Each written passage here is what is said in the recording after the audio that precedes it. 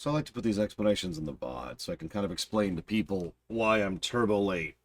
And I know what you're thinking. Oh, well, it's because you're slovenly, you're stupid, and you're dumb, and you're worthless, and you're lazy. And I am stupid, and I am dumb, and I'm worthless. But yeah, no. Last night, obviously I chopped off early for dinner. That didn't have anything to do with anything really, but I went to bed really early. Like 3 or 4 hours early for me. And then I slept the entire night, which is really rare for me. And then I woke up about 15 minutes ago, well after my start time. So, I could be wrong, but I think maybe my body's trying to tell me something.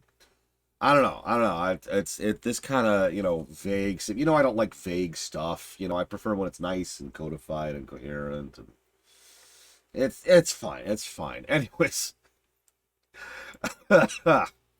so let's go ahead and pop back in the game, shall we?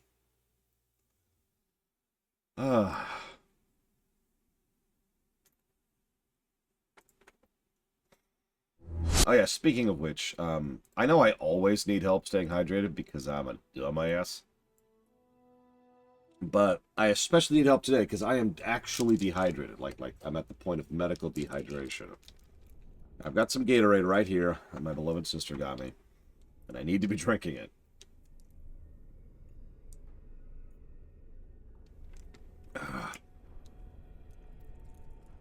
I mean, that's my norm, Darkrai. That's a lie. I actually do normally get 8 hours of sleep.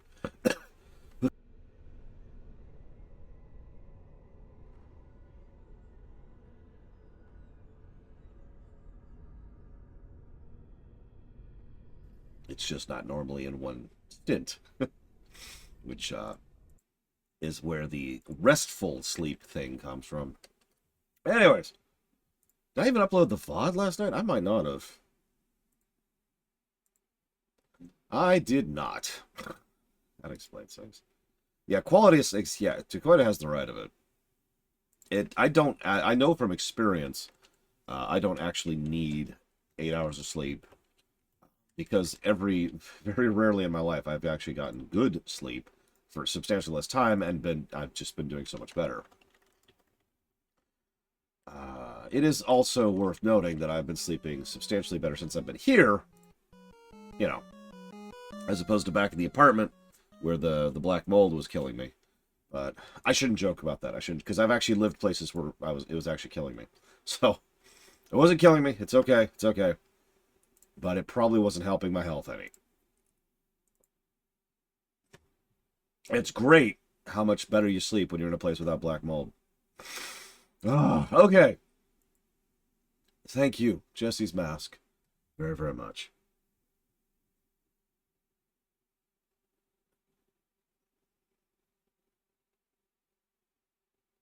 Thank you very, very, very much. I do very much appreciate. And, yeah, that's, you know what, we're the cause. And that's going towards Citizen Sleeper, Dragon's Dogma 1, and Pentiment. You got it.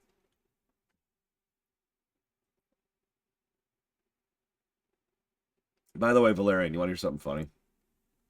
So, someone else, a friend of mine, has been helping me to keep up to date with my paperwork. And so she's been the one who actually punches in the specific donations into the spreadsheet.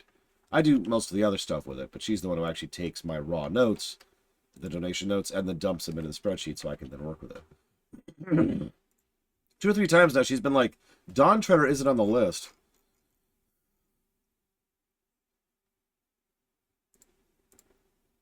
Now, I don't bring this up for any particular reason.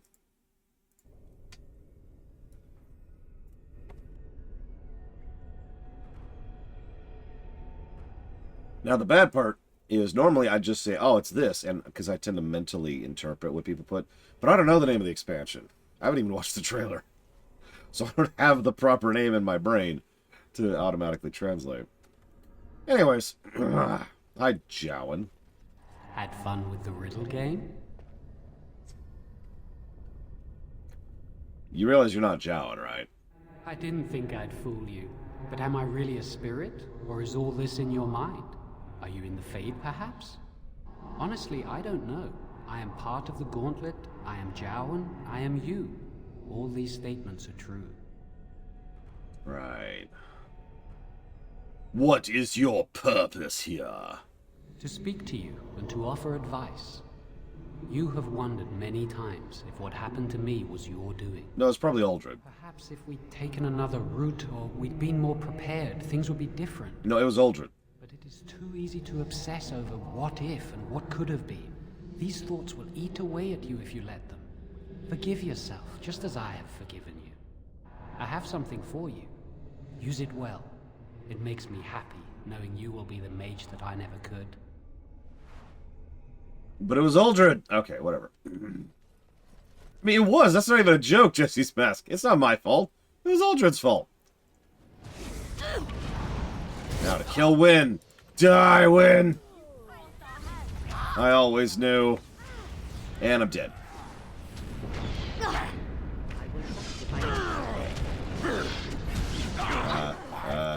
There we go. Okay, we're okay. I never liked this part. But yes, we're on the Trials of Andraste. Be careful!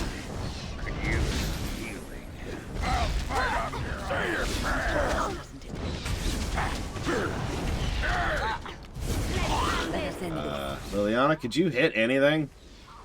Jesus.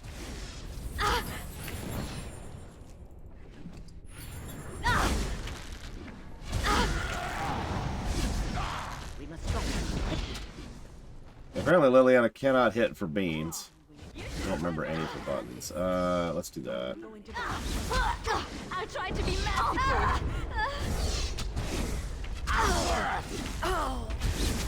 We've got this. We got this. Oh,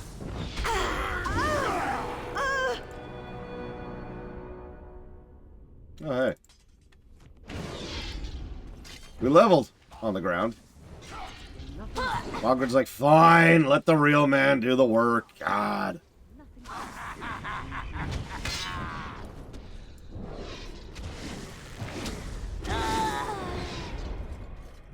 Get up.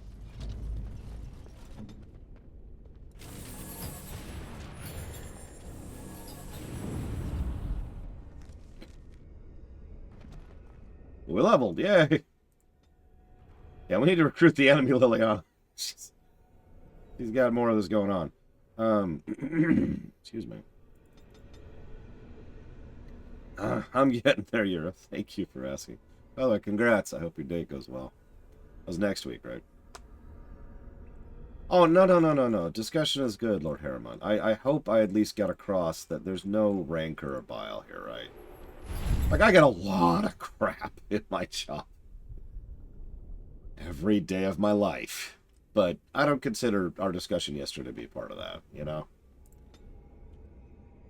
Or just to quote myself... Where's my shades? Oh my god.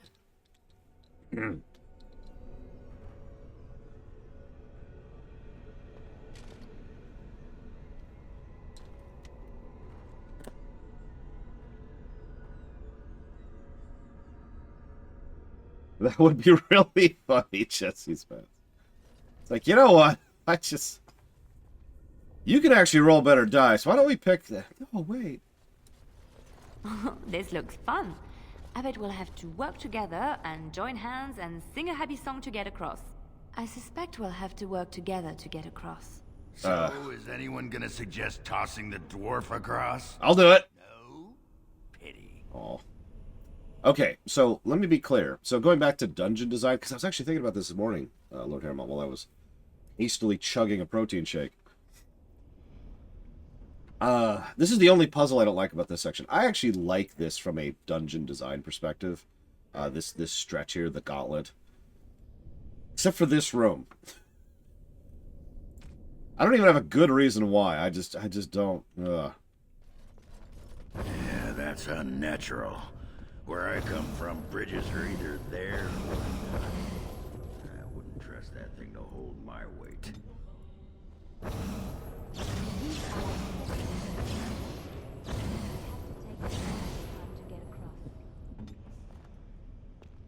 Oh god. Yeah, we're gonna use shit clutch clone shit. Spoilers, I suppose.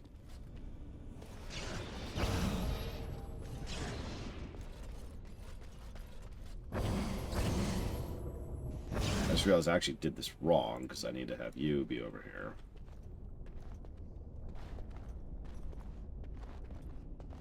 Come on. Okay, fine, whatever. You get off here. Well, we'll see how bad it is. Fortunately, I know exactly what I'm doing. And I know that's going to sound like a strange statement, but in my experience, the thing that makes most puzzles irritating is when you don't know what you're trying to accomplish. Once you figure out what you're trying to accomplish, it tends to line up a little bit better, you know?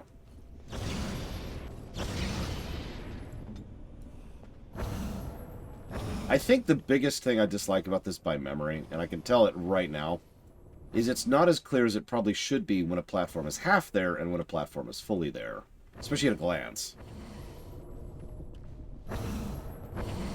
It's not terrible. It's not the kind of thing I would probably ding it for, you know? But... Go ahead. I am ready. Okay, it is her. That's what I thought. So now I move forward. Do. Move back to her. Save for no reason.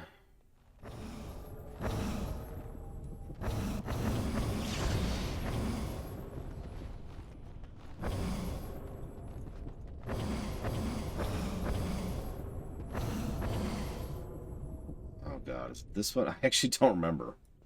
It's one of these ones over here. Well, easy way to find out.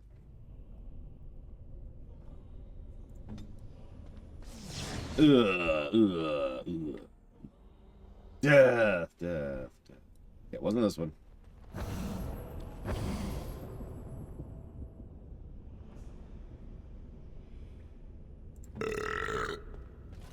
Okay, that was that one. Yay.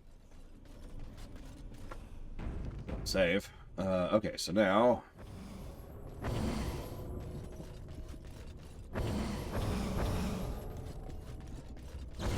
It's a good question. I don't know.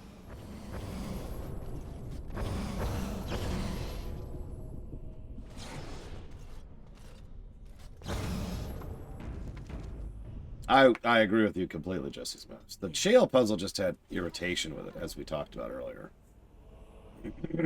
Excuse me. Perhaps only one of us needs to go on. There may be a lever or a switch on the other side. I guess that's apparently not the one I want.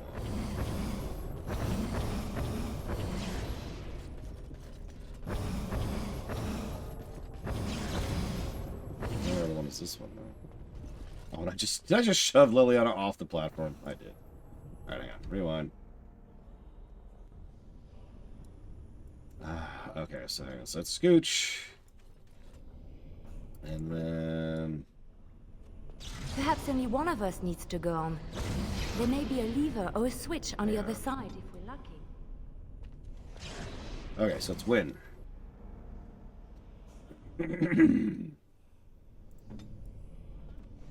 Oh, right. I should probably actually move her first. Hang on, get my timelines confused. Been playing too much Kingdom Hearts lately. There we go. I'm actually gonna save, because... I don't see how we're gonna get all It's of us Liliana. across. Okay. I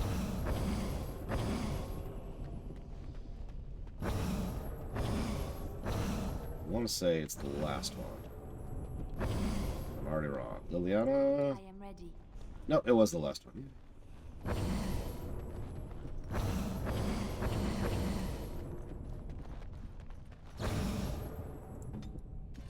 That was exciting. Can we do it again? No, Liliana, we cannot do that again. Okay, in the interest of fairness, that wasn't that bad. I will not give it 15 negatives to gameplay. Maybe 14. I don't know. Alright, so all we have to do is walk across the fire. Should be easy. Oh, God. And armored, you have tried to approach Andraste. Why have you committed this act of defiance? Death to Andraste, and death to the living.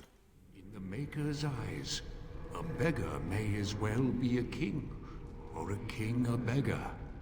He cares not for the privilege granted by birth. One can only find spiritual truth by casting aside earthly possessions and seeing them for the deceptions they are. So, like, you know, I should just get rid of all my food and my clothing and my bed and my roof because, you know, that sounds like a great idea. You have shown that you are not worthy of the ashes. May the Maker take you into his arms and forgive you. Watch! Oh, no. Oh, God, I actually got stunned. Oh, God, oh, God, oh, God. Hang on. Okay. Can we not stand it? Liliana, could you not stand in the fire? Like, literally. Liliana, get out of the fire! Get out of the fire! Ogren, get out of the fire! Win! Get away from the fire! Okay, we're cool. Jesus, people. Work with me here, work with me.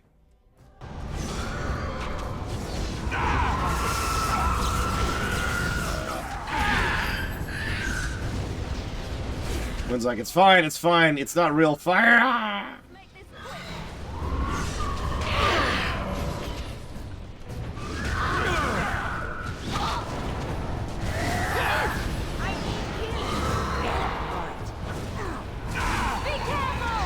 Okay, time to kill the Guardian. Oh, God. I'm dead.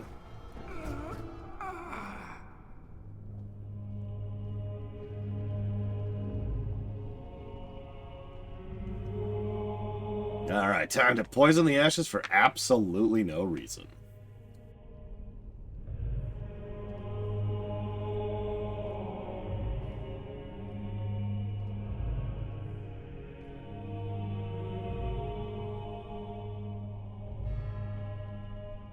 I never dreamed I would ever lay my eyes on the urn of sacred ashes. I have no words to express. Ah, don't get your knickers in a twist, sweet cheeks. I don't know how mystical this urn really is. The lyrium veins in these walls are richer and purer than any I've sensed in a while. It's doing things, changing this temple and everything in it. I could not have asked for a greater honor than to be here. I will never forget this feeling. That's it? Thought it would be bigger. I forget how I did this to unlock Reaver. Like, I feel like there's a thing you could do. Please correct me if I'm wrong. Where, like, once you unlock something, it's unlocked for, like, your account. So you could go piss in the ashes, kill Wynn and Liliana, and then go down and be like, hey, unlock Reaver, and then and reload. And then you have Reaver unlocked. Is that how it worked? Okay. I was remembering correctly. Thank you. Because, yeah, I've said this so many times. I'm fully in favor of evil options existing in games. I'd probably even add them for, like, a CRPG I was designing. But of all the evil options in this game, pissing in these ashes is, like, one of the dumbest possible. Like, why? Why would you do this? So many of the evil options make sense throughout the course of this game, right? You know, going with the Templars, well, it's the quick and evil option, or screw the mages, or maybe you become a blood mage. Hey, that's cool. Or, you know, maybe you really want to have an army of werewolves at your side. Okay, that's cool. But, like, yeah, it's so Colgrim, Blade of all. No, not the viewer, the character. There's a guy named Colgrim down there who's like, hey, I'll tell you how to, like, hit things really hard if you go piss in those ashes. Notice we don't even have the option because we killed his ass.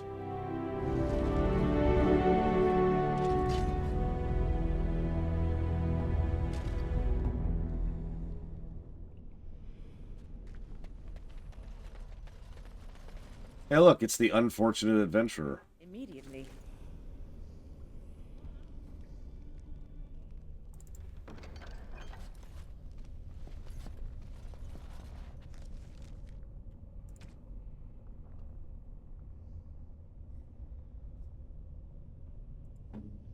Win, why haven't you... Pop cleansing. Get rid of that crap. That's right. It can even cure super poison. Why is it not? Come on. Oh, that's a good poison. Good poison. It's a really good poison, guys. It's a super duper poison. Yeah, let's go fight the High Dragon. Here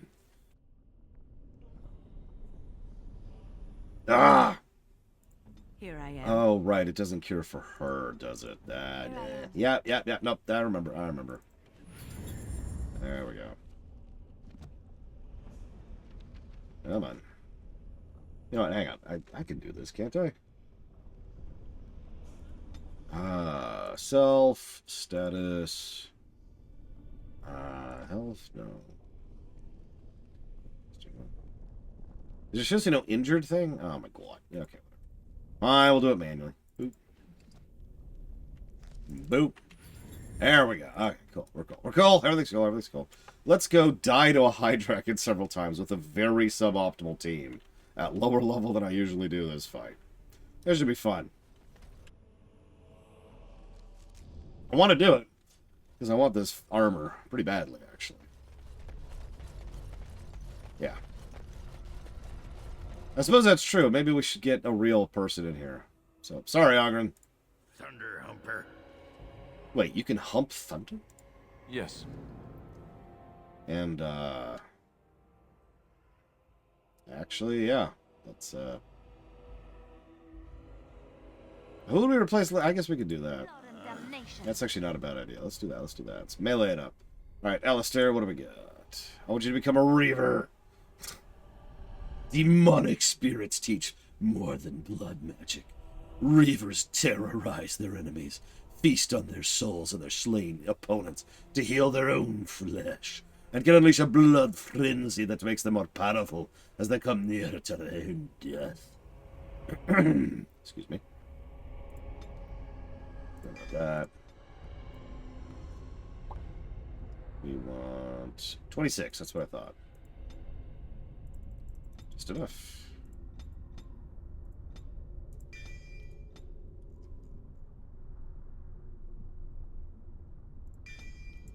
There we go. Listen. We'll make Ogren a Reaver once we find the book, which I don't remember where it is. We'll figure it out. Boop.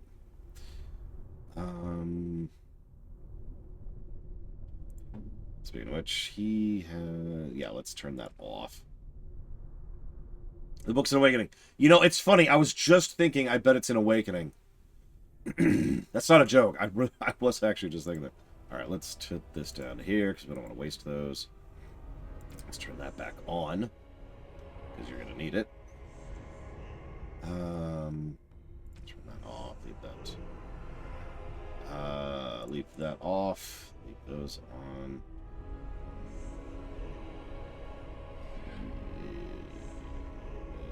Yeah, get rid of that too. No. Leave that on.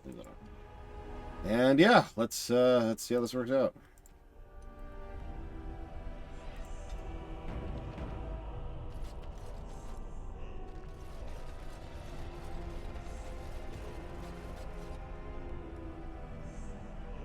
In Awakening, it's like, here you go. Go play around with it. Don't worry, we'll probably unlock blood magic. There's like, what, 3 ways to unlock blood magic in Origins? There's like the Desire Demon, the other Desire Demon, and the God, the other desire demon, isn't it? Anyways.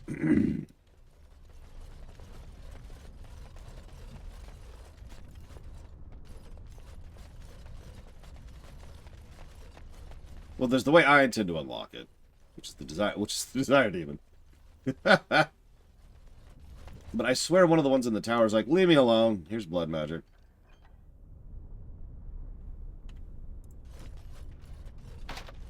Listen, the only one who can ever get away with making contracts with demons is the main character, as we know.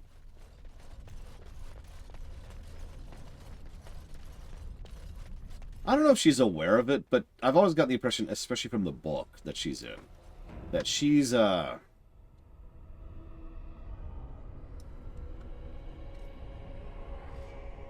mule-headed, I think is the way I want to phrase that. I was trying to think of a nicer way to put that. Like, she's... Yeah. Where's the... I'm sorry. Where's the dragon? Like, I see it. It's right there.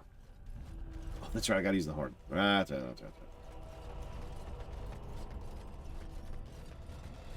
Okay, it should be fine. It should be fine.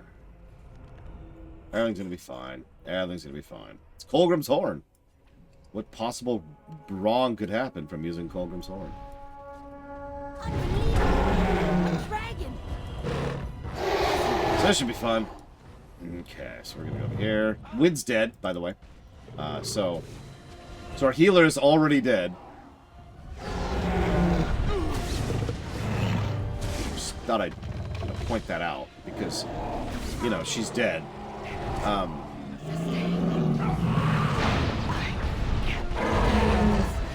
She died before I could get up. Yeah, this is it. Okay, so anyway, so... Oh man, this fight on Nightmare. Try that again.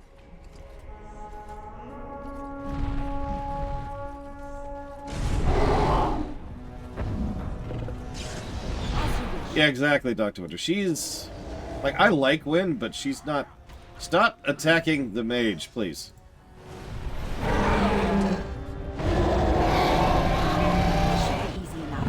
I'd rather you attack me than Wynn. Jesus. Okay, here we go. Okay. As you wish.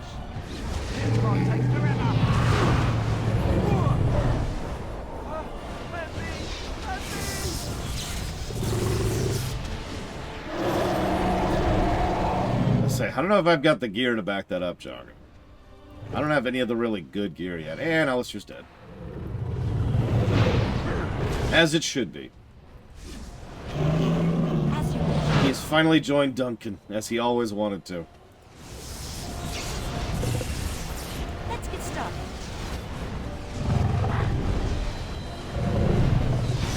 Show me what you've got.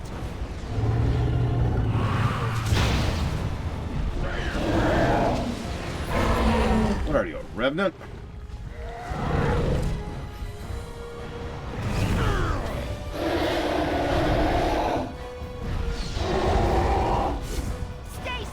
Chill here for a minute.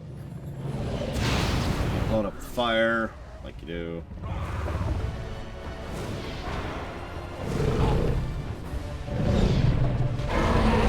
Time for some fun.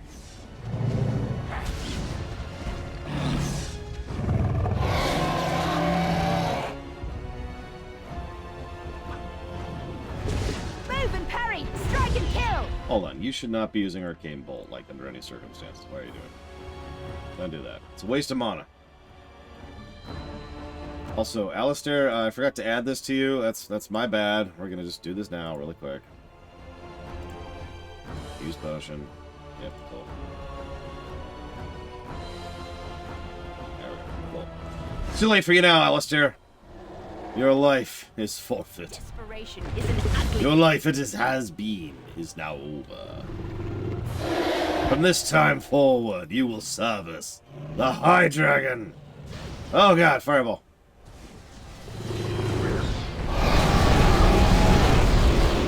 Yep, this is fine. I've got armor that prevents fire from cooking me alive. Come now! Defend yourself!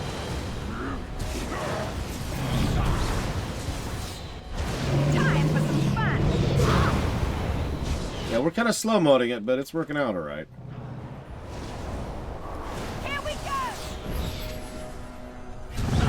Ogren's just kind of, you know, Ogrening it up. Let's see who gets the killing blow, if anybody. Should be Ogren. Yep. Yep, there it goes. You earned that one, buddy.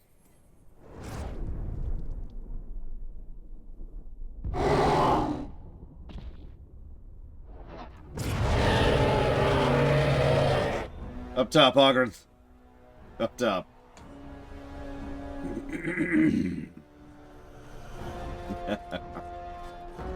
Where's Alistair's corpse? Oh, there it is. Okay. So that's... Oh, Jesus. Okay, so hang on.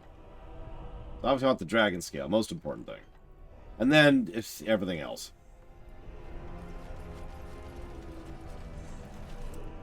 Yeah, the dragon drops a couple of things. We're gonna have to look over this a little bit.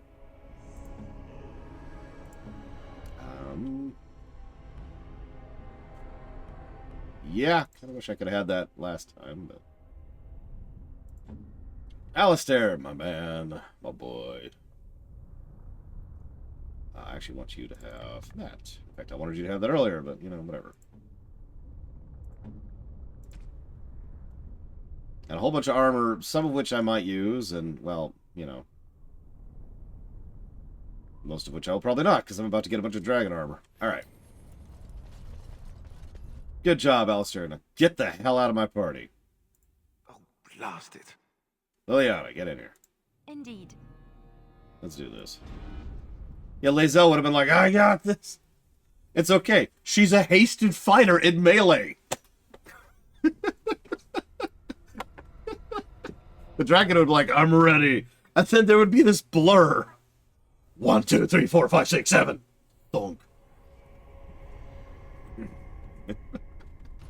Or were we up to 9 by the end? I don't even remember. God. It was a lot. It was a lot. Oh, right. I was going to check her. Did we... Nope. Okay. Oh, it's a fighter. So it's like, what was it? It was 3... No, I think it was 7, because it was... It was 3 attacks, action point for 3 more attacks. Oh, no, I'm right. It is... No, I'm sorry. Dr. Winter's right. Except we're all wrong. It's actually 10. Because it's 3 attacks, action point for 3 attacks, haste for 3 attacks, and then the bonus action attack. So it was 10 strikes. Wham, wham, wham, wham, wham, wham, wham, wham, wham, wham. Yeah, the last boss didn't last very long.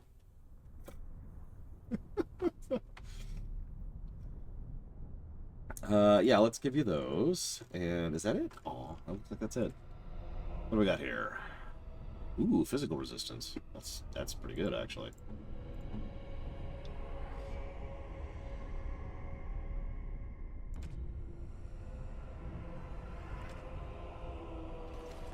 We'll squat on the rest of that. Let's get the hell out of here.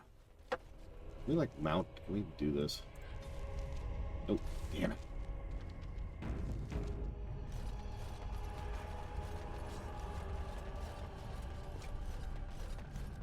Real talk, I actually put real thought into making my party 2 fighters and then 2 people who could haste in Baldur's Gate 3.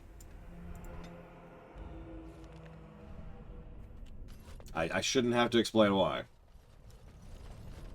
Hey, it's a cultist reaver. Wonder if, like, I could loot from their corpse. The knowledge of how to be a reaver.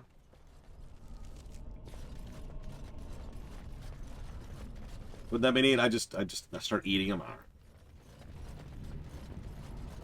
Turn into a Bosmer. Oh my god.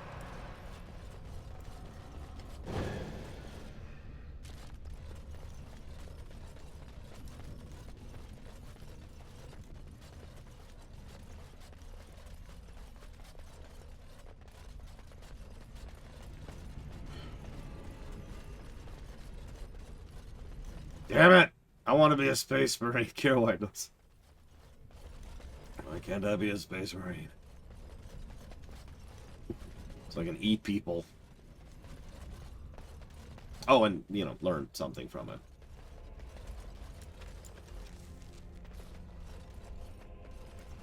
Hello, RRC. Happy Saturday. Hopefully all is well in the world of people who are not sick. Speaking of which, I need to be taking a drink. I think killing the High Dragon deserves drink takery. I think it deserves some saving, just in case I haven't lately. There we go.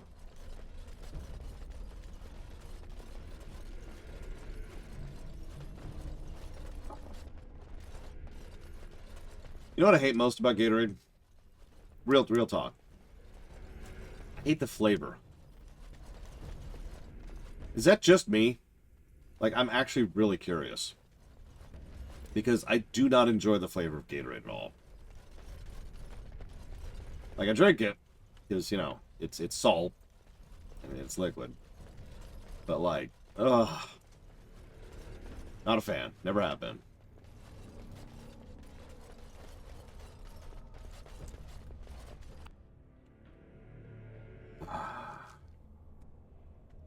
I don't know. It depends on what exactly the effects that would have, Latario. But it would make sense, right? I mean, you know.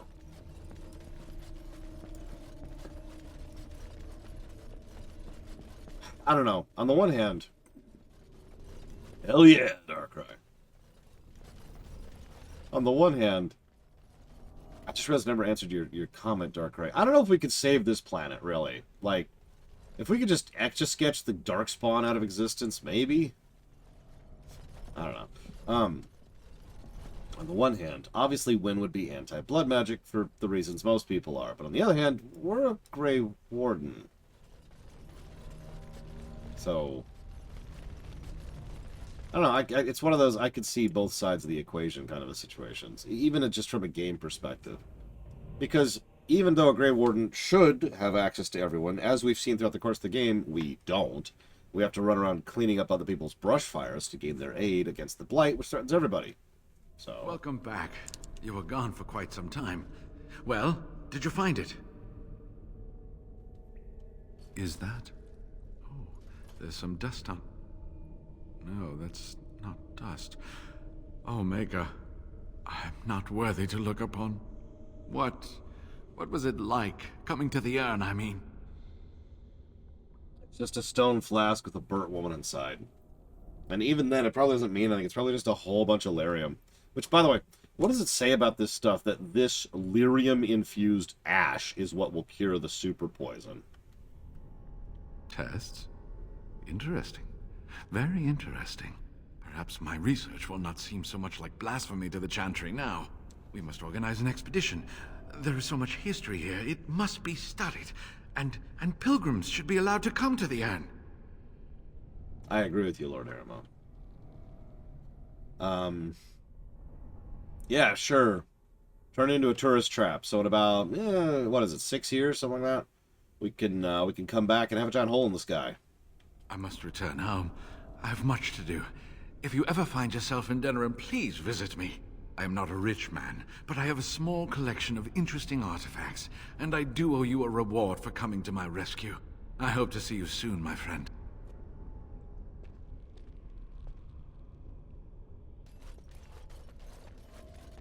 Listen, all I'm saying, Lord Harriman, is this game deserves every negative.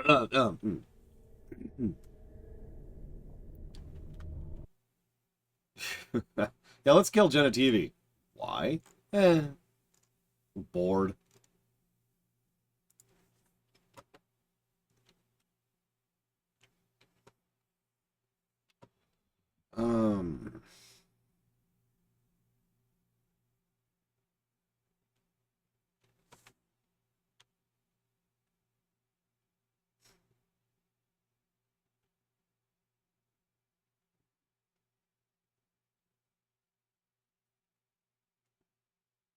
Make us spit on you. We're trying not to, RRC. Like, we drift occasionally, but You'll notice I've never sat down and said, it was his sled, with regards to future stuff. The general rule when it comes to a run is, unless it's really relevant, we try not to spoil future stuff, even within the confines of the run we're doing. Several people, quite a few people actually, have reached out to me and said, thank you for that policy. Because several people like to go through these games with us, right? You know, I've actually already received comments from people who've never played the Dragon Age series, and therefore this is their exposure. So, we try to spoil up to the point we're at, is kind of how it works. If there's ever an exception to that where I really want to spoil something in the future, what I'll usually do is I'll throw up the spoiler tag and be like, here, bong. Here you go.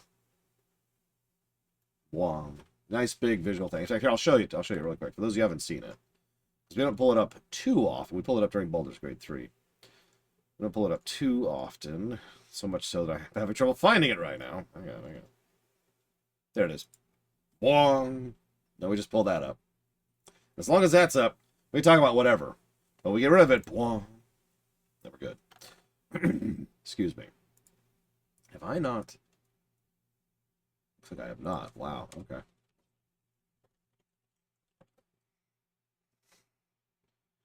To be a little bit clear, though, we tend to have a much more loose policy about no context spoilers. For example, if I was to tell you right now, hang on, what's the quote? Actually, I have it written down for reasons I'm not going to go into right now. If I was to tell you right now, the rains have ceased, and we have been graced with another beautiful day, but you are not here to see it. That doesn't mean anything to most of you, or several of you. But a few of you in chat are probably going like,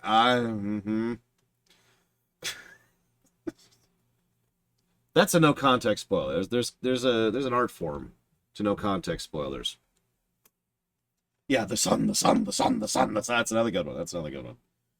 Yeah, we know what that means, but someone new doesn't. And that's why we're a lot looser about that. That's fine, right?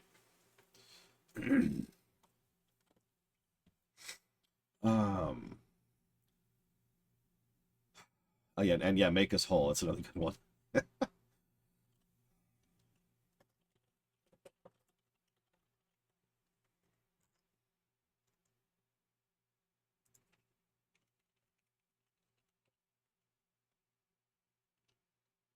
No, not the chair, Tara. No.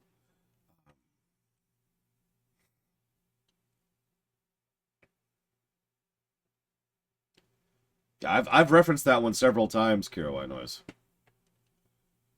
Very deliberately. in this particular run.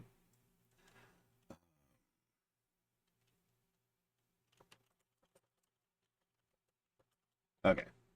Alright, jotting down thoughts. I'm jotting down thoughts, everybody. Not thoughts, that would make sense. I think we have officially reached the point where we have to do Redcliffe. We've swept Orzamar, we've swept the forest, those are done. We have the urn, we have the ashes. We've killed everyone, we've done the tower. We cannot do the alien, it's because it will not allow us to access it. So yeah, I guess... No, we already did the side quest in Denerim, remember? Unless you count the turbo side quests. I'm saving Return to Ostagar for a reason that you probably know. So, yeah, I guess it's Redcliffe time. Well, we've been avoiding it very deliberately. No, we've already done Soldier's Peak, and we've already done Soldier's Peak, and we've already done Shale. We've done the DLC. Yeah, no, I think we are up against the wall. I think the only progression path is Redcliffe.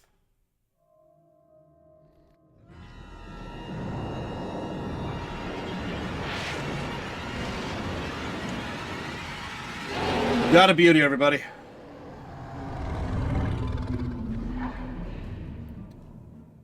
Oh, right. That's the reason we've been traveling with Liliana. So we could get Liliana's quest. Did you feel it too? It was like the archdemon saw us. Saw us! What does that mean? It means the archdemon saw us. Did you hear that? Oh no! It's a slightly different version of the camp. Which is really obvious if you're playing with mods, by the way. Oh, hey, look! We can play with the entire party present and active. Even though... You know, I'm done. I'm done. This should be easy enough. Hey, I like that sword, Sten. I guess it's like Duncan once said. We Shale? can sense them, and they can sense us. Shale? We'd best be more careful from now on. This camp isn't safe any longer. And yet, like... Darkspawn tax collectors? Fortification should be built around the camp. Can't get a bloody night's rest. How unnerving. It will be more difficult to sleep here now. What, no trap? No ambush? Huh. Some assassins. That's... So anyways. Don't we have the ore? Like, we had the Superman encounter, although that might have been in a rewind. In a time lost. Yeah, we have the star medal right there. What I do not remember is where to even start that quest. But yeah, no, what... Oh, you're right! We could go turn in the dragon scales! That's actually a good point. Let's do that before Redcliffe. Let's do that before Redcliffe. Let's get out of here.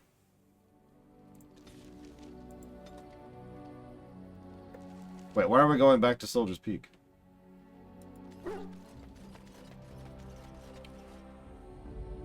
Okay, so Liliana, because I want that quest. And, Ogren, Win. Let's go. You say that, Django, but you're extremely wrong. Let's cross the entire country, rather than going someplace 5 feet from us. Thank you, the rational ginger.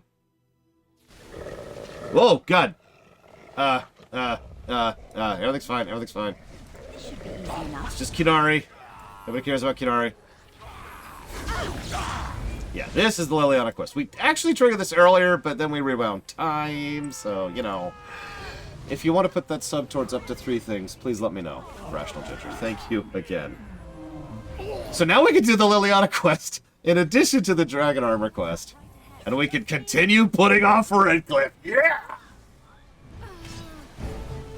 Meanwhile, Alistair's just sitting in a corner sobbing. Just, I don't understand. We keep going right next to Redcliffe and then going by it. Why is this happening?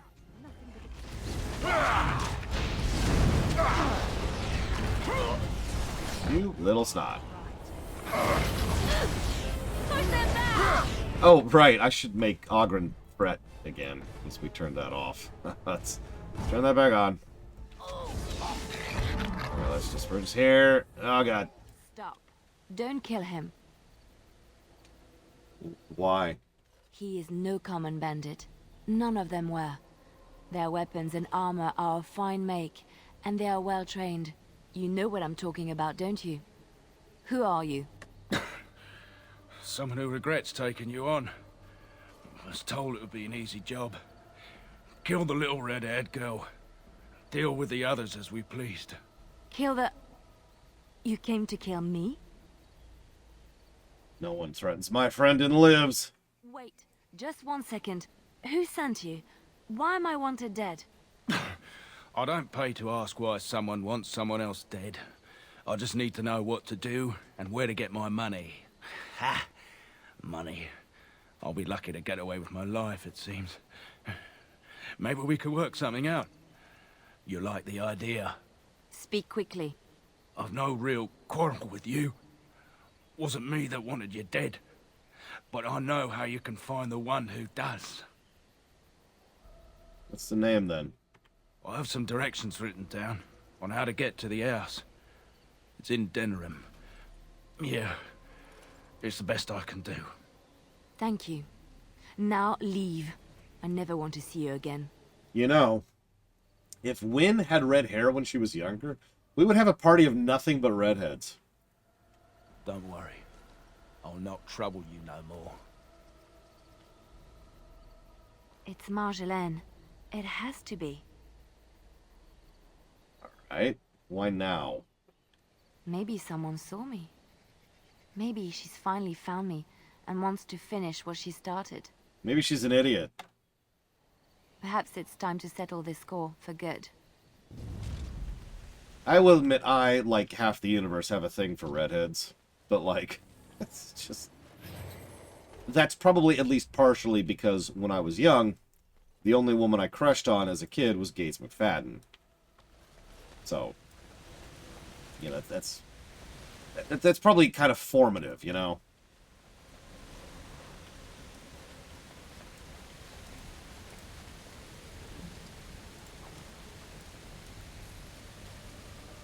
Because in Reality Land, I don't really care. You have hair. Cool. You don't have hair. Still cool. All cool. Right.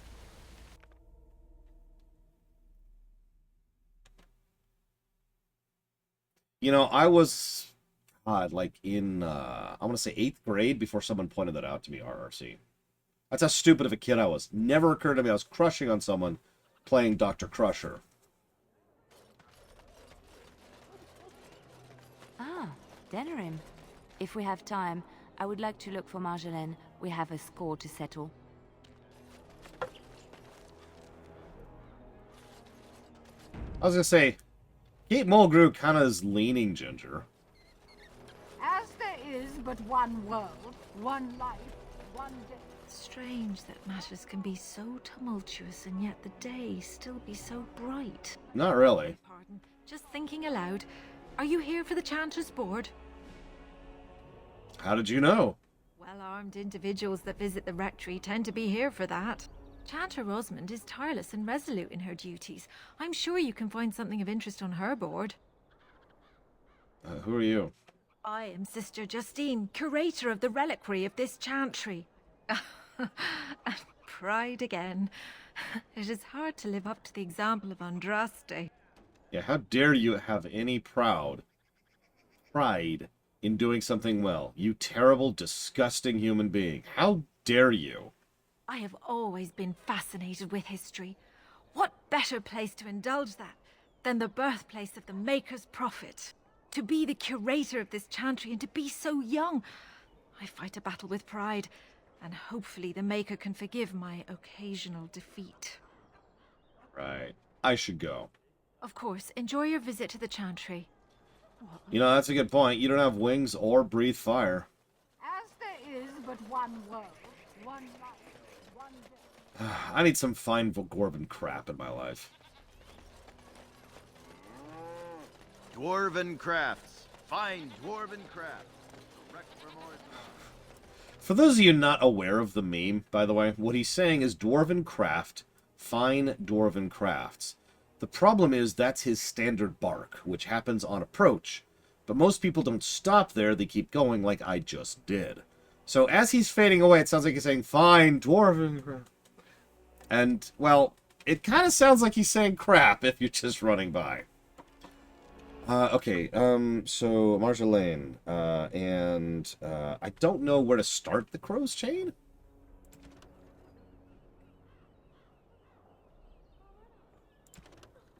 And armor, that's the other thing I'm doing here. Yeah, fine dwarven crafted for all the... Never, the rational ginger, never! Gates McFadden is mine! I mean, she's a person and not a possession. God, that would be messed up. Let's get the armor first, because this involves some zoning, if I remember correctly. Welcome back. You looking for fine armor? Yeah, can you make, Drake scale armor? Of course. She's back! She's back! Have you reconsidered? I can make such fine armor with your scales. I'll pay 10 sovereigns extra. Excellent. You won't regret it. Think of the possibilities, Heren. Think of it. I'm trying to stop. Alright, cool.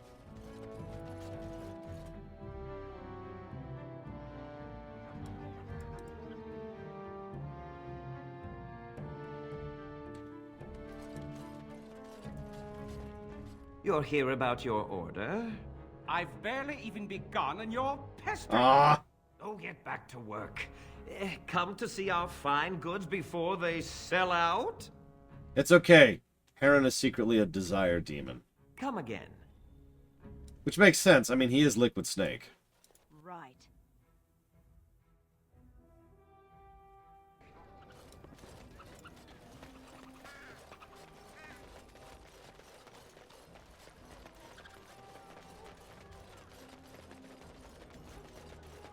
Do you miss the cloister much? I heard you were quite happy there. Yes, I was generally. It was peaceful and it gave me a new start. No one knew who I was, but sometimes I am glad I am away and back on the road. There were bothersome things about the place. Well, bothersome people.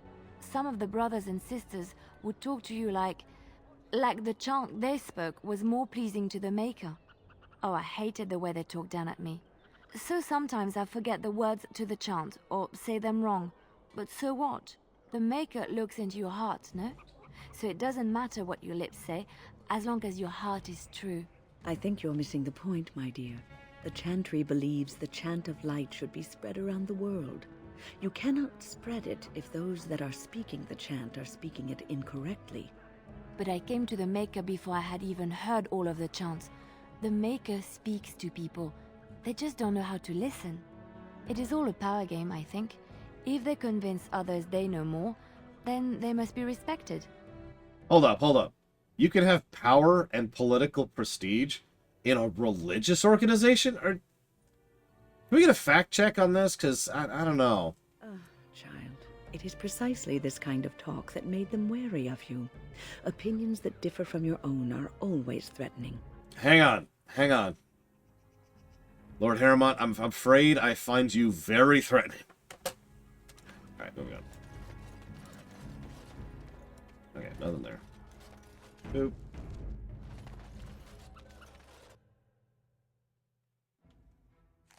I sense something good. Oh, Jesus.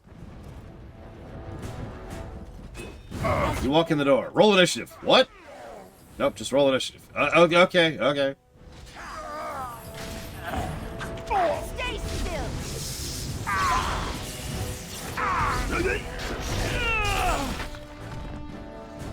On it.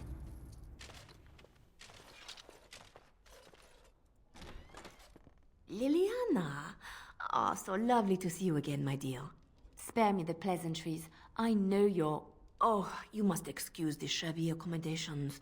I try to be a good host, but you see what I have to work with. This country smells like wet dog everywhere. I cannot get the smell out. Even now it is in my hair, my clothes. Ugh. Hold on a second. I'll tolerate a lot of crap about this country, but we do not smell like wet dog. Of course, you don't notice it. You wallow in the muck with your beasts so much, you are used to their scent. I am not here to discuss Ferelden's odor, Marjolaine. You framed me, had me caught, and tortured. I thought that in Ferelden I would be free of you, but it seems I am not. What happened to make you hate me so? Why do you want me dead so badly? Dead? Nonsense. I know you, my Liliana. I know what you are capable of. 4 or 5 men you can dispatch easily. They were sent to give you cause to come to me. And see, here you are. You're an idiot. You are so transparent. What are you up to, Marjolaine? Why are you in Ferelden? In truth, you have knowledge that you can use against me. For my own safety, I cannot let you be. It is you think I did not know where you were? Did you think I would not watch, my Liliana? What is she up to, I thought? The quiet life, the peasant clothes, hair ragged and messy like a boy. This is not her. You were planning something, I told myself, so I watched. But no letters were sent, no messages, you barely spoke to anyone. Clever, Liliana, very clever. You almost had me fooled. But then, you left the chantry so suddenly. What conclusion should I draw? You tell me. You think I left because of you? You think I still have some plan for revenge? You are insane. Paranoid. Paranoia. A mental illness characterized by systemized delusions of persecution or grandeur, usually without hallucinations. Also, a tendency on the part of the individual towards excessive and irrational suspicion and distrustfulness of others. Oh, is that what you think? If I were you, I would believe nothing she says. Not a one. She will use you. You look at her and you see a simple girl, a friend, trusting and warm. It is an act. I am not you, Marjolaine. I left because I didn't want to become you. Oh, but you are me. You cannot escape it. No one will understand you the way I do, because we are one and the same. Do you know why you were a master manipulator, Liliana? It is because you enjoyed the game. You reveled in the power it gave you. You cannot change or deny this. Yeah. And then she made a deliberate... See, this is what irritates me so much about this. Marjolaine is actually surprisingly well written, because on first glance it looks like she's just straight up lying. But no, she's doing that nugget of truth problem. Do you mind if I share a really gross analogy? Bear with me. Let's say you have a punch bowl. Now, it's got punch, it's delicious punch, but there's a turd in it. If you scoop the turd out of the punch bowl, do you then drink the rest of the punch? The idea here, it's actually the inverse of that, but it's that analogy has stuck with me for a long time. The idea here is that she likes to needle just a little bit of some truth in there and then completely contaminate that truth with whatever her particular delusions of paranoia and self-aggrandizement tend to lead herself towards. And that's just gross. Like the turd in the punch bowl. So, you're an idiot, Marjolaine. I know that you have convinced yourself that you're so important and so significant, and it bothers you, doesn't it? It bothers you that Liliana could actually move on from you and from your life. And you can't even imagine a world in when someone could just walk away from you, because you're you, obviously. You're you. But yeah, you get my point, RRC, because obviously there's a degree of truth here. Liliana is absolutely someone who likes to have that degree of power and control and whatever, even if she comes at it from a perspective of what I would call non-maliciousness, the so-called benevolent manipulator. The fact of the matter is Liliana absolutely has that going for her. I myself have mentioned that I think that one of the biggest reasons that she lies in order to... exactly, Lord Harriman. That she lies about her whole chantry maker thing is because she enjoys the significance, the purpose that gives her. But Marjolaine is like taking that and being like, oh, well, therefore, obviously, you're Hitler. And I forget which particular logical fallacy that is, but no. Let's just kill her and go. Thank you. You will not threaten me or my friends again, Marjolaine. I want you out of my life forever. Yeah, let's just kill her. You've caused too much pain for too many, Marjolaine. It ends here. And you think you can kill me like that? I made you, Liliana. I can destroy you just as easily. I sense somebody drawing me. Uh-huh. Hang on. She's punching me. Oh, geez, she actually does have some ads. Okay, fine. I guess I'll try for this fight. Ugh. Having to try. Ugh, stop making me try. Oh my god. Could you, like, not for 5 seconds? Oh my god, I'm gonna die. I am dead. Ogren! Why do you suck so badly? Oh, for Christ's sakes. Alright, hang on. Yeah, we just got destroyed by her. Let's try that again. Oh, that's what keeps doing it. The rally. Okay, yeah, that tracks. Right. Ogren, are you taunting like you should be at the moment? Yes. Are you helping? Yes. Okay. Listen, nobody likes Alistair, okay?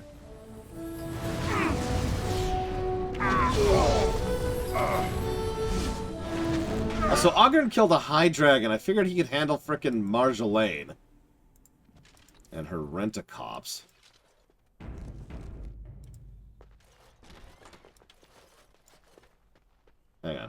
do something really quick. No reason, no reason.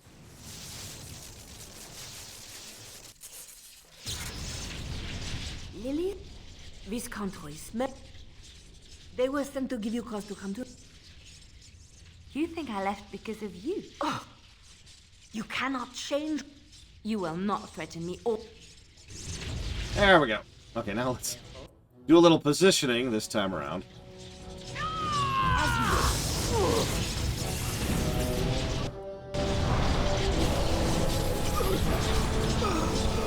Mage dead. I gotta deal with this nonsense. Why do I have aggro? Ogren, what are you doing? You have threat aura on. Hold ag. Oh, we're dead. Ogren, what are you doing? Jesus Christ! I just... Okay, hang on. Liliana, back up, back up, back up. I don't remember dying to this fight before. This is impressive. Alright, it's the ultimate battle. Wynn versus Marjolaine. And we're dead. How hard does she hit? What the crap?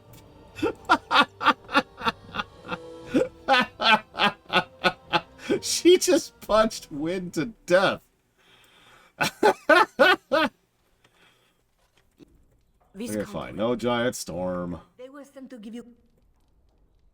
You think I left... Oh, you cannot change... You will not. Okay, take 75. Stand here. Let some things develop. Just doing our thing. Making our way downtown. Getting rooted. That's perfect. That's what I wanted to happen, honestly. Just gonna do this and then this. As you wish.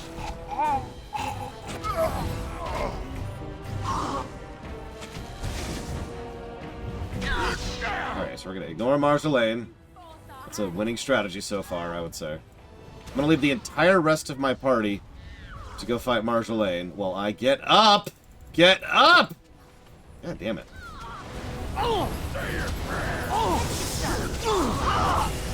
Okay, have you handled Marjolaine yet? The entire rest of the group is fighting Marjolaine. What the crap?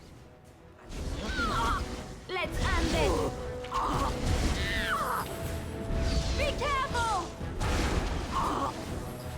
Excellent. Y'all suck. You're fired. It's over. She's dead. She's dead because of me. No, she's not. Some time to myself. We will talk later. Okay. You've seen and touched Andraste's ashes. Yeah. They're right here. Would you like some? They taste great. Of the Maker's chosen. Get a bit of mustard with it, you know? I do not know if I am worthy to look upon her. Uh-huh. Yes, of course, but it still is something to be in awe of. Yeah, sure, whatever. Alright, so. Yeah, get some fireplace going, you know? I got a moment. Sure. Perfect. Go away. Aye. All right, then. Cool. As you wish. Trying to loot here. God. On it. Alright, Marjolaine's dead. Cool. Yeah, apparently we need to learn the Way of the Palm for the Bard class. Yeah, speaking of which.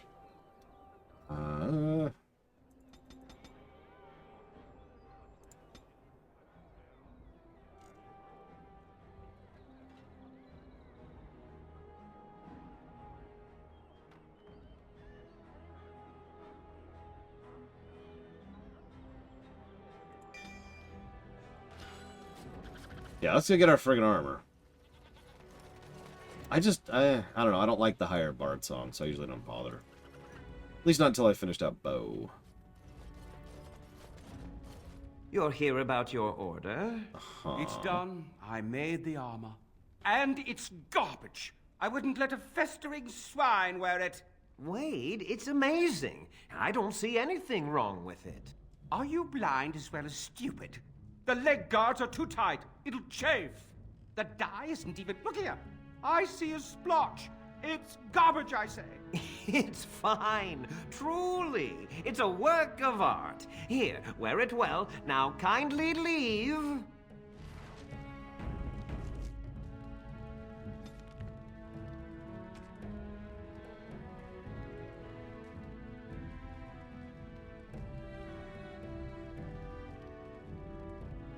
I think this is... I'm trying to remember, because I have a specific plan for, like, all of these. Yeah, speaking as a perfectionist, I struggle against that, to be very honest. I feel like I was going to put all of this on her? No, maybe not. Was I going to put it on anybody? Oh, whatever. Let's move on to the next one. Did you bring more scales? I want to try again. I've learned so much. Wade, please leave the customer alone. How can I help you? I have more Drake scales. You must be kidding. We're done. No... Eren, more scales. I can make another set. Dear Andraste, no. I've been thinking every night about what I'd do different. It's all in my head.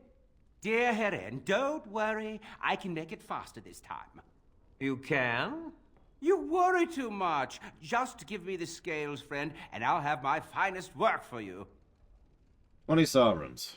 Perfect, you say? Well, there are a few alterations I could make. I'll close up the shop then. No more new orders. Think of the possibilities. We're closed. Oh, it's you. Your armor isn't done yet. Yeah, I know. Let's get started. Yeah, Aaron disapproves. Aaron approval, -10. No. You. Or, no, actually. You. Dwarven craft. Welcome back. Is there something else you'd like to look? Every... We do need to unload a little bit anyways. I guess we don't have to unload. We're doing, I mean, we probably should.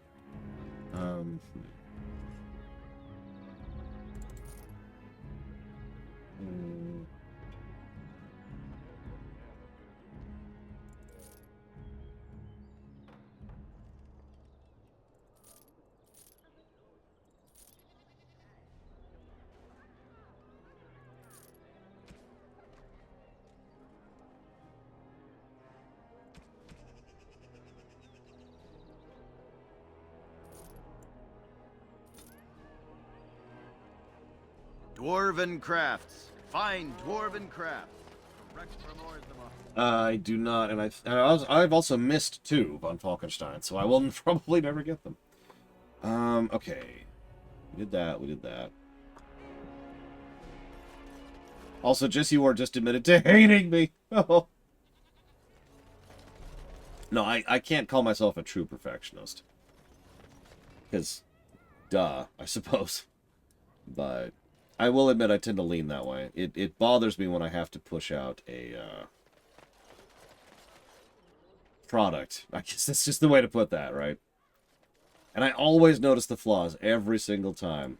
I watch the theaters and it's like, yeah, there's a screw up, there's a screw up, there's a screw up. I watch the rewrites and it's like, yep, that's a screw up. Screwed that up. Yep. Ouch! Jesse Ward. Ouch! Oh, the burn. Time to ban Jesse Ward forever. Okay. Where do I start the Crow quest? Because I suddenly find myself not remembering. Yeah, I'm going to need some aloe vera for that burn. Holy crap. I'm also going to check to see. I don't think I can do the alienage yet, but I'm going to double check. Pretty sure I can't. The alienage is closed. Yeah, okay.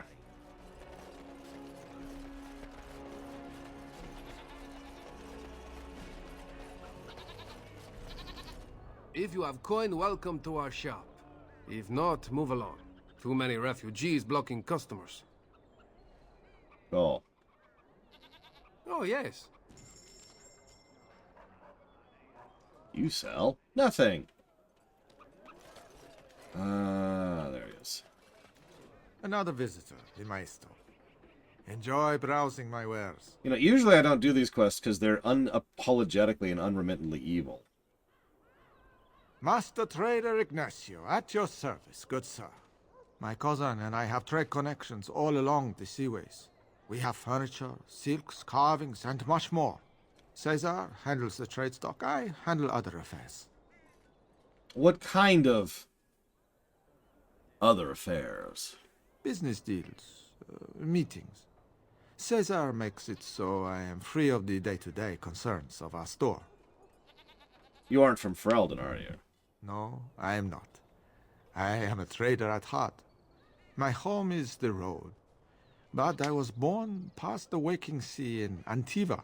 It has been many, many years since I have seen her. But the road is a better mistress than my home city ever was. What do you mean? On the docks of Rialto, life is cheap. As cheap as the dockside ale and the soiled horse. You can live a longer life out here. And a wise man can make a comfortable fortune in time. I mean, there's a blight right now. Straightforward, predictable danger is refreshing to me. Any moment in Rialto, the streets can run red, and often do. I'd take Darkspawn any day. At least you can see them coming. And smell them, too. Do you need any help? No. Not yet. Perhaps one day. Okay. Luck be to you, Warden. Sounds like, not yet. Dwarven crafts. Fine, dwarven crap. Okay. So we did Liliana's quest. And we've got the armor, which we're waiting on now. All men are the work of our nature. I guess we have to go to Redcliffe. Message for you, milady. What? More things to deliver. Goodbye. But, okay. Well, I was joking. Like, I was going to build it up to, like, a ho-ho thing. We'll never get to Redcliffe. And then something actually interrupted me. Alright, whatever. Let's save. In fact, actually, let's get a hard save here before we do the assassin quests. Let's go assassinate people for money. That's what we've descended to. Grey Wardens for hire. Drug. Oh, there we go. Taking Zevran would take time. Nobody likes Zevran. Dwarven crafts. Find dwarven crafts. Fine, I'll go take Zevran. Hang on. You won't find better. Right.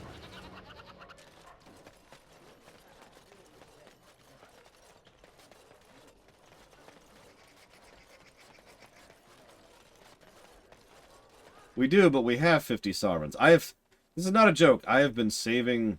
no, I cannot, as you can see, Dr. Winter. Oh, you mean in the tavern?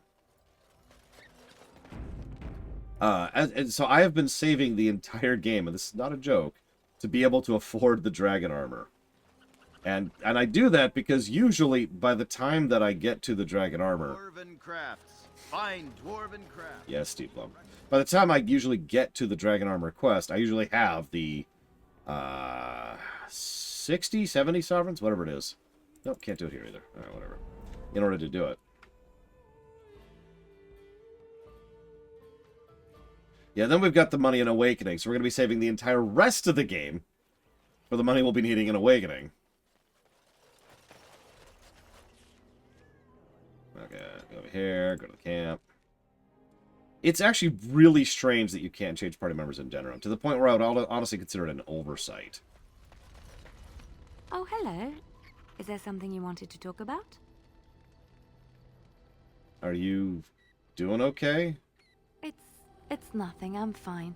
I'm just thinking. What about? I can't get what happened out of my head. I'd been in Lothering for years, and she still thought I was plotting against her. She didn't trust me. Maybe she never did.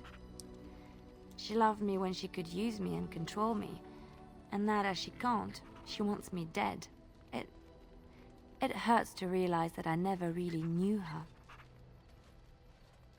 Get over it. We've got work to do. You're already helping so much by listening to me. I knew she was ruthless. but I didn't know how far she could go. She is self-serving, cruel. She uses people, then discards them. But that's how she survives in the life she leads. What if she's right? What if we're the same? No. No. Stop listening to Hitler, no. Like, first of all, if we would have never met if you'd stayed in the Chantry. You don't understand. I forgot my life as a bard while I was in the cloister. I felt safe. I didn't have to watch my back all the time. That's what made Marjolaine the person she is, don't you see? It ruined her. It will ruin me too. It's already happened. When we killed her, I enjoyed it. Seeing her dead gave me satisfaction.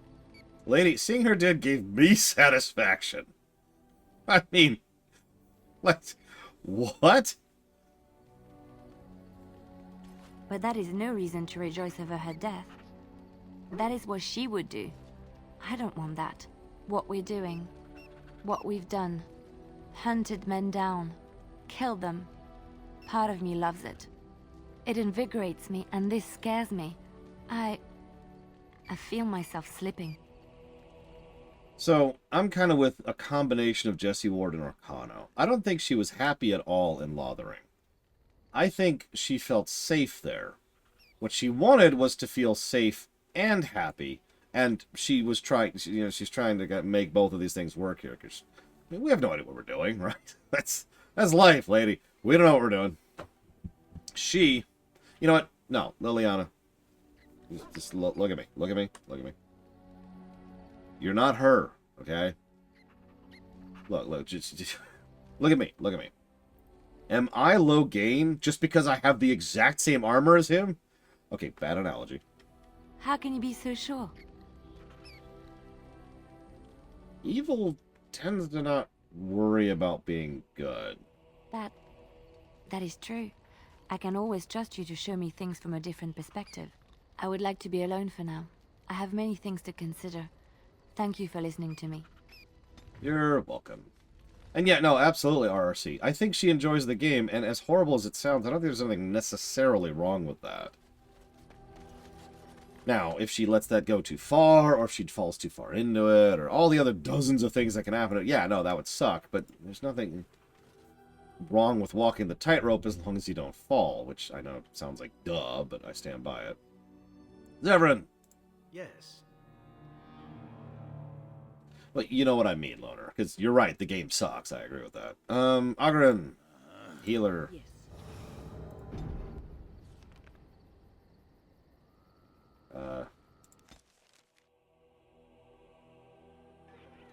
Alright, so Zevran, we haven't done anything with you, so let's see if we've got any armor for you. Hey, how about this drakeskin armor, you know? Let's get this going on, huh? Huh?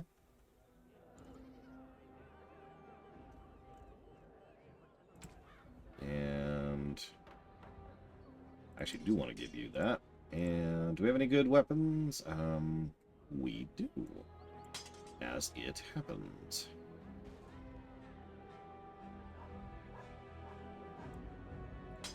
There we go.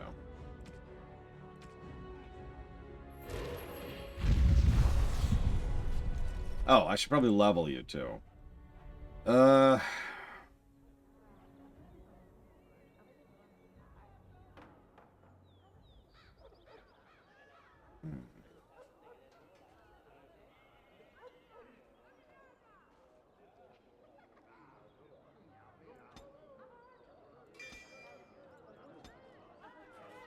I found these gloves. They look really nice. Let's go grab that, obviously.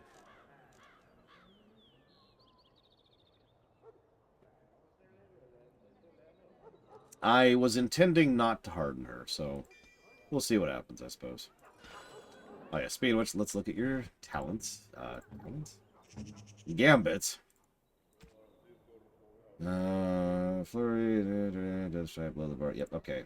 Just as a last thing, I do want you to, at very low health, potion. There we go. Yo.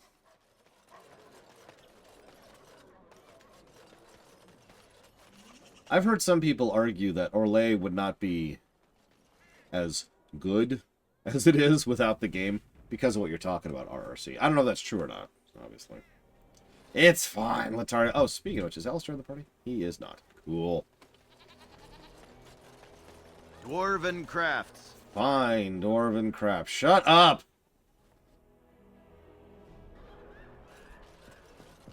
Oh, yeah. Well, we're here.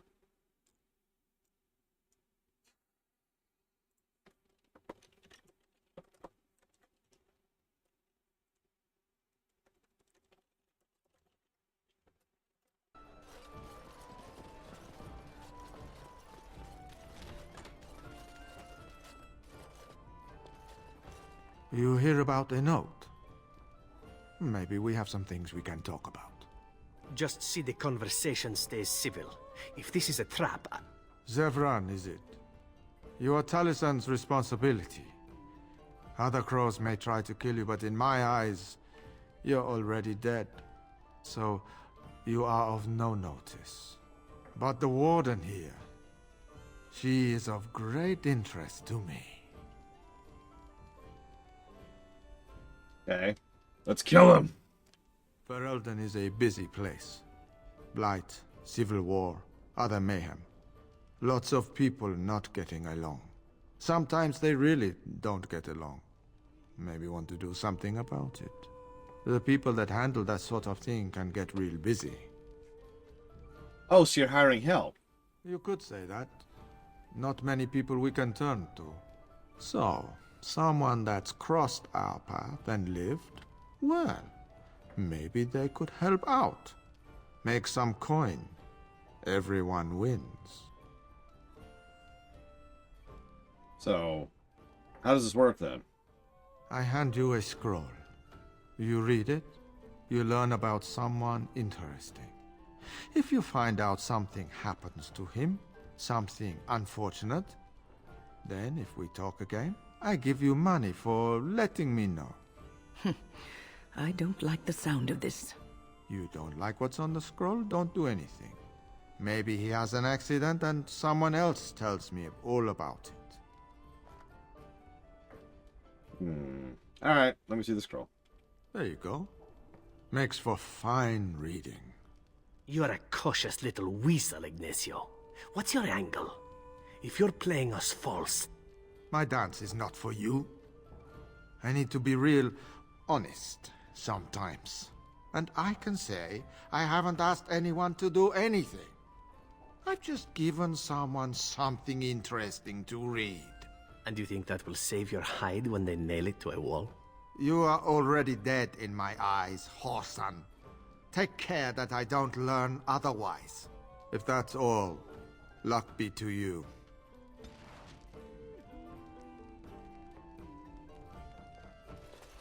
Oh no, we've lost 1 point of disapproval. Or, you know what I mean.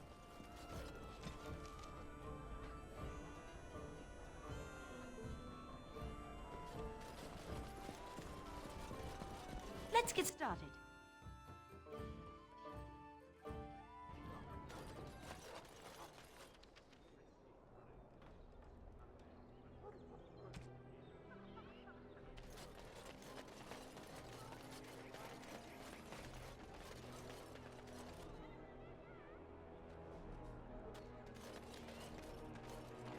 Oh god, Hotline Miami. Now there's a messed up game. Lore-wise. Ops.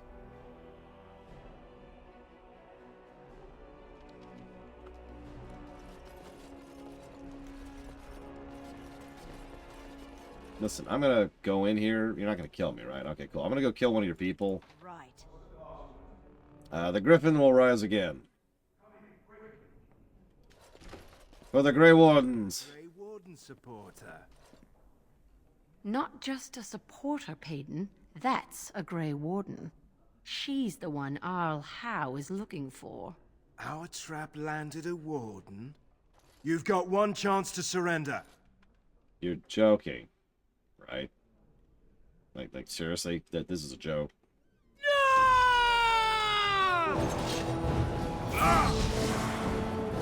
Lady, I just fought someone who could punch me to death with their bare hands. You think you've got any chance against me? Oh yeah, and I knew it was Hal. I've been saying it this whole time, but I've been paying attention. That's the first time they flat out admit it's Hal behind one of these things and not Logain. Did you notice, by the way, our dialogue still said, I'll never go along with Logain or whatever. So even we can misattribute this to Logain.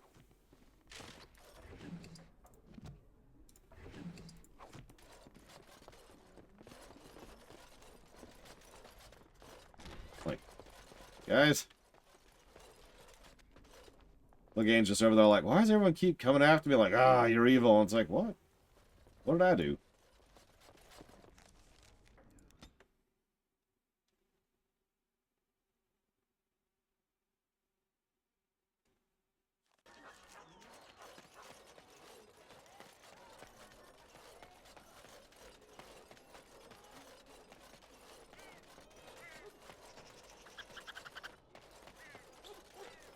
Dwarven crafts. Oh my god.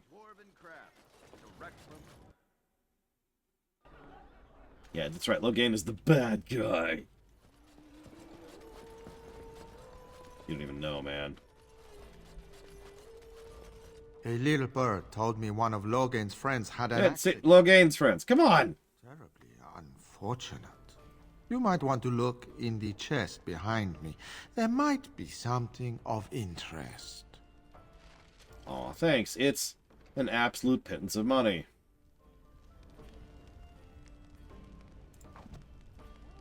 Actually, no, we didn't get any money from that at all. You didn't even pay me! Oh my god.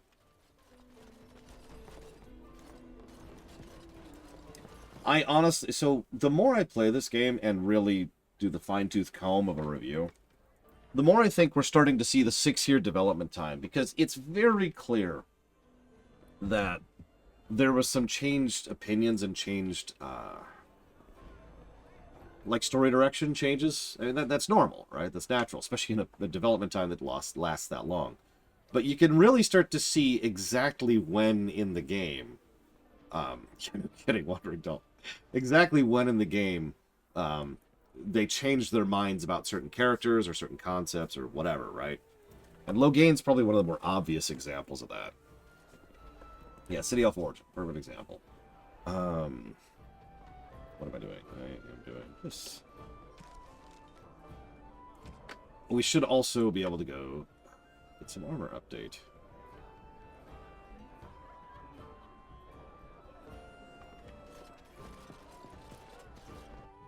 King Logain. The King Logain thing, at least we can smooth over. But, yeah. If we're being honest, it's probably a holdover and not deliberate world building. Armor? Armor? We're closed. Oh, it's you. Armor? The Drake scale armor is done. And it's, well, decent. Few things I'm rather proud of. And it didn't take as long as I feared. Odd. You'd better be very proud, Wade. We can't afford any more flights of fancy. I feel good, actually. I wouldn't mind working on Lord such-and-such's armor today. We'll see how long this lasts. Here's your armor. Now please leave. Alright. So now we have the superior Drake skin. Still light armor. We're going to go ahead and put that on Severin. We're going to keep him in the party. Wait, do you like me, Severin? You do. Cool. I guess we're actually just going to save. Hey, so... Welcome. Oh, it's you. Please leave. And if you have any more scales, you can shove them. Actually, I do have a couple. You just don't know when to quit. Why so glum, Erin? Today is a glorious day. Today, I make dragon scale armor. I feel just giddy.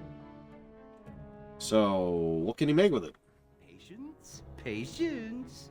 Now, I've dreamed of what I would do every night. It's in my head in perfect clarity. It will be the work of hours. What?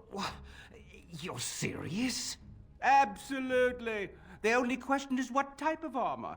Dragon scale is marvelous, flexible and tough. I could make a lighter set of dragon skin armor, heavy dragon scale armor, or dragon bone plate. What interests you? What do you think we should do? Because, in my experience, there's a value in all three of these. Medium armor can go well with the ranged or the rogue types. The heavy armor can go decently, and of course the dragon bone is ridiculous, but not quite as good as some of the tanky ones.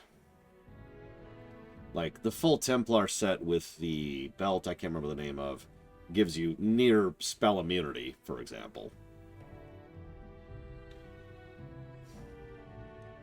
See, that's what I was thinking, Lord Harrimont, because I was going to put it on us, and then give this suit to someone else.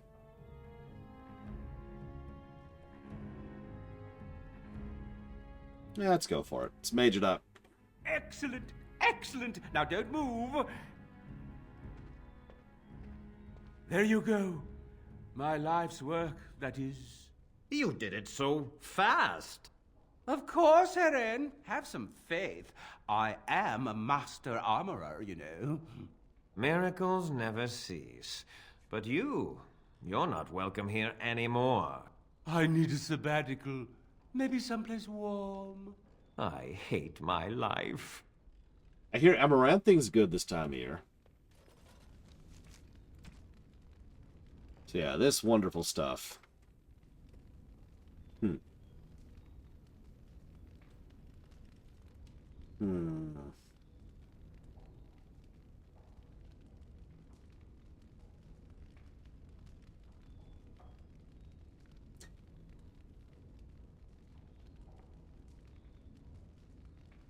You know, actually, hang on. So someone in chat gave me an idea. It's still not that impressive, which is funny considering how much effort you have to go through to get it.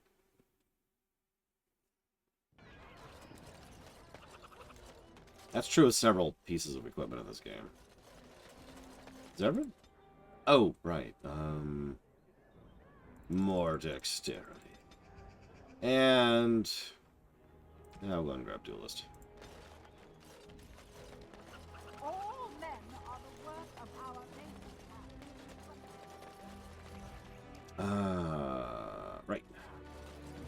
We could go to Redcliffe, or we could do everything else. Be easy enough.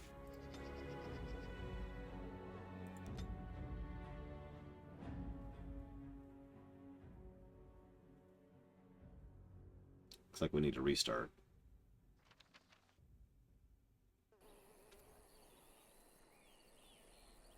So, just do this.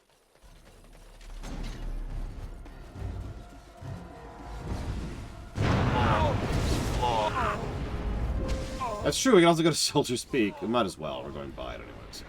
Oh no, don't kill me. Don't kill me, no, don't kill me, no. Oh no, they're gonna kill me. All the Sten clones are gonna kill me. Because they all have the same haircut and the same faces, and it's actually pretty creepy. Oh no, they're gonna kill me. Oh no.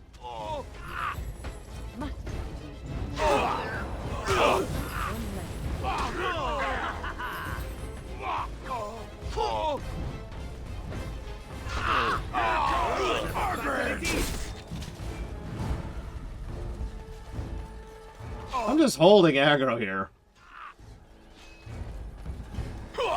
They're like, we know you hate the Cune.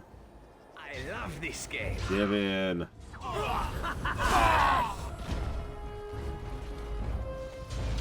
Alright, well. That was fun. Right. And I'm gonna get all these lyrium potions off the Cune. Because, you know, logic.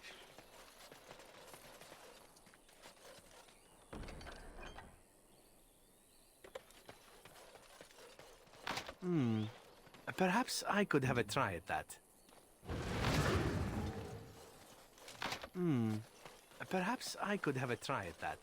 Apparently not. Let's hit Soldier's Peak.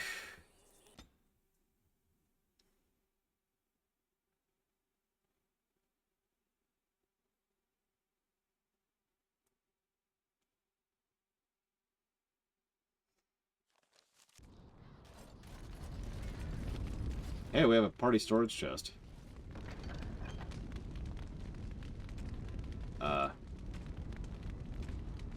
That's useful. Let's put Bragwin in the chest. No. Welcome back, Warden. As you can see, we've been busy. Cleaned the place up a bit. Even my brother Mikhail came out of hiding. Never will you find a finer smith. Also, got some goods stored here that might interest you. Buy them now before my cousins move it all someplace else. Did you tell your family? I thought about it, but I figured that it's not a bad thing to believe that you come from a line of lions. Even if the truth is a touch more complicated. Our family's belief that we were wronged. It gave us strength to make something of ourselves. Right. So what do you think? King Arlen sounded like a right nasty piece of work. Sophia was branded a traitor. She consorted with blood mages. But in spite of it all, I think she was a hero. Huh, okay. Well, what do you got? Certainly. What do we go on? Hey, spirit healer.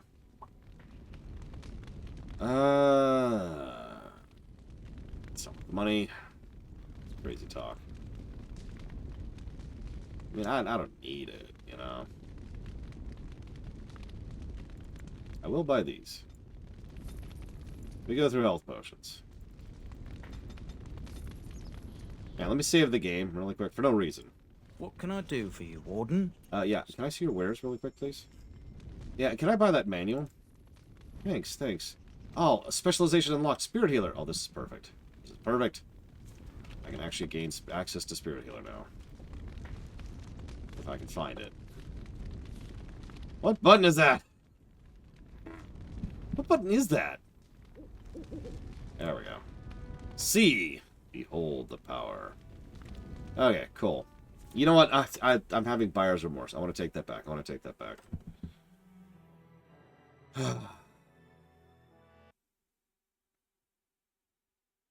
Oh yeah, definitely need a reboot. But hang on, let's just. Oh, there we go. I got my money back. Whew. And as you can see, we can still access Spirit Healer. That is so goddamn broken. Anyways, I found something. You? You're the warden? My family owes you. Any weapons I make, I will sell you for a discount. So, I found a piece of metal from space. This is star metal. If you give this to me, I will craft for you a thing of legend. How much is that going to cost me? Nothing. My family owes you much. No, thank you. What do you think? Longsword or two-hander? By the way, hi, Ross.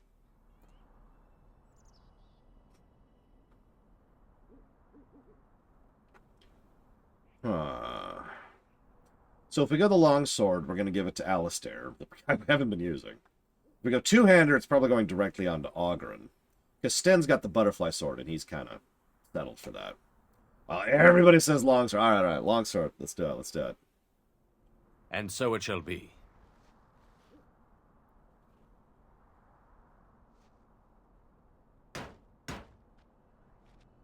It glows when orcs are nearby. It's done. I call this blade Starfang. May it serve you well. I must rest after my exertions. Warden? Thanks. Appreciate you. +3 dex, +3 damage, plus armor pen. Very high damage. And 3 enchantment slots, which is actually kind of bonkers. That is a nice sword. What are orcs? Darkspawn. It glows when Darkspawn are nearby, which actually, per the rules of the setting, would mean it would also glow when people tainted by Darkspawn are nearby, including Grey Wardens, so maybe it's not that useful. It's just always glowing. Yes, we know! We know!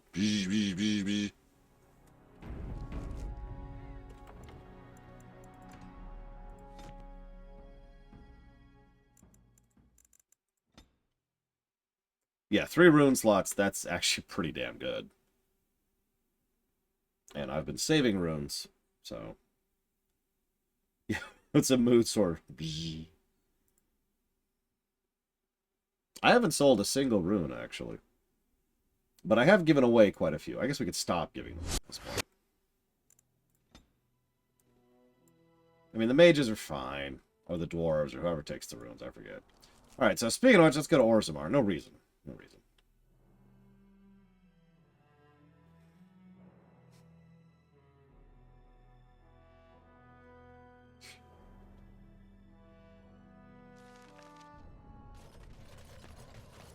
I feel like there's a benefit, but hell if I can remember the specific stat benefit. One thing I remember about that particular benefit is that it cuts off really quickly. Like, whatever benefit you get from giving stuff to the guys, it takes very few resources to cap it out.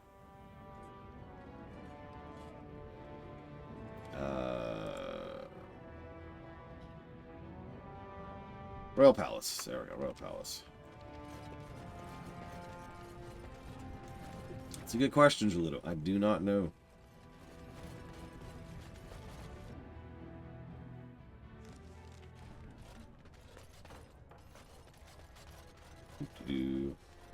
News of the hour. All hail King Pyral. All hail Lord King Hierophant. Wait.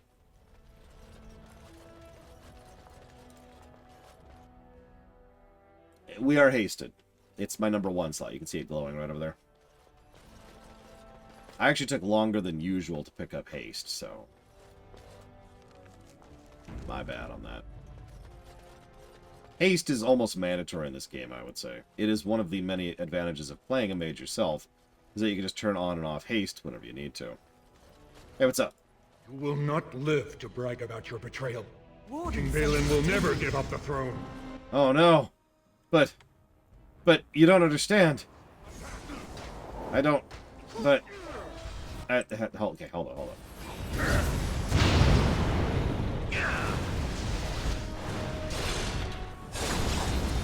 I mean, I don't want to sound dismissive, Rational Ginger, because it's not like it's a bad game. Oh, we're stunned. We're stunned. Time for a little bloodletting, I see. But as I've said many times, it's not the second coming of Christ, you know. Time to dance. Yep. Keep aggroing to me while my DPS murder you to death. This is just what I do, is I just tank. Real life and in video games, that's all I do, is I tank. Let's get started. Oh, that quest is... oh, hey, it's done. Nope, the quest marker is still there. That quest is just going to be there forever now. We have to talk to Vartag to get an audience with Prince Balin. Hey! Hey, can I get an audience? Hey! He's not listening. Hey! Dwarves, they never listen. Alright, whatever.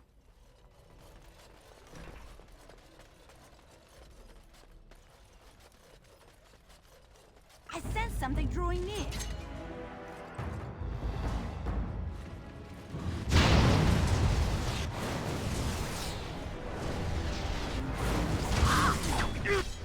Yes, all they hear is the stone now. And considering the number of stones we've encountered this game, although I think we're done with stone encounters. Let's get started. Until we get to Awakening, obviously.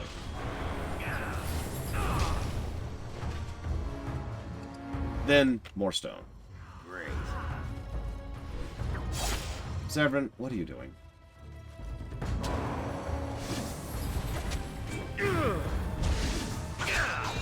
Look at this mess! I love it!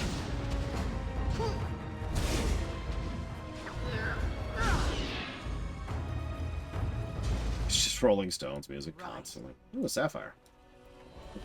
Love sapphire. Oh. Delicious.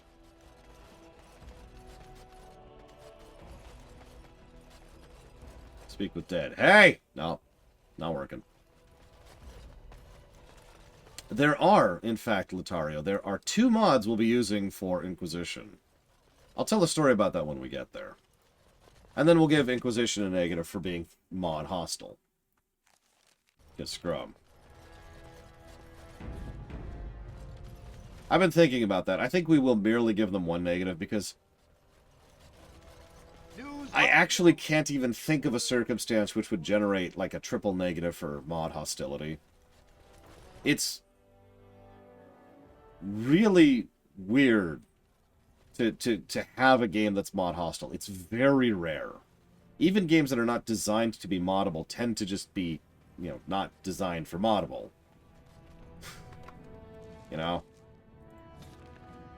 That's kind of a random, weird exception.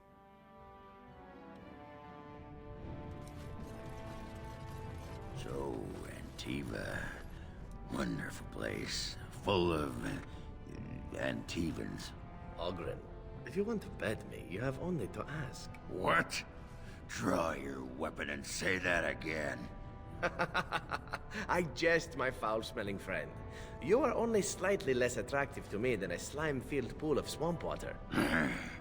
Better be. I have my oath.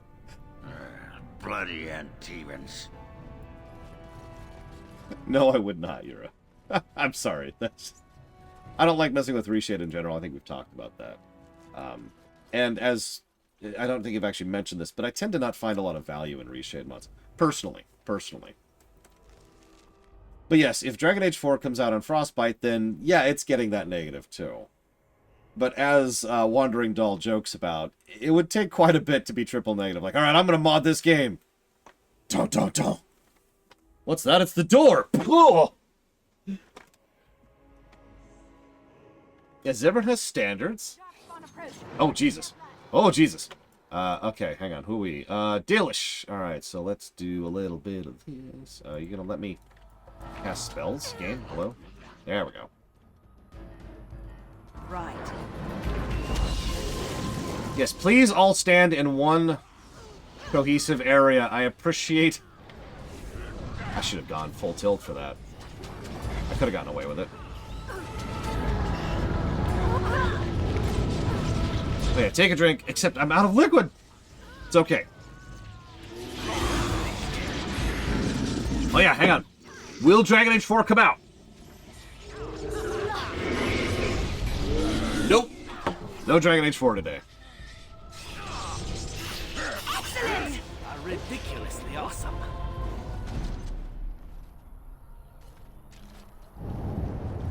Again, as per usual, no shade tossing. Did all the elves die?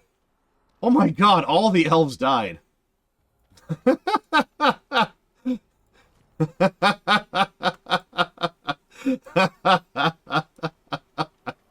That's not funny. They're all dead. Oh, that's great. Okay. Random encounters. If you save them, they're just like, we're on our way to meet up, so cool. We'll see you there, man. I didn't need those reinforcements anyways. It's fine. The Battle of Downernham will be fine. It's fine. Oh my gosh. The fall of Arlathun. Again. Look, I aimed it right, Wandering Doll. You saw that. I aimed it, like, over to the left. I even took my time to make sure I was aiming it correctly. But no, they decided to die because they had fine dwarven crap. Oh my god, I hate you. I hate you so much.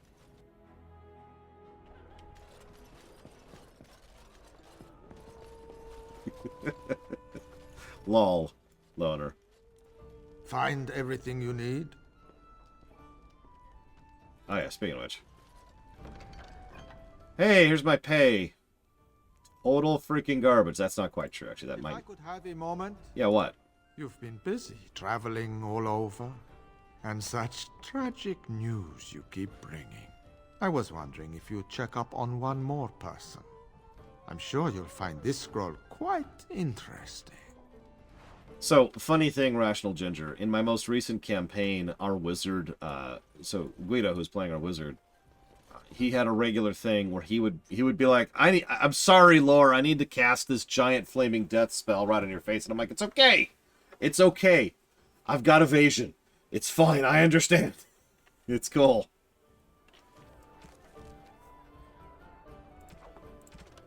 All makes sense. Some of Arl Howe's special handpicked men are awaiting ransom to free a kidnapped boy. The crows are setting them up by sending disguised assassins to the meeting, but we'll need backup to take out the elite eels soldiers. Oh yeah, cool. Let's do it. It's fine. I've got evasion. It's fine. I'm set up for this. In a proper remake of this game, what changes do I want to make to the story? So first, let's start Umbral Magnus by saying I don't think I'd do any large-scale major changes to the story. But I would smooth over several things. For example, we were talking earlier about the inconsistency with low gain. Well, let's just smooth that over. Let's make low gain always low gain. Boom, done. Cool.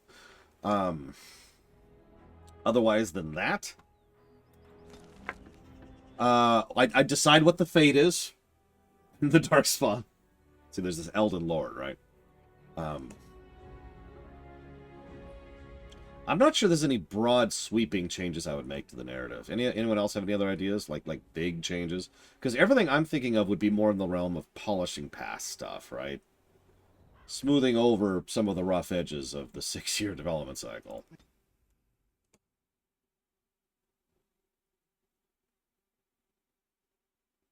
Does the Maker exist? Let's go with no. Oh no, I would make Honora give a terrible speech. And, hang on, I would make it give your soldiers a debuff in the following battle, because the speech is so bad, it actually demoralizes your troops. I'm not joking. I would do that. I would have her be like, we're gonna fight! We're gonna die! But it's okay! Because we're all gonna die! Let's go! And the troops are like, Ugh. And they all just have Honora's speech. And if you mouse over it, it's just Honora's speech. That's the debuff.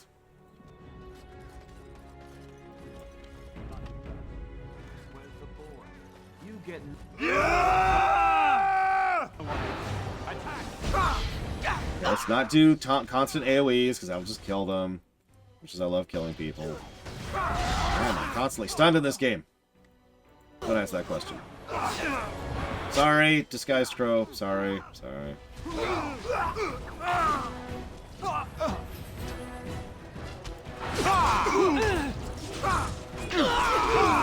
Yeah, it's another thing. Codify what Honora is supposed to be. I would codify her as a total... Well, you know. Female dog. But again, I would codify her as that. Like, let's narrow that down, right? Let's hammer that point in. You know, that's a good question. If the game did what I just suggested it do, would I get rid of that negative? Yes, I think I would. I think I would actually get rid of that negative if the game really made that awful and leaned into it. Now, the thing is, and this is going to sound strange, the speech would have to be better. It would have to be well-written and well-acted to be worse, which is why I say it would be better.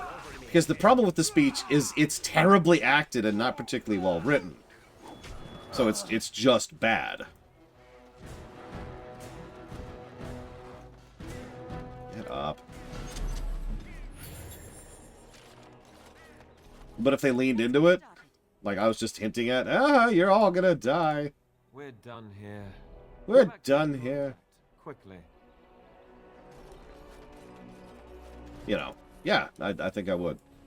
Now, if it's the exact same speech, then no, I would give that a negative still, because it is still badly written and still badly acted.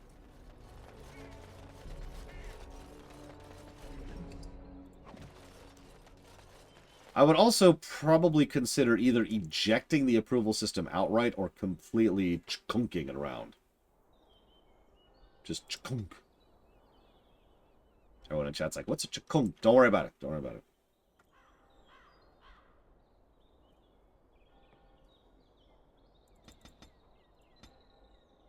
So, hey, welcome to Arcane Warrior.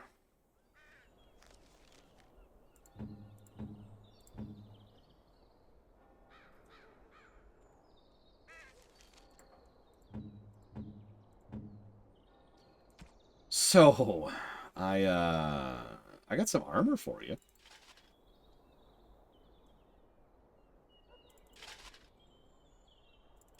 Oh yeah, that's Hey, Wen, you want to go around the corner for a few minutes?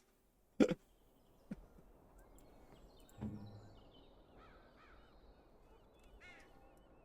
that's sex appeal.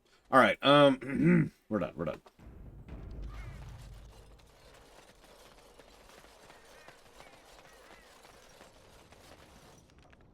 Listen, it's fine, Lord Harriman. I actually know that most people don't dislike Honora. In fact, I'm pretty sure that I'm in the minority for disliking Honora. However, I stand by my statement. The biggest problem with Honora, objectively, is that they are inconsistent with her character. And while it's once again one of those we can smooth it over things, I really do believe that they changed their mind with Honora midway through development. And I think that what I would do is codify it, right? Just pick a lane, stick with it. That's what I was talking about. Not the fact that I hate her face, not the fact that I wish I could rip off her face, not the fact that I would eat her face as a face pizza, just the fact that I think that she should be a little bit more consistent in her portrayal and characterization. That's all. This should be Would I implement a way to kill Honora? Yeah, probably. Honestly, there's a lot of characters you just cannot kill, which is a weird thing in a game like this. right. Hey, look, Red Jenny. Well, we've already run past most of the inconsistencies as of now, 040, so I suppose by definition, yes.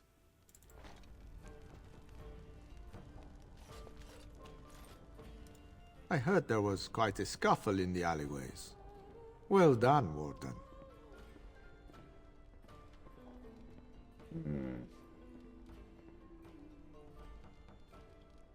You realize Hal betrayed us, right? Don't worry, Warden. Some friends have rescued the boy.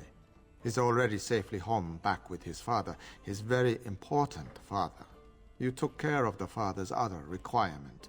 The man who kidnapped his son, Captain Chase, is quite dead. Thanks to you. Right. We done here? I've nothing more for you. I hope you found the contents of the chest satisfying. My superiors want me to convey their thanks. The Crows aren't accepting any new contracts on you. And when this blight ends, we'd love you to visit Antiva to discuss other opportunities. Peace. Just remember our offer. We could really use someone with your talents. It's time for me to take a vacation. Caesar has a special stock of wares that might interest you. It was a pleasure working with you, Warden. Luck be to you. Okay.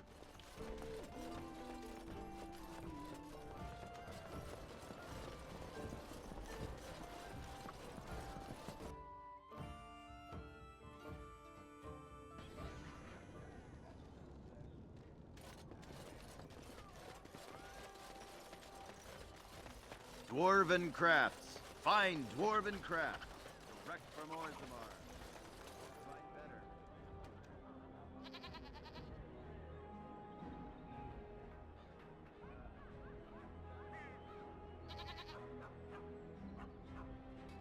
Oh, and to answer your question, Europe, purely from the gameplay axis is what I assume you're asking.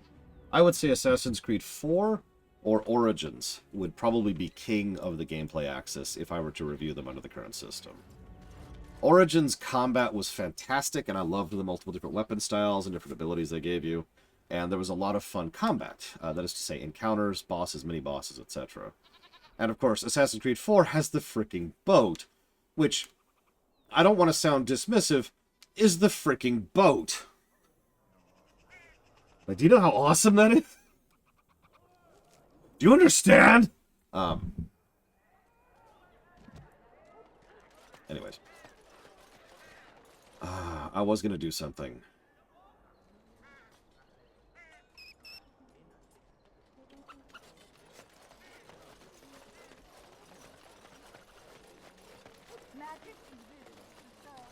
Well, it's funny you say that, Jesse Ward, because I don't disagree with you. The Assassin's Creed series, arguably at 3 separate points in its history, stopped being Assassin's Creed. With 2, with 4, and with Origins. The problem is, and I don't want to sound in any way dismissive, I just personally don't care. It's the same argument with Mass Effect 1 and 2. Which is my favorite Mass Effect game? 2. Is it because it's a better game than Mass Effect 1? Yes. Is it because it's a better Mass Effect game than 1? No. They very fundamentally changed the nature of what the game was. The difference was that didn't bother me, because the end result was something I really enjoyed. I know that I'm kind of an outlier on that. I understand that. I'm not trying to sound dismissive or talk downy. So I know a lot of people who think that Assassin's Creed 1 is one of the only true Assassin's Creed games. Or the Ezio, what is it, Quintology are the only Assassin's Creed games. And that's fine, I understand that.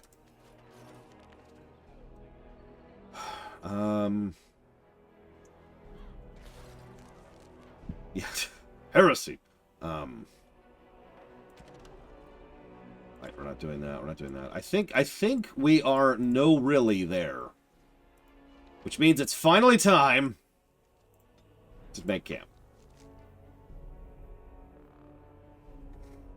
Well, Black Flag just isn't really an assassin game anymore, Latar. That's just what it is. It was a slow drift from 2 onwards, but as of 4, we're just running around being a pirate, you know? Pirate, excuse me. And then, you know, in Origins has nothing to do with Assassin's Creed at that point. Like, they added the stat thing, well, they leaned into the stat thing they started in Syndicate, and, Assassinations barely had anything to do with anything. They got rid of most of the climbing, jumping puzzles with a few notable exceptions. They completely overhauled the combat. They added this entire layer of itemization, blah, blah, blah, blah, blah. Like, in many ways, Origins is a complete soft reboot of the series, gameplay-wise. And Odyssey and Valhalla bear that out. It's one of the reasons several people are so excited about Mirage, which is coming up pretty soon, because Mirage is trying to go back to the more traditional format. We'll see if they stick the landing, because, as I've said, I don't care. I care if it's a good game.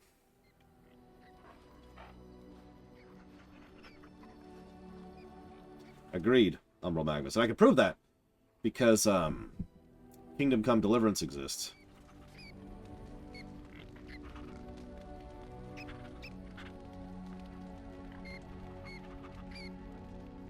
What am I doing? Right. I knew there was something. I'm just sitting here like, I know there's something I'm specific I want to do before I forget about it. And there is. I want to give Alistair nothing, I think? Yeah, let's go ahead and just strip Alistair down here. There we go. Cool. Okay, cool. Cool. I have a question for it, if it will indulge me. It chose to side with Caradon and destroy the Anvil of the Void. I agree with its decision, and yet the Paragon Branca was the reason it ventured into the Deep Roads. Why did it choose to defy her? It could not have known for certain that Caradon would be able to assist it with the dwarves. Right. Branca was completely insane. Truly. It seems a little mad itself. At any rate, I wanted to thank it. It gave Caradon the end he wanted, and I'm pleased to have been a part of it.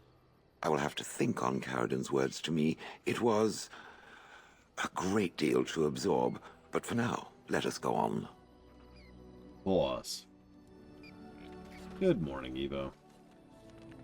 Ooh, okay, hang on. I'm gonna look something up here, because I'm actually curious of this.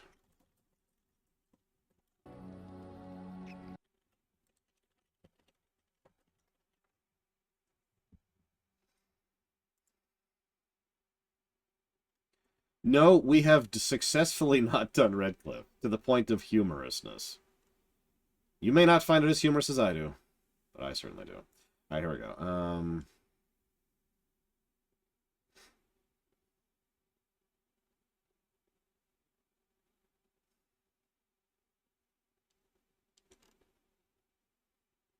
Oh, wow. Apparently people still have not fully reverse engineered. Alistair's fine. Still have not fully reverse engineered the Allied supply crates and how exactly it works. The one thing we do know is that turning in stuff to the Allied supply crates gives you experience. And that's it. So we're not going to do any of that anymore. Enchantment? Enchantment.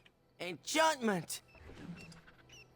So, where's Starfang? There it is. What do we got? What do we got?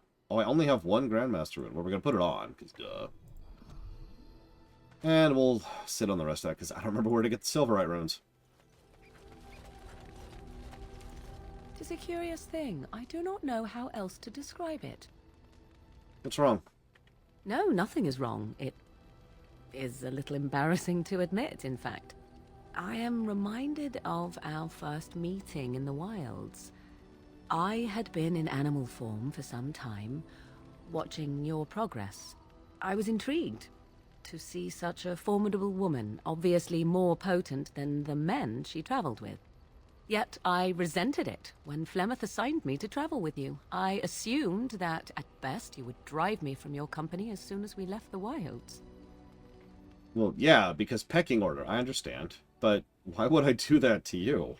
I am aware that I have little talent for forming friendships, to put it lightly. 'Tis something I know nothing of, nor ever thought I needed. Yet when I discovered Flemeth's plans, you did not abandon me. Whatever your reasons, you fought what must have been a terrible battle without hope of real reward. I did it because I'm your friend. And that is what I do not understand. Of all the things I could have imagined would have resulted when Flemeth told me to go with you, the very last would have been that I would find in you a friend, perhaps even a sister. I want you to know that while I may not always prove worthy of your friendship, I will always value it.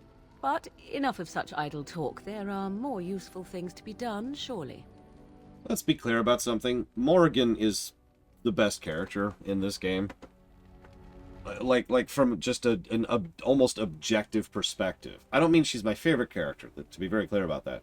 I mean, she is extraordinarily well written. A huge amount of time and effort has been put into her. Her character arc can go in multiple different directions, and she is fantastically well written. And I bring this up because every BioWare game has at least one companion that you can tell they put the most time and effort into that one companion. We talked about this when we were going through the Mass Effects as well. Everybody was cool, but no, they spent a huge amount of time and effort on this one character, right?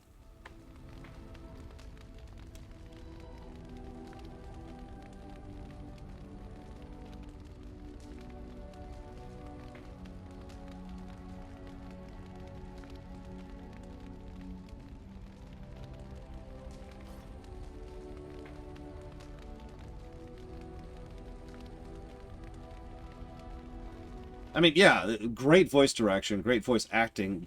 Claudia Black is a wonderful actress. Knows exactly what she's doing and knows exactly how to do it. Oh yeah, she also is one of the very few characters who directly affects the endgame. And yeah, she has... very few of these characters fundamentally change how they interact with you based on your gender. Which normally would probably be a bad thing, but in this case I think it's a very good thing because it makes so much sense, given Morrigan's backstory, given her terrible, toxic upbringing. Like, could you imagine being raised by freaking Flemeth? God! Ugh.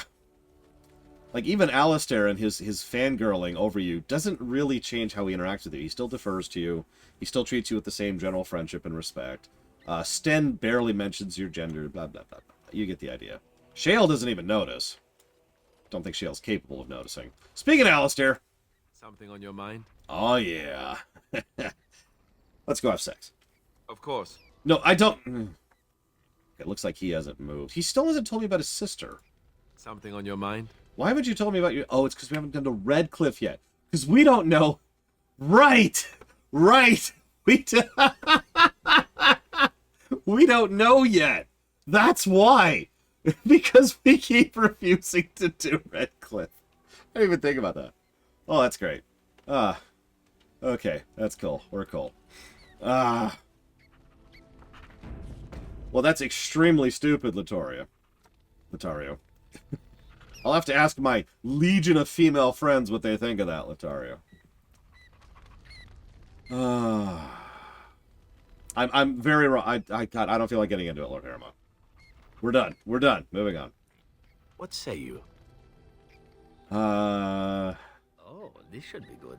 What would you like to discuss? I'm never gonna do Redcliffe. I'm never gonna do it.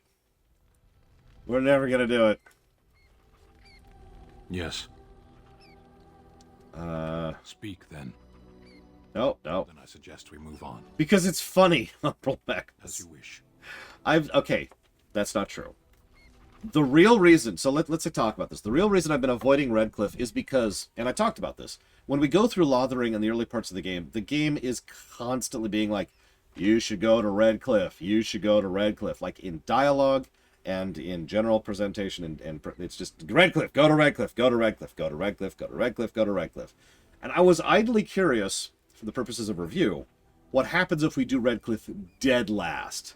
And that's where we're at. We cannot do anything else, other than Ostagar, which we're saving, until we do Redcliffe. So we have done it dead last, and I've been curious how it would change the game. And the biggest thing, it's also right next to Lothering. The biggest thing we've seen so far is the fact that Alistair's quest is completely locked in to the fact that he hasn't done Redcliffe yet.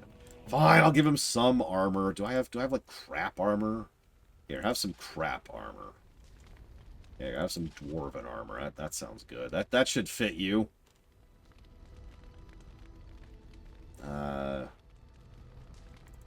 Sure, there you go.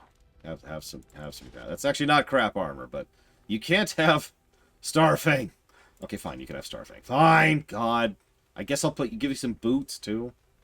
How do you get the ashes without going to Redcliffe? Well, you get the ashes quest in Lothering. That's what actually starts that trigger. Then you go to Denerim, go to Genetivi's place, find the fake Whalen, go do the ashes quest, and there you go. Listen, I have needs, Evo. And when, you know...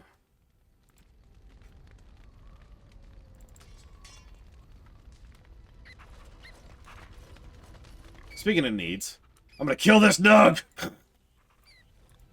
Do you remember our discussion? Of course. I just wanted to tell you that I thought about what you told me, and you were right. Despite what Marjolaine says, I am not like her. I know that now. I've found peace in knowing the Maker, and nothing will change that. I followed you to make the world a better place, and as long as I keep that in mind, I will not fall. Sometimes, it takes another to show us the truths we hide from ourselves. I mean, yeah. I'm glad I left Lothering in your company. You have proven a true friend, and I thank the Maker for you. Oh yeah, that reminds me. Which do you prefer, Lothering or Lothering? If it's not obvious, I tend to say Lothering, because I just did that a few minutes ago. But the characters in-game actually say both, usually depending on where they're from. Nice little linguistic thing.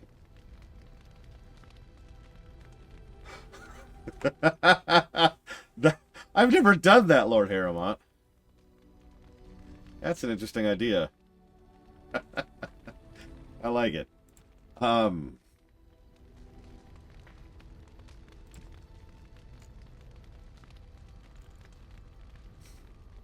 West of Lothering.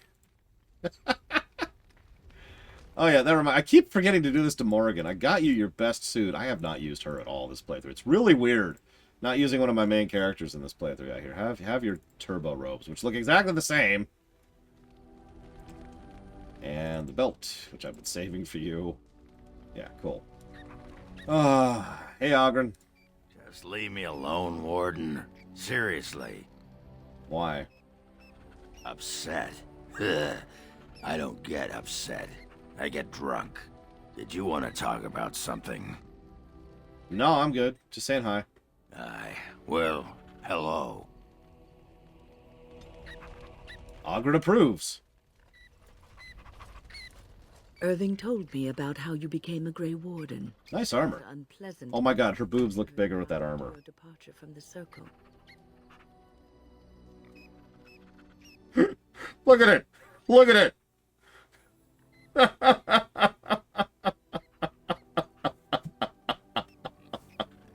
That looks ridiculous.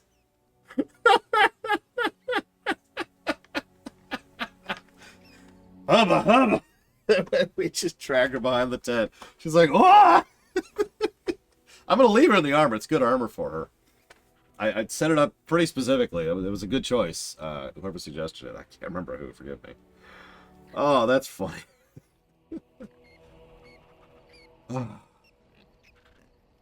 So I assume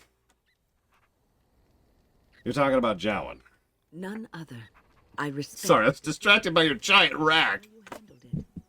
And it did not seem to affect Duncan's desire to recruit you. But that aside... I didn't realize we were playing Dragon Age 2 already. Now, and perhaps I presume too much by saying this, but the Circle is proud of you.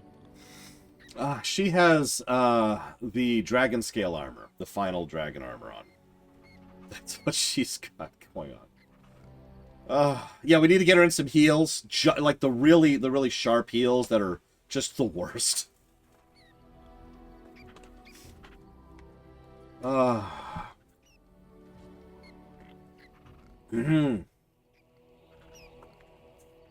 wonder what Irving saw in me. Do not squander this time trying to explain why Irving picked you. Accept it, and be the Grey Warden you're supposed to be. Sometimes it gives me comfort to think that everything will end up the way it's supposed to. That it will be all right. You were chosen. You survived the joining when others did not. Perhaps it was meant to be. We rolled a 15 or higher. Look at her even... Okay, although, actually, oh god, it's even worse now. It's even worse because she's got that... God, that dumbass helmet. Alright, the wedding's off. Wedding's off. Thank you, Ginger Ninja. Always. Although, hang on a second. Hang on. Let me double check the website really quick here.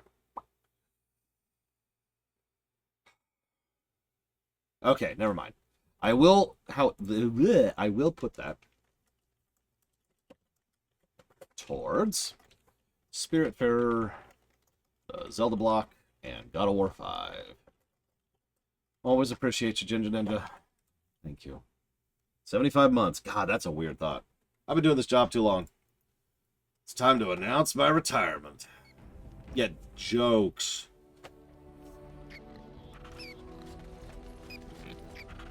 I mean, imagine if she was voiced by Krea's voice actress. I'm just saying. Alright, so, let's see here.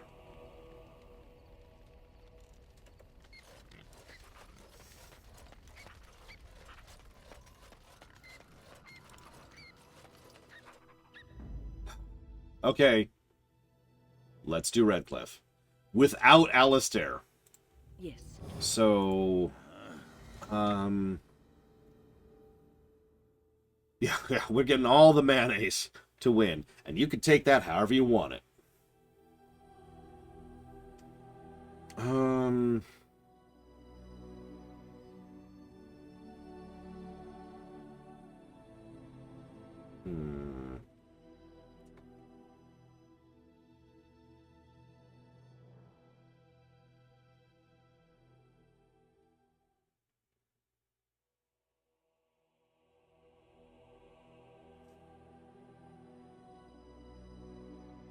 Let's go and bring Zevran. Yes. We haven't done much with him. Let's bring Zevran. See some of his stuff. To Redcliffe. Finally. Finally. I'm trying to think of like, I actually sat down at one point in time. I thought about what I personally consider to be the canon order of events. And the only thing I remember is that Redcliffe was first. I feel like it was Redcliffe... Oh, Jesus. Redcliffe, Mage's Tower, Redcliffe, Orzamar. Oh, geez, that's an ogre. That's an ogre.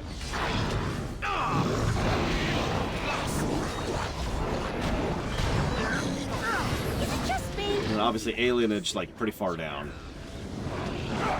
Oh no, they hardcore encourage you to do Redcliffe first. Hey, Justin. As I mentioned earlier, they really expect you to.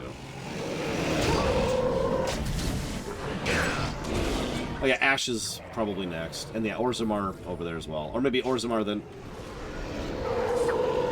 Zevran! Jesus, Zevran. You're killing yourself there.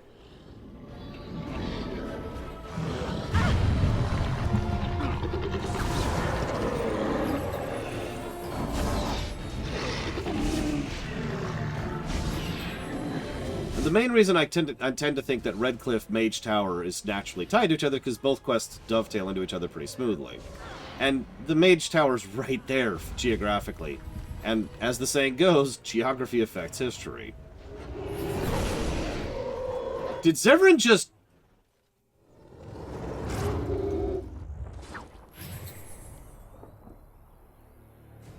He's making up for lost time. He could not resist getting one more kill in there.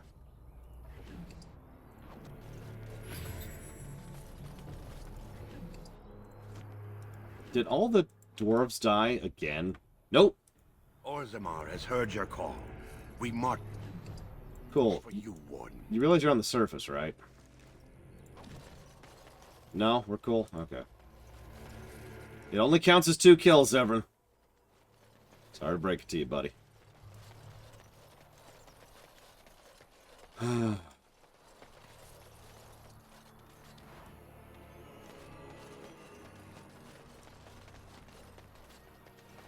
It's okay. I'm sure they'd be accepted back. Orzamar knows how to bend the rules a little bit. Come on. Come on.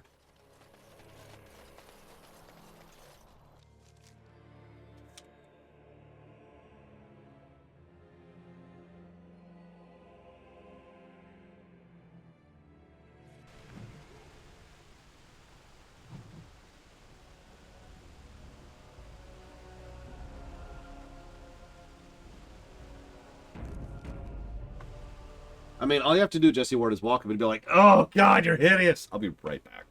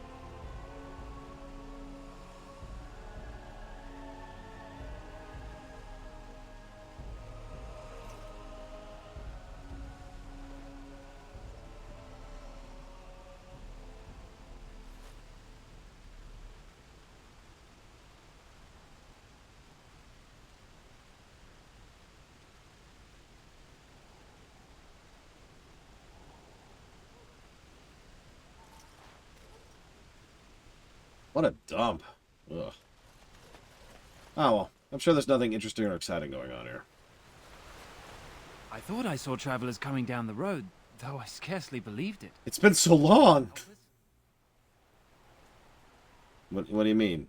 Is there a problem with me spending the last year traipsing up and down the countryside doing everything else? So you don't know? Has nobody out there heard? Heard about what? He could be dead for all we know. Nobody's heard from the castle in days. We're under attack. Monsters come out of the castle every night and attack us until dawn. Everyone's been fighting and dying. Well, that's just typical, isn't it? We've no army to defend us. No Arl and no king to send us help. So many are dead. And those left are terrified they're next. I should take you to Ban Tegan. He's all that's holding us together. He'll want to see you. He's just over there in the chantry. Please, come. Okay. Nice place. Getting a little run over, but, you know. You know how when you're playing Civilization and, like, a barbarian unit wanders over and takes your city? Yeah, that's what just happened here.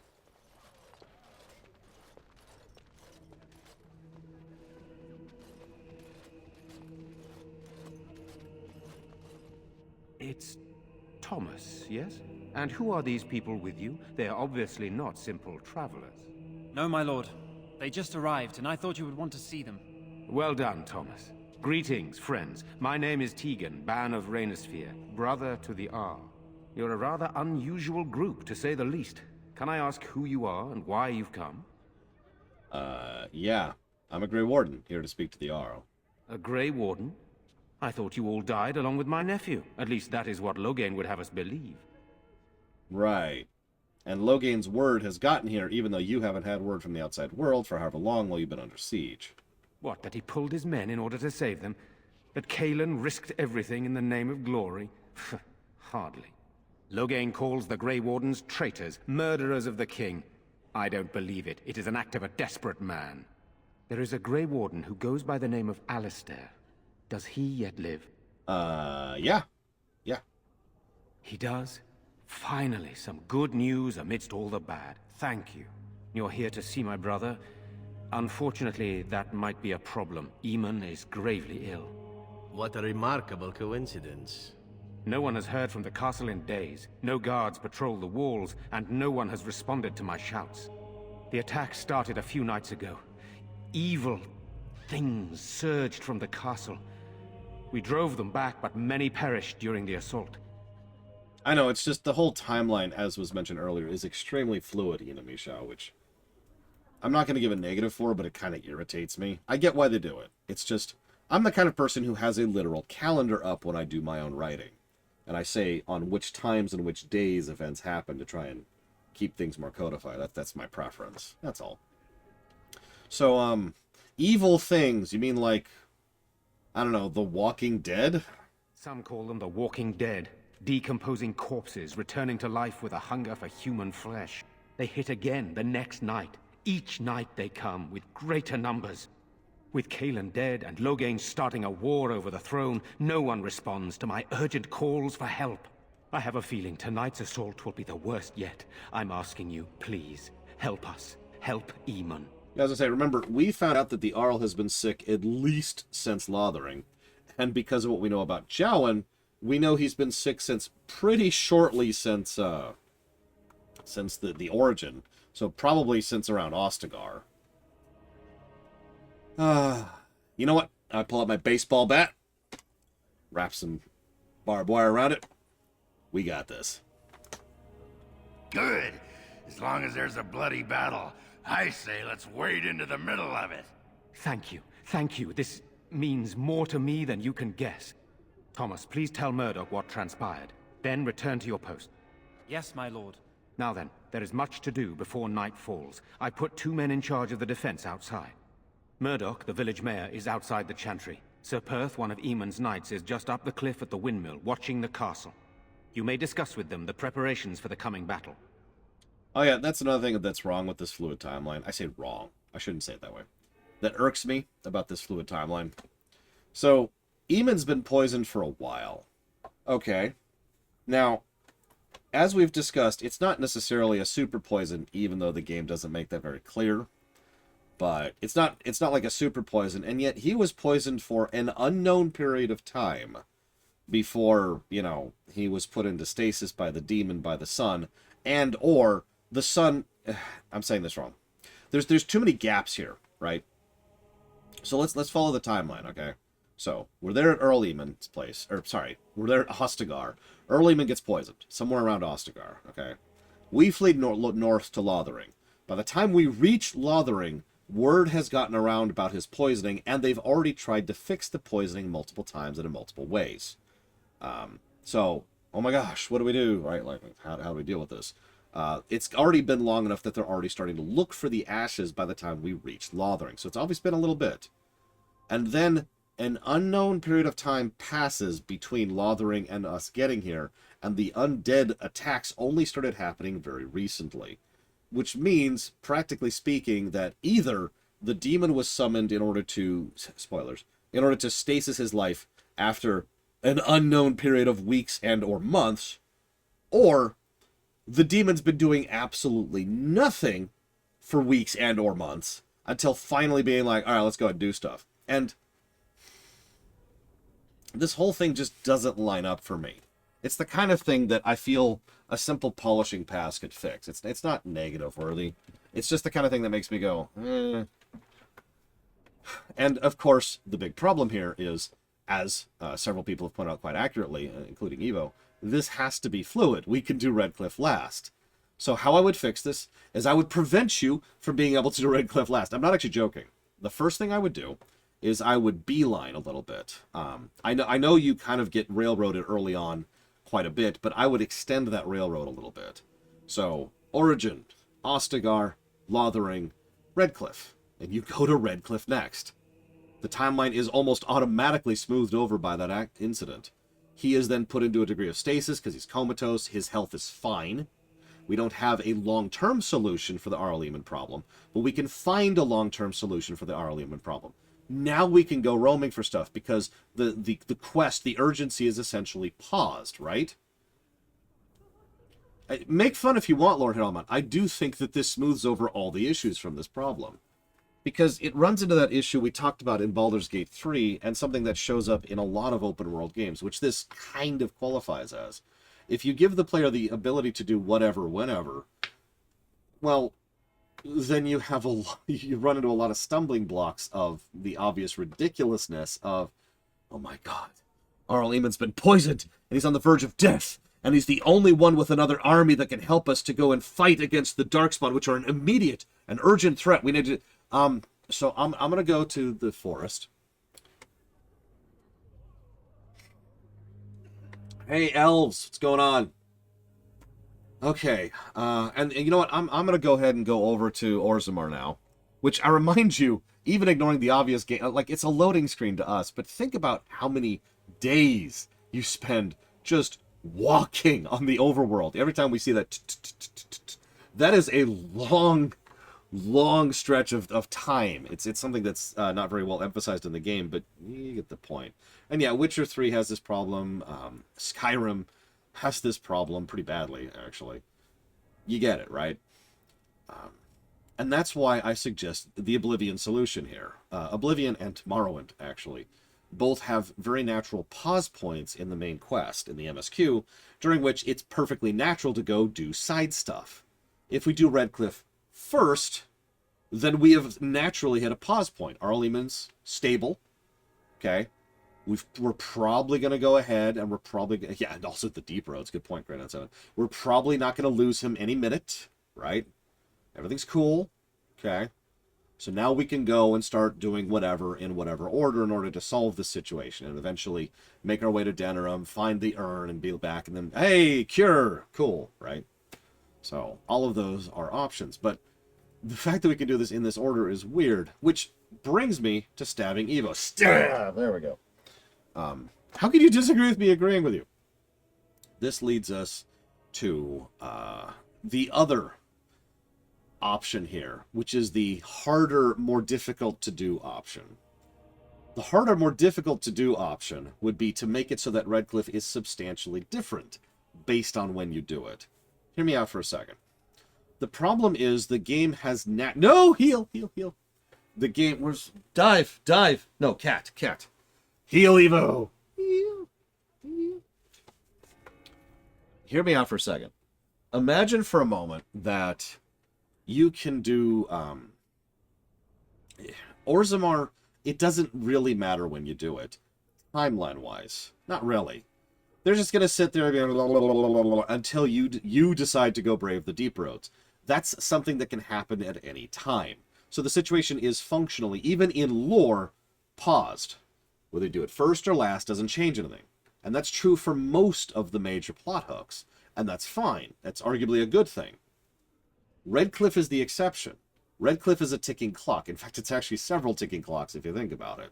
So, why not have that have some consequence?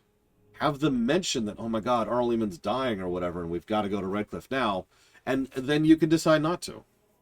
And if you decide not to and you tick enough flags in terms of progressing, because that's how this game tracks time, is you do major quests. So if you do enough major quests before going to Redcliffe, you go back to Redcliffe and it's screwed.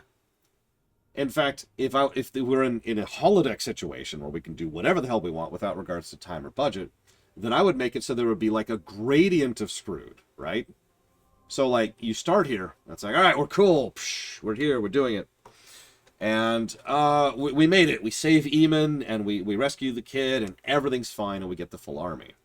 But then, like, there's partial screwed, where maybe we can't really get the full army because they've lost too many people in the town, as they've been trying to deal with the Walking Dead situation. Or maybe you just lose Redcliffe, is like the furthest bad. Like, if you do Redcliffe dead last, like we're doing right now, it's just caked. And that's kind of the end of the Redcliffe story arc, right? you get the idea. There's several gradients we can have in between here. Like maybe we don't have the option to go to the Mage Tower if we took too long on the Mage Tower too. So maybe the Mage Tower's progressed to the point of being unsalvageable, and now we can't do the golden ending for the Red Cliff story quest. You get it, right? But none of this is in the game, except of course for the lose Red Cliff. By the way, I haven't heard your argument yet, Eva. Where's your argument? Where's your argument? Go ahead.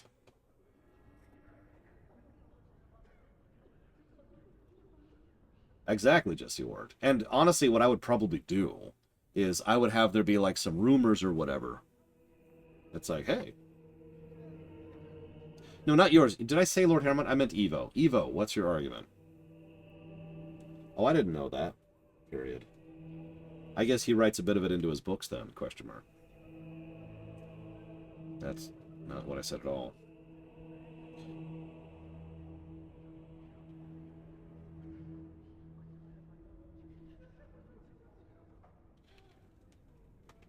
No, exactly, Henson. So, one more little niggling change I would make. We do know from Lothering, well, let me walk that back. If we do optional stuff in Lothering, we do know that Lothering is, God damn it, we do know that Red Cliff is a bit of a ticking clock. But we only find that out if we talk to a couple of specific people in Lothering. So, what I would probably do is I would have a thing, and I would either, I'm trying to think of the best way to implement this, but the easiest way to implement this would be have a mouse over effect on the map. You mouse over one of the areas and it says, you know, there's some text there, and it doesn't have to say, this is urgent, although that would be a way to do it. It could instead just say, the Arl is poisoned and is on the verge of death, and the town is under siege. And that's all you have to say. So it's like, oh, okay. The Mage Tower is currently being besieged and is under threat of being purged. There you go, urgent effect. Orzamar is currently deadlocked and will remain so until someone breaks it. Okay. No urgency, and you get the idea, something like that. Anyways, let's do this. Very well. Luck be with you. We've spent way too much time. Now let's talk about MMO game design. So obviously, this is a tradition apparently to just sit and yammer in this church, because when we did the lore run, we sat and talked for like 20 minutes when we talked to her. The monsters. Sorry, am I bothering you? I'll try to be more quiet. Ah, you're fine. Are you okay? Those things dragged my mother away. I don't know what happened to her, but I hear her screaming all the time, everywhere. And now my brother Bevan, he ran off. I don't know where he is. I'm so scared they got him too. I'll look for him. You will? Thank you so much. Please find him. Sorry, not her. My bad. Not her. It was actually, We must stay here and be brave. her, I believe. Blessed art thou who Guess sits so. in the making of I'm sorry, Grand Seven. I'll shut up immediately. No more discussion. Well, another thing we could do, Loner. So, we mentioned that the Mage Tower is a ticking clock. As weird as this may sound, we could make the Mage Tower not a ticking clock. Narratively speaking, it's not that out of bounds to say that Uldred doesn't make his move until just before we show up.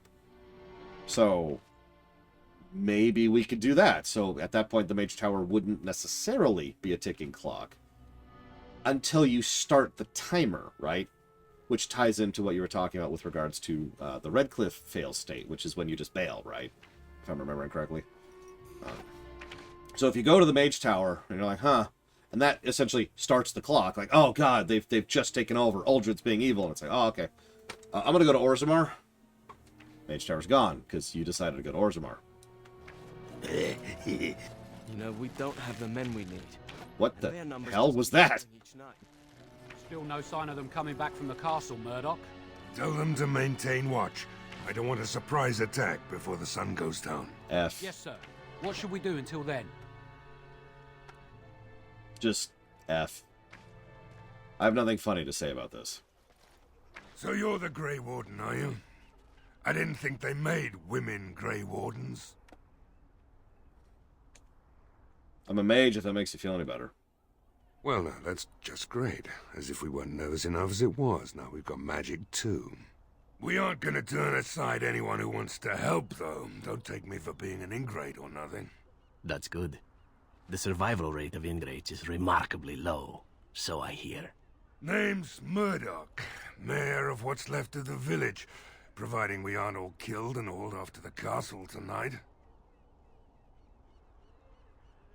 I mean, it's okay, we got this. I hope you're right. I've been trying to hold us together, but it isn't easy. Anyhow, you're here, and they tell me you're in charge. Did you? Okay. How can I help?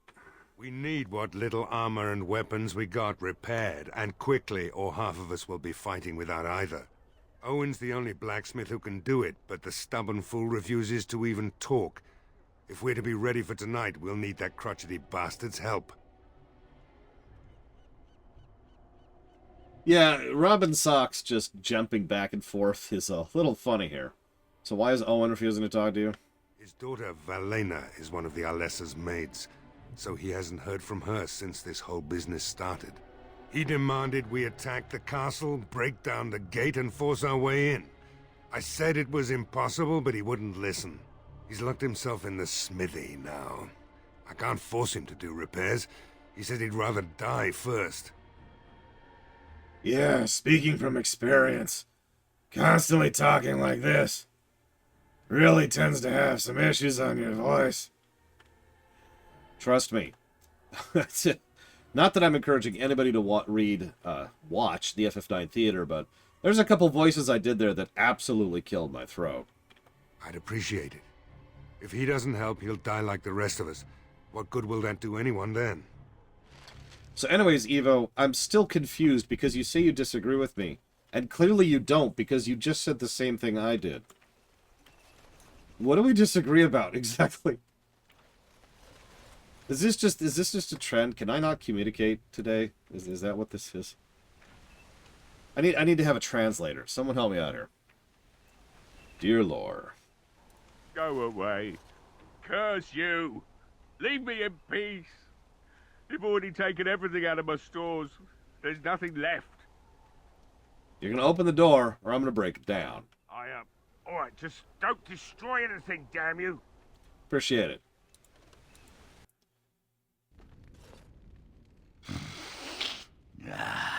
Misery, vomit, and malt liquor. Reminds me of home. So, I open the door. I've got nothing of value for you. The military's taken whatever I had. So if you're here to beat on a sad old man, then all I ask is you get on with it. I don't have much to live for as it is.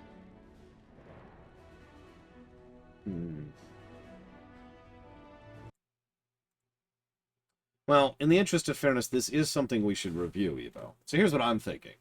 Negative to story, positive to gameplay. And I think you've convinced me. I think you've convinced me, Evo.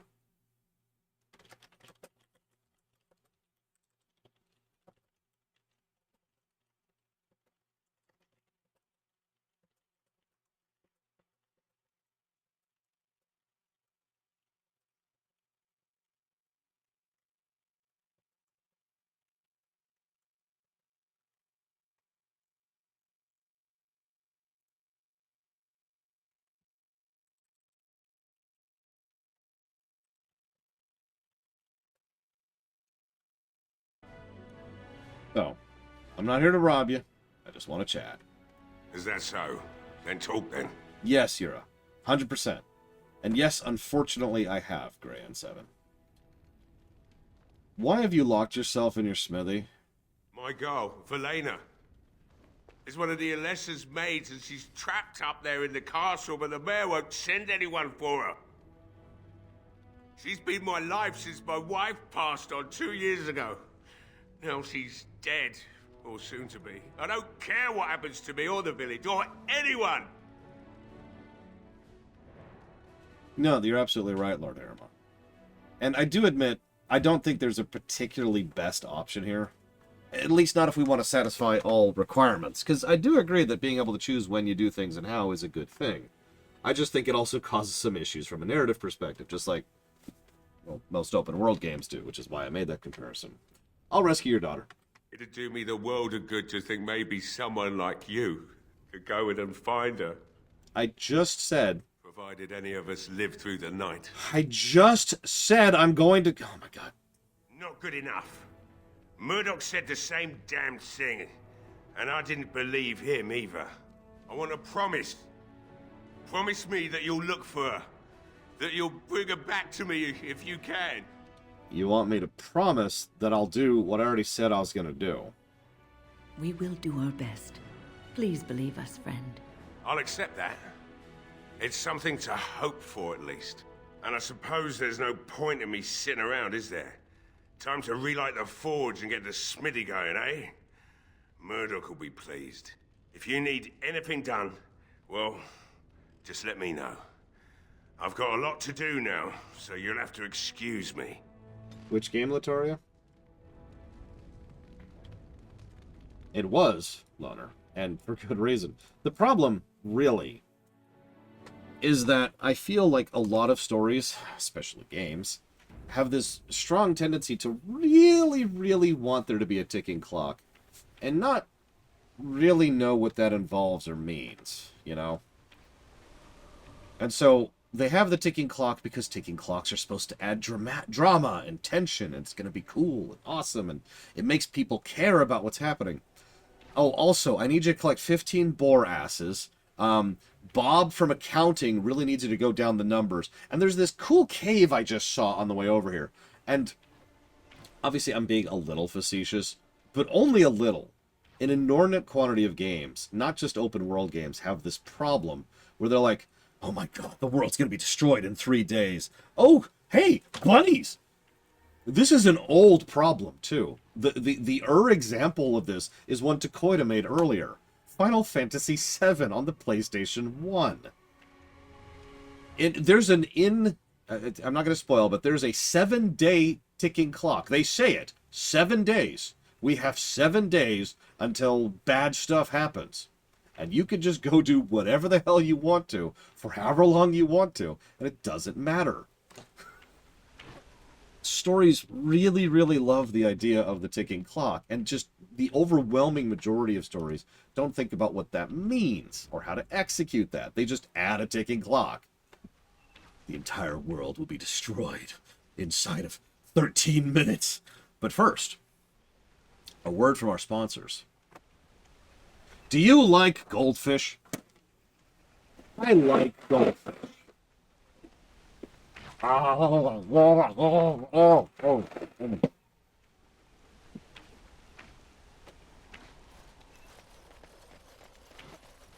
Goldfish!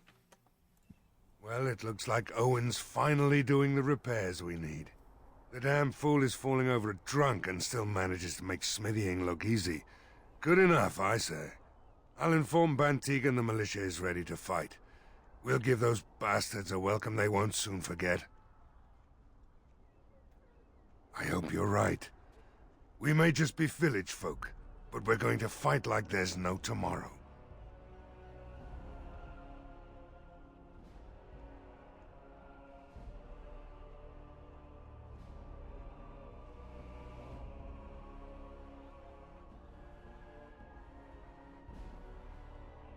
I think Lord Harrimont hit the nail on the head, honestly.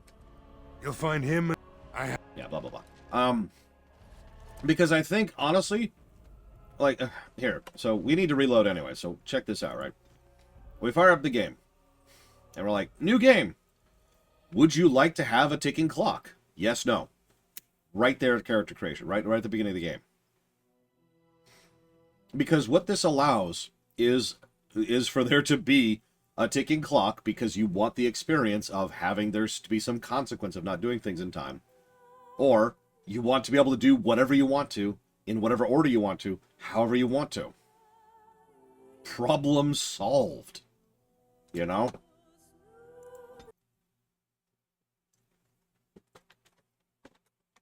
It is bonkers how many gameplay design issues, how many gameplay negatives I've given. Thousands of them over the years. That would be completely erased if it was turned into an option somewhere in the game. And yeah, I do, Pika.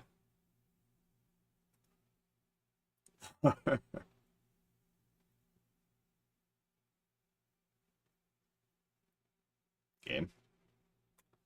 Game? Uh-oh.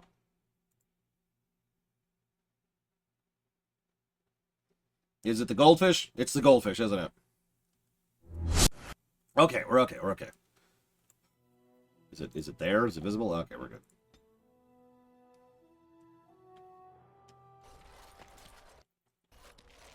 Yeah, the ticking clock ran out. Oh yeah, really quick. Zevran, get out of my party. Liliana, get into my party. Remind me how to do that, Evo.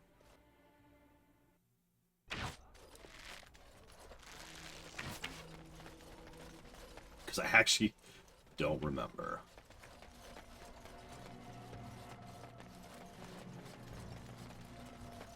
That's an interesting question, Voice of Authorita. But to the answer, that would be absolutely yes. That's our first crash.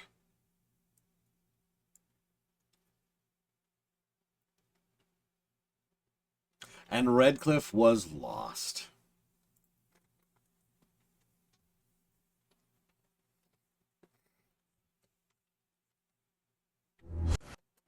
Anyways, Voice of Authorita. The answer is actually no. I'm being facetious. Here's the deal. What you just said, and there's no negative intent here, but let me put it to you in simple terms. If a game that has... this is what happens when you Redcliffe last. A game that has New Game Plus, does it have an unfair advantage over games that don't? Does a game that's longer have an unfair advantage over games that are shorter? Is a game that's shorter have an unfair advantage over games that are longer? The answer to all of these is, of course, no. Because it always and ever depends on what you do with it. Indeed. Does that make sense? Put simply, non-linear stories, which actually have that kind of player choice, still have to be done well. Just because you do something doesn't mean you get positives for it. It means you have done something. Where is the frickin'... No, that was going the right way.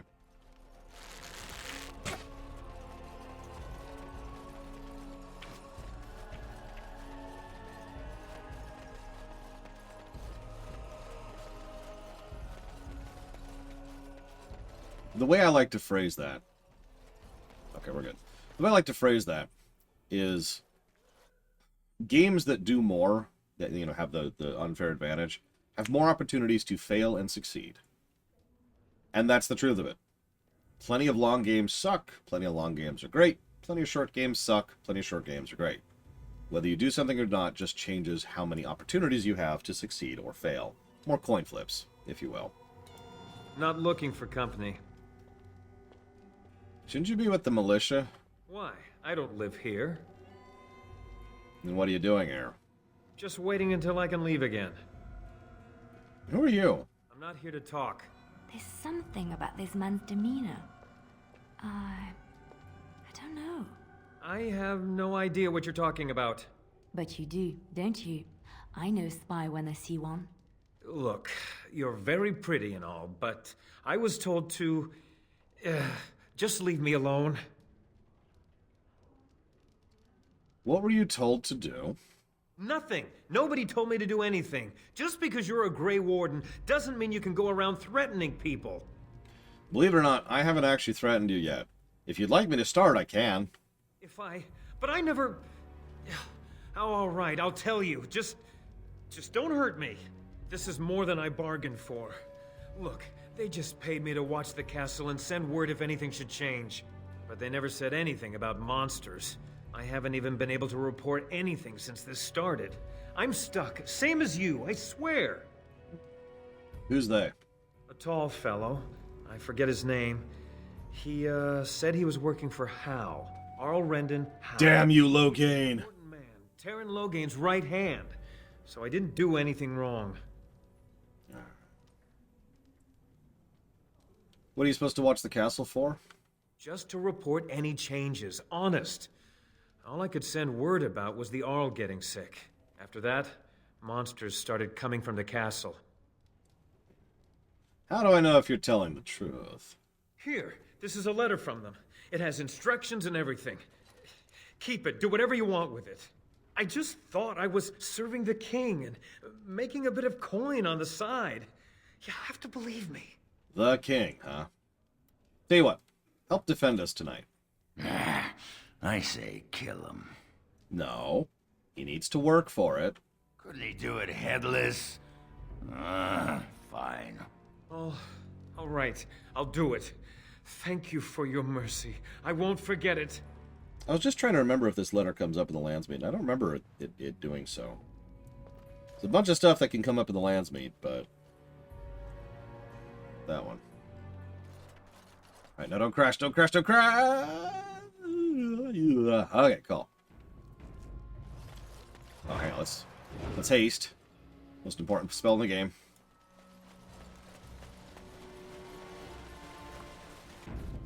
Absolutely sure. Leliana, get this stupid beast out of here.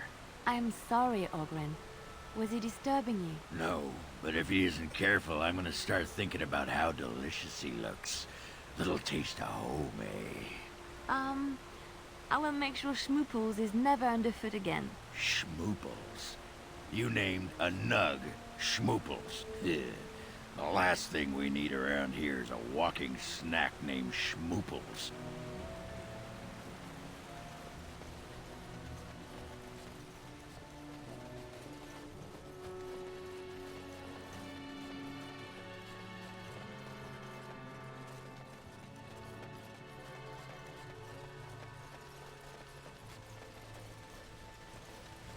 Cheap bacon, Mr. Red.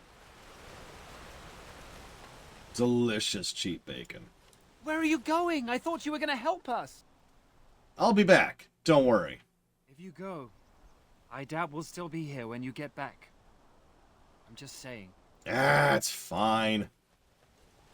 God, you worry too much. All right, let's spend the night. Yeah.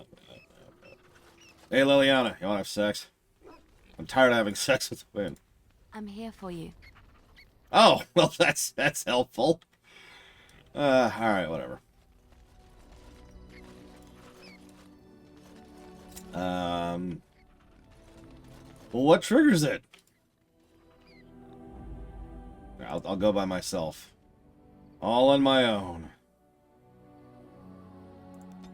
We'll go down there.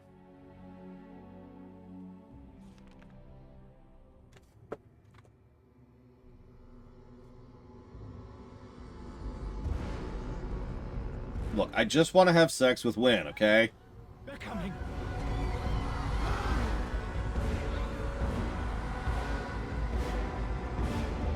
I like how we went to all this effort to be like, you got this, you'll stand the night, and then we left.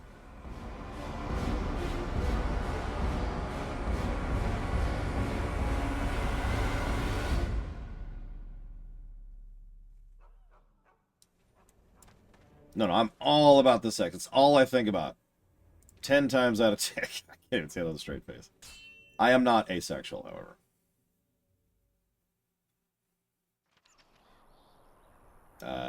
Hi, again. On it. Alright, cool. How we doing?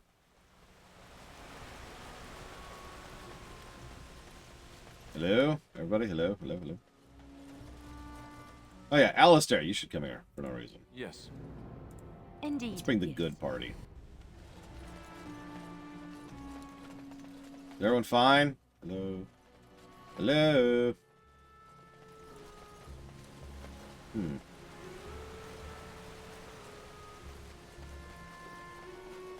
Ollie oxen free?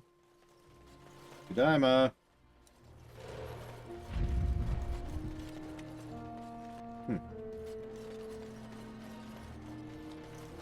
Oh, well. I'm sure it's fine. Let's head in the chantry. Talk to all the people in here. Hey, Ben Tegan. Hey. Hey, Tegan. Tegan. Kick.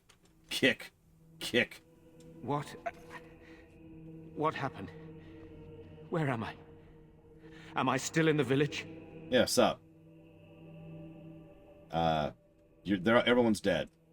What's left of it? Where is everyone? Don't tell me. Yeah, they're all dead.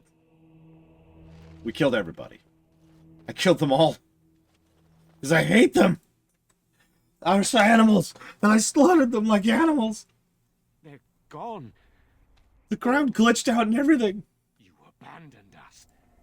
Why would you leave us to this fate? Look, I was busy. I just... You're alive? Why are you complaining? I am thankful for my life, but everyone I sought to protect is dead. I have failed to save the village. I know you have business of your own here. Is this why you have returned? Surely Arlemon's dead by now. Don't say that. You don't know that. He could still be alive. I had planned to make my way into the castle once everyone was safe, and... Yep, okay, so then we loop up. So, anyways. There we go. Okay, cool. Alright, let's do this.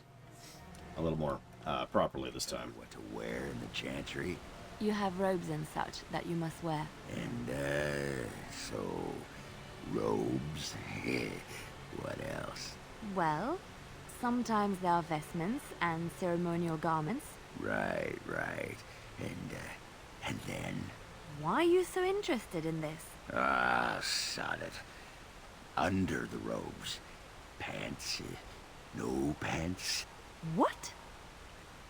Stop stalling. Naked or not. What difference does it make? All right. Stonewall me.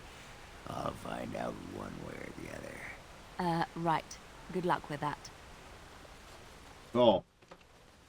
I'm telling you, time-state powers is where it's at. And I'm not saying I have that power in real life, but it would explain how I've miraculously survived, like, half a dozen things. Okay, that's an exaggeration. More like several dozen things in my life. Anyways, get out of my party, Lilia. Get out of here. Yes.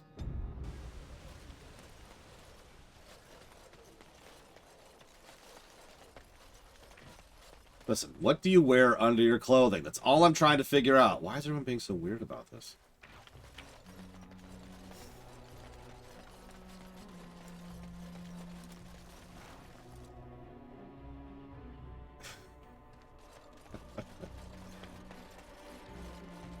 More clothing. You know, that's actually a good answer to that question. That's what I would have said. That's what I would have said to Ogren. What do you wear under the clothes? Clothing. More clothing? Yeah, I wear clothing under my clothing. Oh. What about under that? A little more clothing. Okay. What about under that? No clothing. Aha! But that's under the clothing, that's under the clothing, that's under the clothing. Ah, damn it. Okay, thanks. This should be...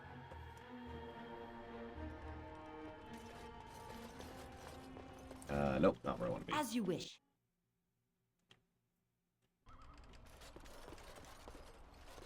It's funny, because most people are telling me it's shorter than they remember rhyming. Hello? Alright, well. Break open the door. Yeah! Mage! Wonderful. Intruders. I hope you have a good reason for breaking and entering into my home. Oh, sorry, I didn't mean any harm. Apology accepted. The name's Dwin. Pleased to meet you. Now get out. But, what are you doing in here? Surviving. We have supplies to last for quite some time. And my boys and I can swing a weapon better than any of those fools out there. I mean, if you're out there helping the village live, this problem could be dealt with quicker. Why? When did this town ever rush to my rescue?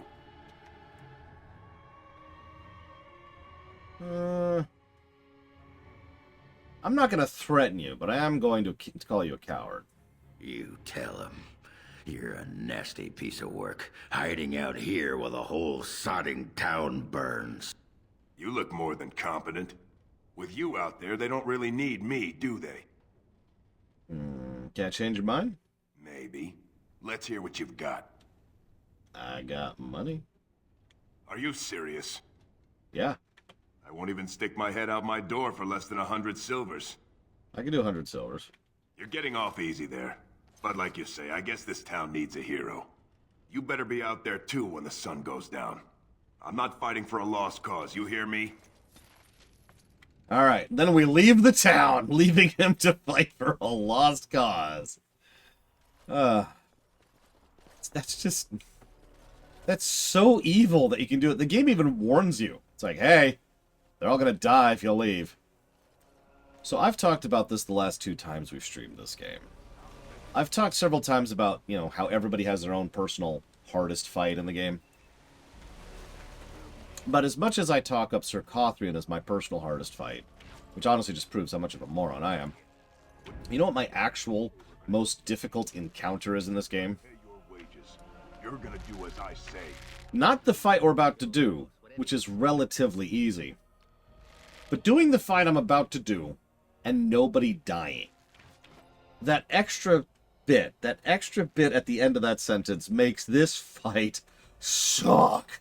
These people want to die. They want so badly to die. They're just like, yeah! Ah! Oh my god. Just... yeah, it's like every bad escort quest. They just charge into danger, and the enemy likes to target them, and will absolutely destroy them in seconds. God. Just... Anyways. Alright, moving on.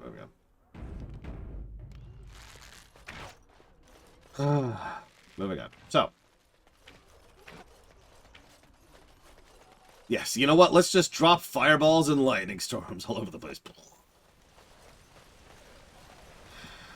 Remember, you can only pick one, Zach Taft. So which would you prefer? I have done this on Nightmare, although I didn't do it using Colgrim's strategy. See, Colgrim's like, you're dumb and you're stupid. And that's true, I am both dumb and stupid. But let me explain something. Every now and again, I get an elitist jackass who says that something along the lines of, oh, such and such is extremely easy. All you have to do is this extraordinarily non-intuitive strategy in order to completely break the game in half by min-maxing and or exploiting. And that has irritated me since I was in school. Now, I'm not actually calling you out here, Colgrim. I got a comment about this last night. Just last night, I got a comment about this with regards to the Baldur's Gate 3 video. And someone was like, hey, all you have to do is do this, and then they're overpowered. And I'm like, no, they're not. And it's just, it's very frustrating to me how many people tend to have that, have that attitude. And I do call it an elitist attitude because that's usually how it is portrayed of, oh yeah, no, game such and such is super easy. All you have to do is this ridiculous nonsense thing in order to break the game in half. And then all of a sudden the game is easy. And this actually has come up several times on the show, but I'm not joking when I say that this is something I've seen since the schoolyard, when we used to trade strategies about how we deal with Mega Man bosses or how we get past Final Fantasy bosses or whatever. So this is a really old thing. Resident Evil Revelations 1. You got it. Thank you, Zacta, for being part of the show.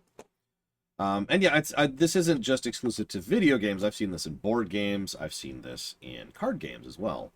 Magic the Gathering. One of, not the biggest, but one of the reasons I bowed out of MTG and don't really play anymore was because of people like that. People who would be like, oh yeah, all you need to do is get these 4 exact cards in this exact order in your first 4 turns, and then you just win. And it's like, okay. And yeah, Final Fantasy V is super duper easy because all you have to do is get these exact class combinations at the end of the game and get these end game things and know exactly how to tame this one dragon 3 times and then fling it at the boss and you'll kill them instantly. And it's like, that's not... Okay. You get my point. So, rant off. Like I said, I just had to rant that a little bit because, again, I got a comment about that yesterday. But if I might be so bold, that kind of thing obviously has no place in the review. If you have to do a very, very specific combo of things, or if you have to earn it, or you have to break the game, or you have to exploit the game, it has no relevance to the review, right? Obvious. But the other line of that I wanted to comment on is, and because some people, and these are the people that irritate me the most about those elitists, is they're the people who say the game is super duper easy because if you exploit and if you, you know, it's like, and they always say that as a negative thing. I cannot tell you how many people have told me over the years that Final Fantasy V is the easiest Final Fantasy game. Not because it's the easiest, but because you can crack it over your knee if you know what you're doing. And the older I get, the less I agree with that. FF5 is actually not an easy FF. In fact, it could be argued that FF5 is one of the hardest Final Fantasy games. The fact that you can crack it over your knee doesn't change that fact. The enemy designs are pretty real, the itemization is very well designed, the dungeons are pretty mean, and the bosses are brutal. FF5 is hard. FF5, if you don't know what you're doing, will beat the snot out of you. But no. It's the easiest FF because you can earn being super overpowered. Actually, there's another game that has this same problem in it, and that's Final Fantasy VIII. And I know what you're thinking. Oh, come on, FF8 really is easy. Is it? When was the last time you played Final Fantasy VIII and didn't exploit the system? You get where I'm going with that. And I bring that up because I feel like that tends to irritate me a lot, especially in games like the one I'm playing right now, where people say that, oh, Dragon Age Origins is extraordinarily easy because you can be extremely overpowered in multiple different ways. And it's like, okay. Actually, I have two, Spartan. One of which is a super cheat run, so I wouldn't recommend that one. Unless you're interested in the lore, in which case I recommend that one. Yeah, honestly, yeah, in Dungeons & Dragons, that comes up all the time. Hence the aforementioned comment last night. Because in Dungeons & Dragons, people have min-maxed D&D since it existed. You know, munchkinning, right, as we like to call it. And to be very clear, by the way, in the off chance I have to say this, I don't care if you munchkin. I myself actually really enjoy sitting down and min-maxing. The thing I enjoyed most about Magic the Gathering was building the decks and coming up with whatever nonsense thing I could. I enjoy that in a lot of games that have build gameplay. That's not what bothers me. But yeah, in Dungeons & Dragons, like, hang on, what was that thing? Like, someone came up with a thing very recently, like just last week, I want to say, to be able to do something like 900 damage a turn in Baldur's Gate 3. And that's in 5th edition, where you're limited to 12 levels. That's insanity. So props to them. Congratulations on doing that. You know what, I'm not going to look it up. It's you can look it up if you want to. It's some whole ridiculous thing. Cool. But then, if we end the sentence there, we're cool. But the moment you say Baldur's Gate 3 is a super easy game because of that, we have a problem. The moment you say Baldur's Gate 3 sucks because you could do that in it, we have a problem. The moment you imply there's something wrong with me because you're an elitist dickhead, we have a problem. Make sense? And that's just what I wanted to talk about. Like I said, it was on my mind. Thank you for coming to my TED Talk. Don't be dicks, yo. Greetings, Grey Warden. I am as relieved as Ban Tegan is to see you here. I must admit I do not know quite how to address you. Is my lady sufficient? Alright, Grey Warden. Grey Warden it is, then. And thank you kindly. I am Sir Perth, until recently in direct service of Arl Eamon of Redcliffe. For now my charge is defending the village from these evil assaults. Would that I had chosen not to seek out the urn of sacred ashes. Perhaps I would have fended off whatever evil befell the castle, or perhaps I would be dead. Ah well, with a Grey Warden aiding our defense, perhaps all is not lost. I've actually heard about that, Colgrim, and that makes sense because DOS 2, right? Speaking of games that I enjoy breaking, DOS 2. There's so many fun, ridiculous strategies in DOS 2, which is awesome. But if you, again, if you step over that line, that's when we have a problem. Anyways, I'm getting off topic. Back into it. Actually, something's wrong here. Hang on. It's hot in here. It shouldn't be. Why is it hot?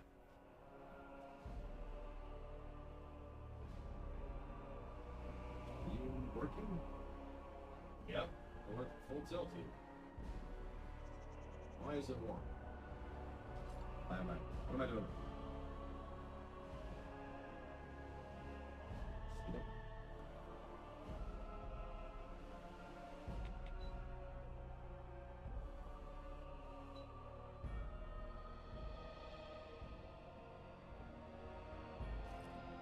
Well, that's probably a fever then. Cool. Okay.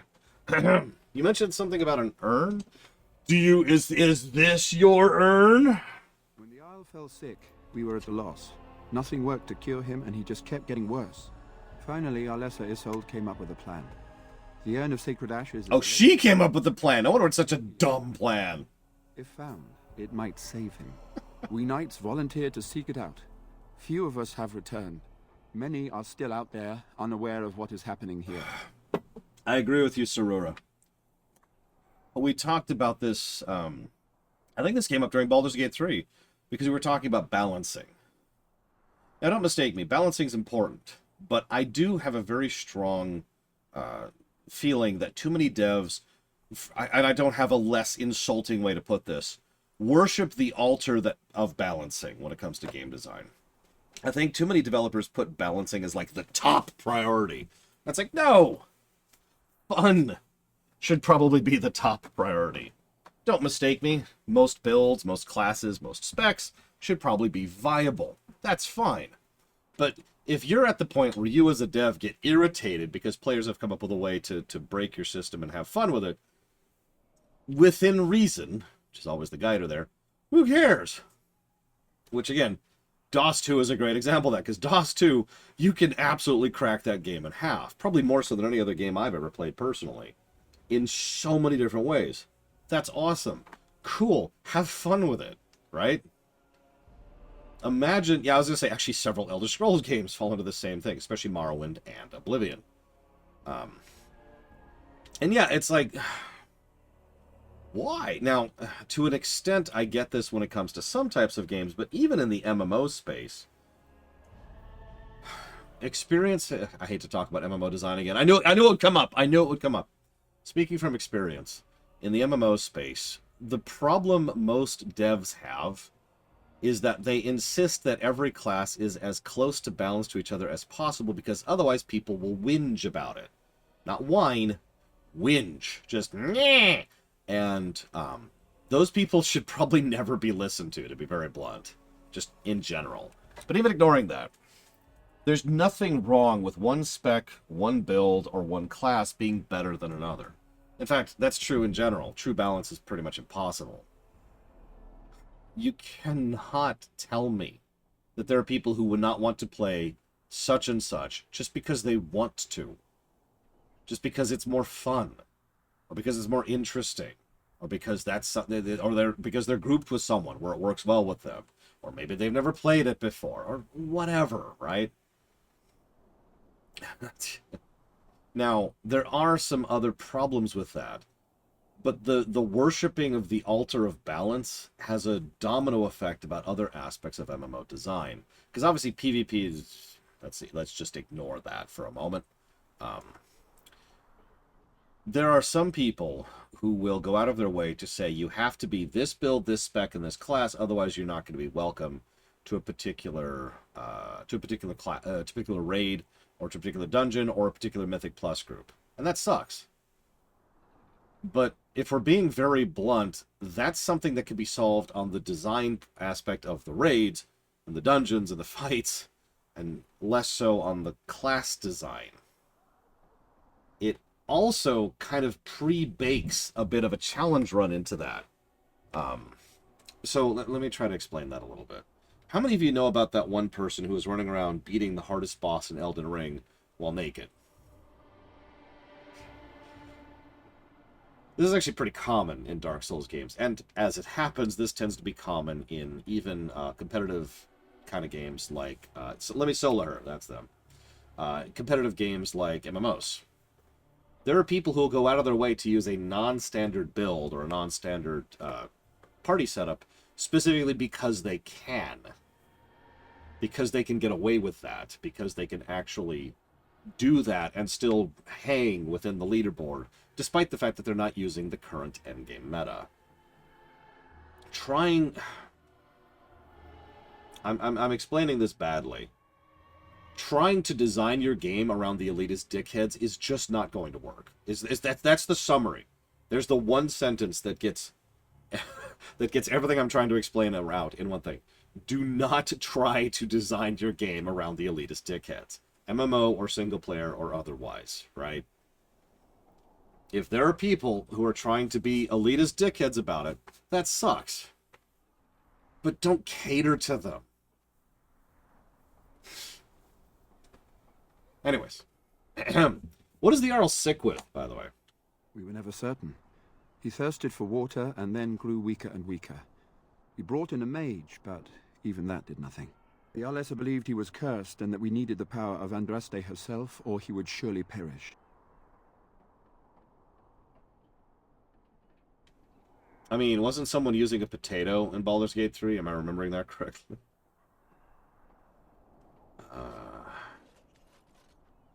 So... Why did the Arlessa believe anyone would find the urn? That's very stupid. The Jarl once employed a scholar, Brother Genetivi. He had proof the urn was in Ferelden, or so I was told. So, the knights left the... Oh my god, these people are stupid. Carry on! As you wish, Grey Warden. Make a watch over you. Oh, apparently we've still got to talk. Can I help? We have sufficient armor and weapons, but my knights are too few to stand against the monsters without assistance. Perhaps you could approach Mother Hannah in the Chantry for some holy protection against these evil creatures. Otherwise, I do not know what else you could provide beyond your own talents. We're as prepared for the onslaught as we could possibly be, all things considered. Yeah, fun fact, Colgrim, if someone tells me to get good during a Dark Souls stream, I usually instantaneously ban them. Because screw them! Alright, cool. That gladdens my heart. Blah, blah, blah, blah. As you wish. Yeah, imagine if the urn was in Tevinter. Whoops! It's the only thing, and remember, it's the only thing we have access to that can cure him. Which I also roll to disbelieve on, by the way. Here, have some concentrated lyrium. What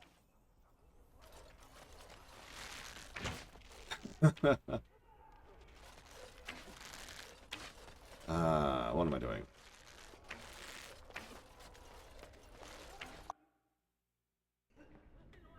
I mean, you understand why, Colgrim. Because the overwhelming majority of people who say, get good, are people who are being a dick. Like, let's just... Whatever else they're saying there, that's actually the only information that they're portraying. They're not saying, oh, don't worry, give it a few more chances. Or maybe pay attention to the boss's animations next attempt. Just spend the next attempt, you know, watching what the boss does. Or,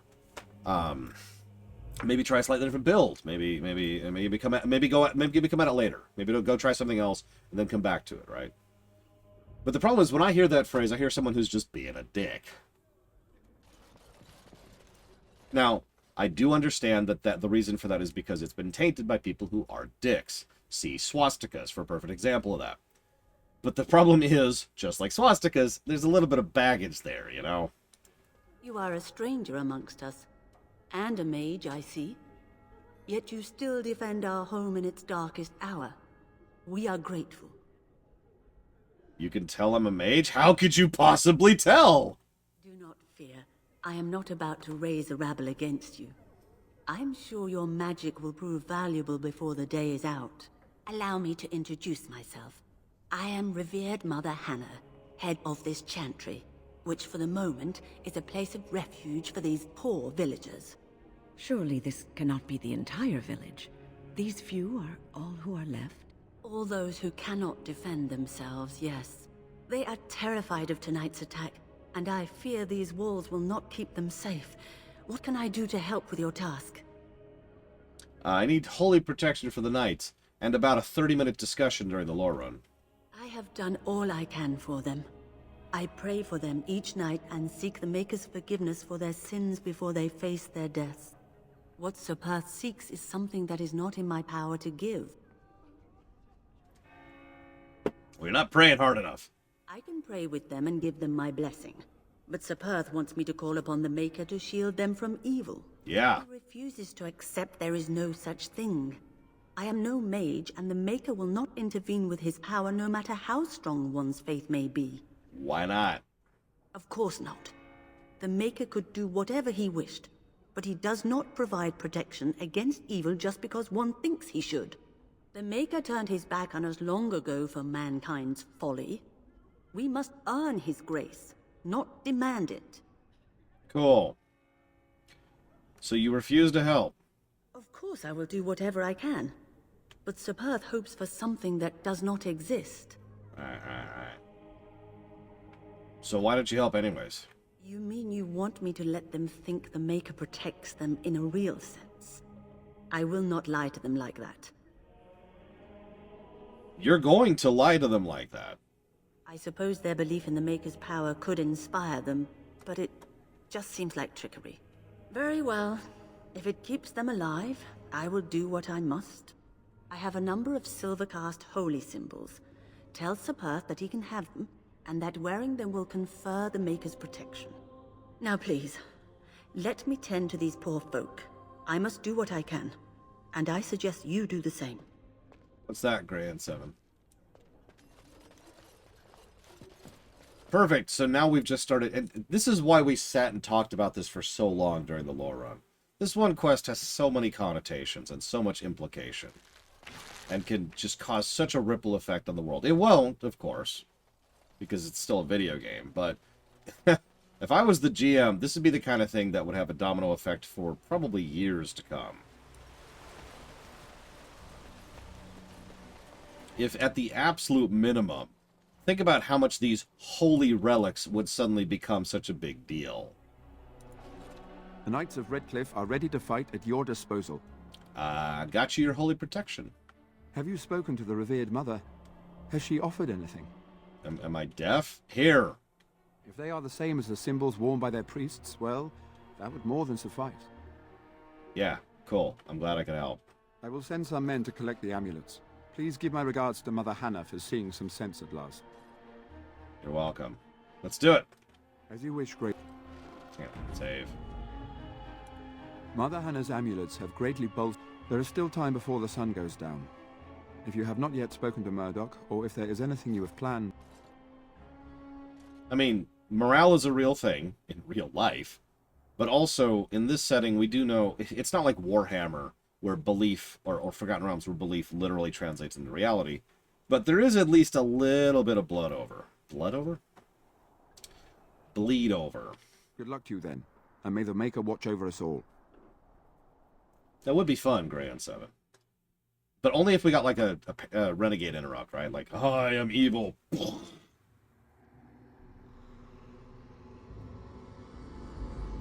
So, same cutscene. We actually already saw this. Okay. So, time to let everybody die.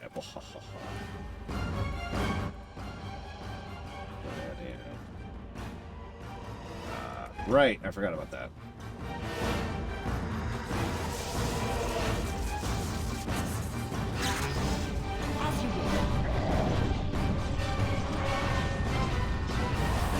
Also troop openings.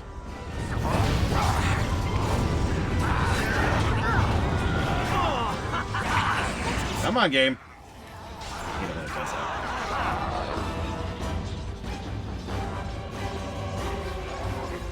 Come on, walk through the fire.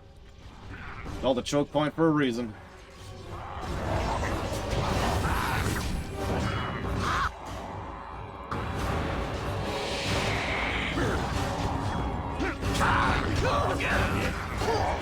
Oh, whoops.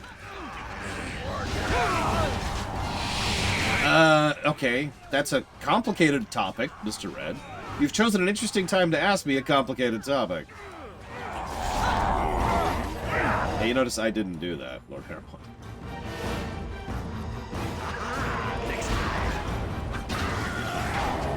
Every USB extension, ever, will eventually fail. And it's only a matter of when. Most of them will probably fail sooner rather than later because most of them suck. That's the super summary. That's turbo summary. Oh god, Augur, no! I wish I could AoE.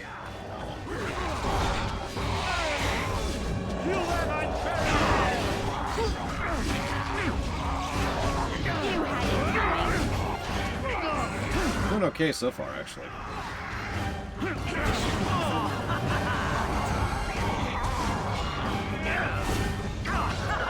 I should probably mention I currently use a USB extender. But I have already had to replace it once since I moved here. So, you know, this is the easy part. This is the hard part. This is where we start to lose people. Come on, we need to hurry! So let's go lose people, shall we? Save.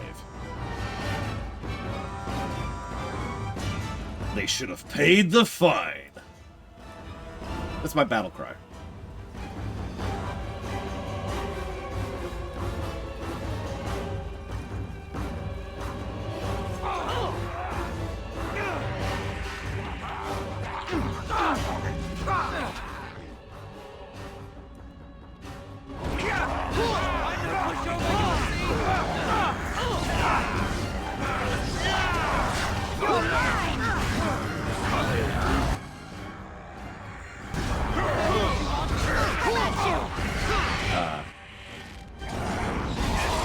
Someone please heal Murdoch.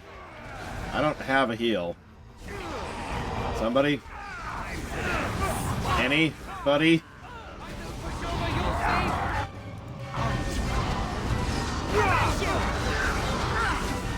Win! Do your job! No more sex until you do your job. Yeah, imagine if I could just throw a healing potion at Murdoch right now. No! Murdoch! No!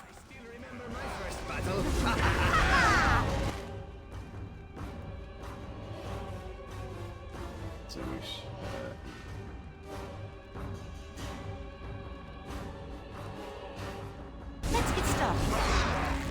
Okay, fine. What are you doing? Stop whatever you're doing. Stop, stop, stop, stop. Cast heal on that person, please. Oh god, that's such a pathetic heal, but it's better than nothing. Oh jeez, why am I in melee?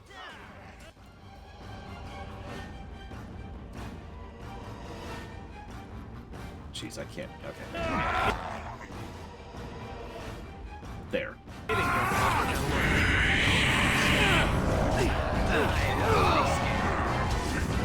Now I'm going to kite for a minute and keep them away from the militia, because, you know, tanking.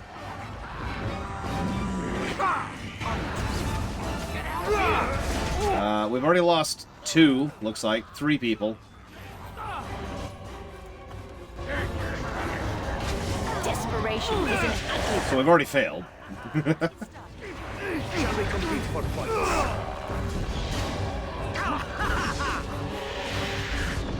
Negative to gameplay, Lord Aerot. Agree. Is Murdoch dead? Yeah, Murdoch died. Oh, that sucks. Alright, fine, fine, fine. Murdoch's dead. Wrap it up. Wait, what are you doing? What are you doing? No! Murdoch's dead. Nothing matters anymore. Die! Die, everything! Absolutely everyone gets to die now. Yeah, they're all dead. They're all dead. 1, well, I guess technically 2 AoEs, and they're all gone. Oh yeah, feel those frame drops. Feel them.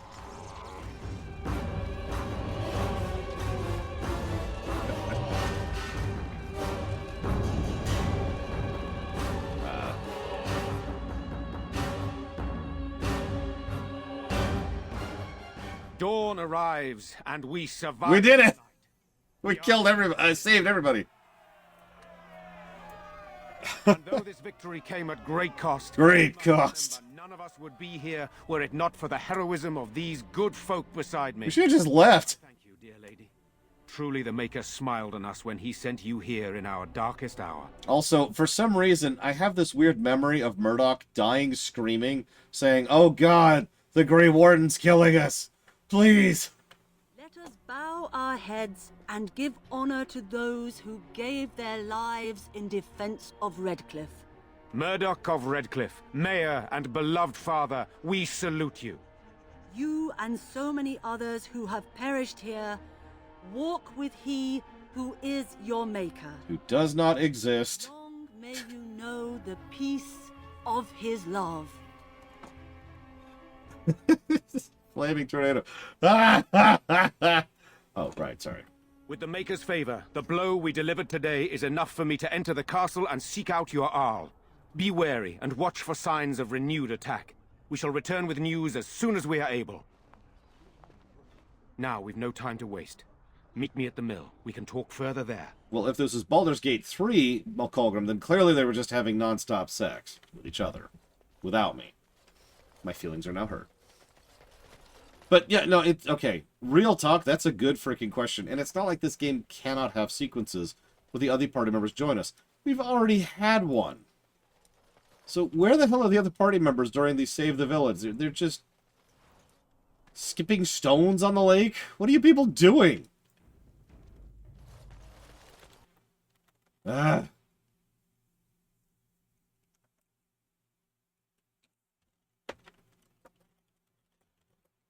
I agree. I think this would have been a perfect example of a time to use that, you know, everyone's present mechanic, gimmick, I don't know.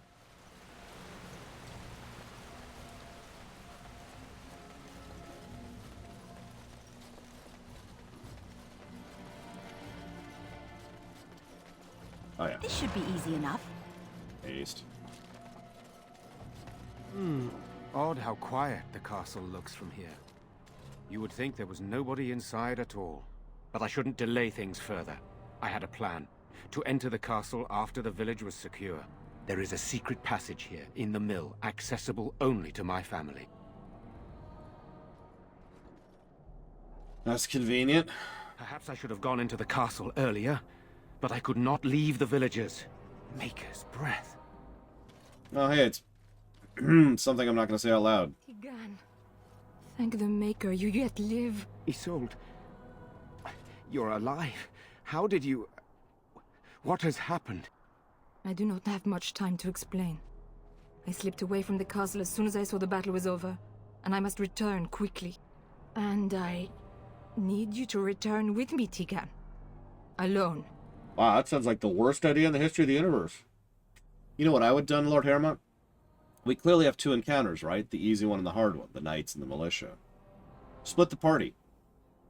No, you get what I mean, right? Like, you've got your Grey Warden goes to one of the parties with X, Y, and Z, and whoever else you want to set in the rest of the party goes to the other encounter. This even works if you've been doing it differently in terms of who you've recruited. Because you may not have people to put in a full party, but that's okay. You have the weaker party be the easy one. And everybody knows the night battle is going to be the easy one, so there you go. You put the weaker party or the incomplete party up front, and you put the hardline party back with the militia. Assuming you want to win, of course. If you want to just get over with it, you just leave town, but you get my point. That's how I would have done it. Excuse me. And it's not like the engine can't handle playing as someone other than the Warden, because even ignoring all the examples where you can control whoever the hell you want to, there's the prison escape sequence, right? So we know the game can handle no Warden being in the party. Also Denerim. Yeah, Isolde, I want to feel for you, lady. So if you want to reach me like halfway, just 30%. 30%. Do you mind, like... What? Who is this woman, Tigan? Were it not for her help, Isolde, I would not be here. I owe her my life. Pardon me, I would exchange pleasantries, but... considering the circumstances... Please, Isolde, we had no idea anyone was even alive within the castle. We must have some answers. I know you need more of an explanation, but I don't know what is safe to tell. Tigan, there is a terrible evil within the castle. The dead waken and hunt the living. The maid responsible was caught, but still it continues. And I think Connor is going mad. We have survived, but he won't flee the castle. Nice neck scene, by the way. So much death. You must help him, Tigan. You are his uncle. You could reason with him. I do not know what else to do. Honestly, ditto, Jesse Ward. I hate that in most games. The overwhelming majority of games, especially RPGs, there's one mandatory party member, and that always irritates me. Don't mistake me, in some cases I don't mind. Like, I like Cloud, and I use him in my party in FF7, but, I mean, does he need to be in the party in gameplay for every encounter? No, of course he doesn't. So, yeah, obviously the uncle is better than his mother because you're a goddamn moron. Is Arl Eamon at least alive? He is. He's being Kept alive so far, thank the Maker. Kept alive? Kept alive by what? Something the mage unleashed. So far, it allows Eamon, Connor, and myself to live. The others were not so fortunate. It killed so many, and turned their bodies into walking nightmares. Once it was done with the castle, it struck the village. It wants us to live, but I do not know why. It allowed me to come for you, Tegan, because I begged, because I said Connor needed help. So, it's a demon. I do not know. Oh, Maker's mercy. Could it truly be a demon? I can't let it hurt my Connor. You must come back with me, Tegan. Please. You know, speaking as a caretaker of children, I have no sympathy for you, lady, because this is all your fault, and I know that. You moron.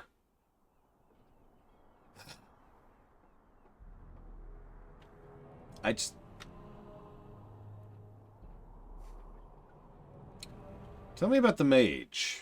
He is an infiltrator, I think. One of the castle staff.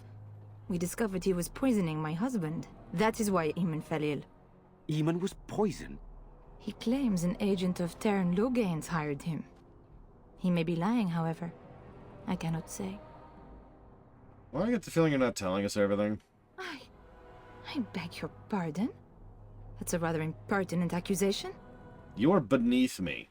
An evil I cannot fathom holds my son and the husband hostage. I came for help. What more do you want from me? Competence! I do not have much time. What if it thinks I'm betraying it? It could kill Connor. Please come back with me. Must I beg?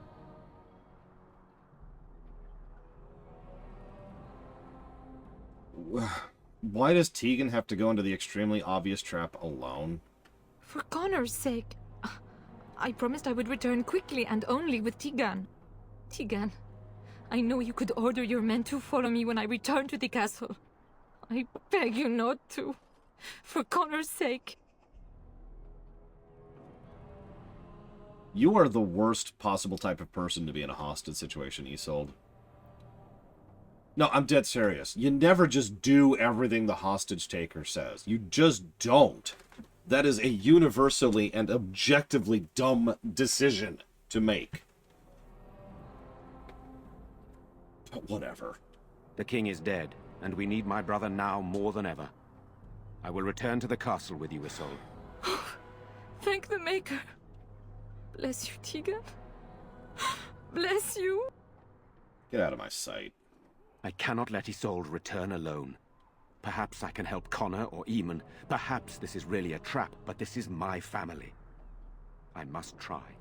I have no illusions of dealing with this evil alone. You, on the other hand, have proven quite formidable.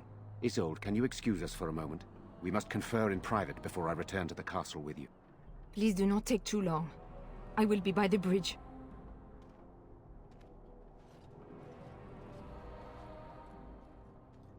Here's what I propose. I go in with Isolde, and you enter the castle using the secret passage. My signet ring unlocks the door. Perhaps I will distract whatever evil is inside and increase your chances of getting in unnoticed. What do you say? I'd say that's actually a good frickin' decision. Let's do this. Then it's for the best. I would prefer to go inside with you, but I have no choice in the matter. Yes, you do. Sir Perth and his men can watch for danger at the castle entrance. If you can open the gates from within, they can move in and help you. I don't think there's anyone else who can help you. If you choose not to go, then it's up to me to do what I can. Here is my signet ring. It will open the lock on the door in the mill. Whatever you do, Eamon is the priority here. If you have to, just get him out of there. Isolde, me, and anyone else, we are expendable. We'll figure it out. Greater evils have been loosed on the world, but I will not argue with you. But I can delay no longer. Allow me to bid you farewell. And good luck. You heard him. Isolde is expendable. Yes! Alright, let's go save him. You didn't have to kill her yet. Well, why not? Why did you just kill her? I don't understand the question.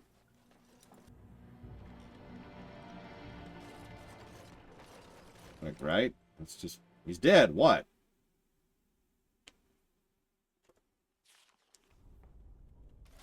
Escape tunnels make such very handy entrance tunnels, don't you think? You'd know. Lifeless bastards!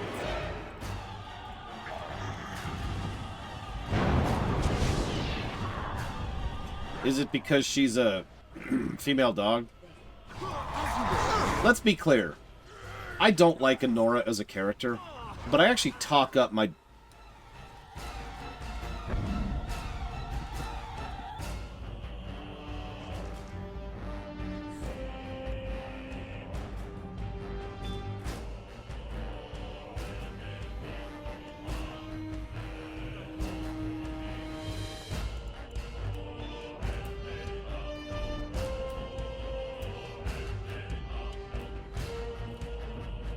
Let's be clear. I don't like Honora as a character, but I talk up how much I dislike her partially for the sake of humor. So allow me to be very clear. Isolde can go directly to hell. I actively dislike her. And what frustrates me most is it feels like they wanted her to be sympathetic in that I'm doing desperate, stupid things because I'm afraid kind of vibe for her. But I don't think they succeeded. And that's just my opinion on the matter. I think she comes across as just a prat.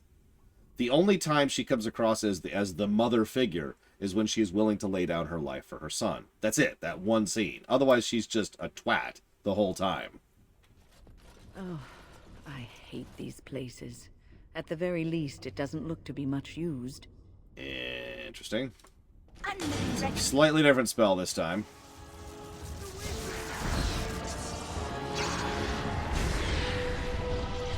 Oh, that's funny, Evo. That's hilarious. So, how you doing, Jowen? Good to meet you, Jowen.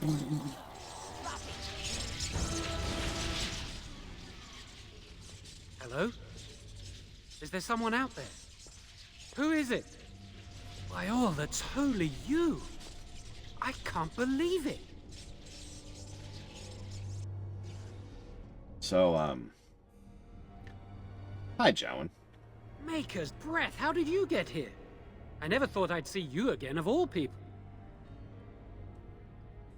So you're the mage. You've spoken with her. Then, you know I poisoned Al-Eamon. For all I know, he's already dead. Jowen, he's not dead. He's not? That's a relief. I can't tell you how much. Please, I know how it seems. Poisoning the Arl was a terrible thing. But I'm not behind everything else happening here, I swear. Before I say anything else, I need to ask you a question. You can do whatever you feel you need to afterward, but I need to know. What became of Lily? They didn't hurt her, did they? The thought that she might have paid for my crime. She paid for your crime. Oh, my poor Lily, she must hate me now, if she even lives. What have I done? So, here we are again, the two of us. What happens now? Well, you're going to explain how this happened. Let's start from the beginning. I know it looks suspicious, but I'm not responsible for the creatures and the killings in the castle. I was already imprisoned when all that began. At first, Lady Isolde came here with her men, demanding that I reverse what I'd done. I thought she meant my poisoning of the Arl. That's the first I heard about the walking corpses. She thought I'd summoned a demon to torment her family and destroy Redcliffe. She had me tortured. There was nothing I could do or say that would appease her. So they left me to rot. Now, I'm just going to jump in here really quick. For whatever it's worth, Jowen obviously does feel guilt over his actions, and I can prove that definitively, not just because of his dialogue, but because of the fact he's standing right there in that cell. This isn't a magic-free cell, and he's got blood. He is a blood mage. He could get out of there. Probably pretty easily, if we're being honest with ourselves. There you go. Done. But instead, he's just sitting here rotting because... So why'd you poison the Arl? I was instructed to by Terran Loghain. No, you weren't. I was told that Al-Eamon was a threat to Ferelden. That if I dealt with him, Loghain would settle matters with the Circle. All I wanted was to be able to return. But he abandoned me here, didn't he? Everything's fallen apart. I never thought it would end like this. You... Maker, I've made so many mistakes. I've disappointed so many people. I wish I could go back and fix it. I just want to make everything right again. Jowen, you were kicked out of the circle for... You... Okay, hang on. I'm sorry. Rewind. You were fleeing the circle with your girlfriend for fear of being tranquiled. After successfully fleeing the circle and ousting yourself as a blood mage in full view of God and everybody, you then made a deal with How in order to be able to go back to the circle.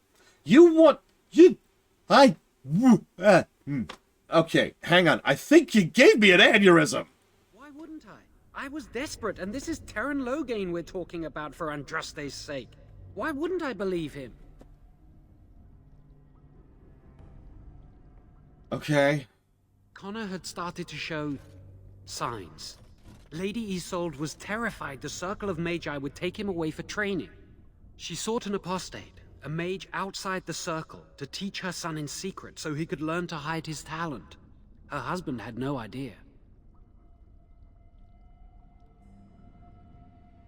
How much magic did you teach Connor? You, someone who was so bad at magic that you took years to get to your frickin' harrowing because they all thought you were going to fail it, and you were willing to go along with Uldren and his dumbass plot in order to become a blood mage to bypass the issue. Some. But he's still very young. He can barely cast a minor spell, never mind something more powerful. At least not intentionally. I have thought about it, and it's possible Connor could have inadvertently done something to tear open the veil. With the veil to the Fade torn, spirits and demons could infiltrate the castle. Powerful ones could kill and create those walking corpses. Oh. The Arl's a decent man. I wondered how he could possibly be the threat Logain said he was, but I did it anyway. I'm such a fool. Yeah. I'm just sick of running away and hiding from what I've done. I'm going to try to fix it any way I can. We were friends once. I know you were? I don't deserve to call you that after what I did. If it ever meant anything, please help me fix this. You know, I did that once. And I betrayed you. And Lily. I'm sorry. So sorry. Please, I'm begging you. Won't you help me try and do one thing right in my life? Jowen has good intentions, but a blood mage... I find it difficult to trust his words. Give me a chance, please.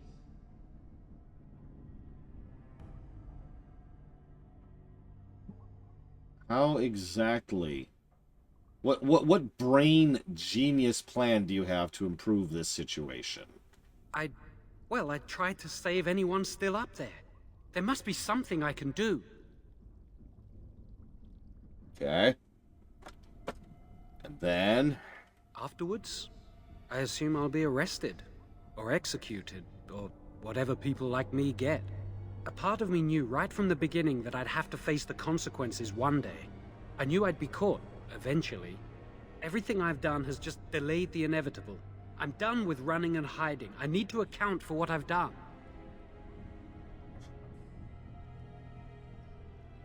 Isn't that a little late? I don't think it will redeem me, but that doesn't mean I shouldn't try.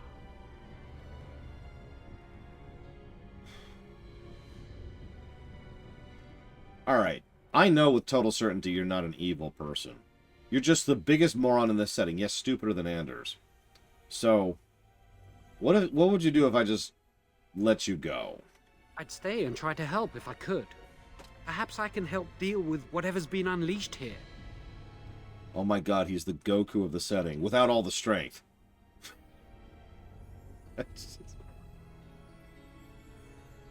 I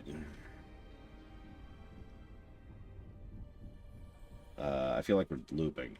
I don't think it will redeem me, but I'm glad you think so. There we go. So what now? You know what? That's fair. Goku had 2 good ideas, and Jowen has never had 1. Points, Goku. You're letting me out? And what then? Damn it, Valeria. Well, I want you to join my party, obviously. Duh. Look, jowen.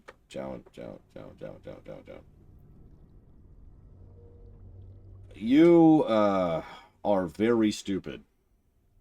I don't mean that as an insult. If I was going to call you stupid as an insult, I'd say you're dumb. But no, you are actually mentally deficient. There's something wrong with your brain. When we look at rocks in the corner, those rocks are not your competition, okay? Because they're already smarter than you, by virtue of having less negatives to their int score than you have, okay? So you need to either come to grips with this, and just go find a job banging rocks somewhere. And oh god, there's spiders! Ah! No, I'm not leaving. I made a mistake, and I'm going to find some way to fix it. Okay, well, whatever.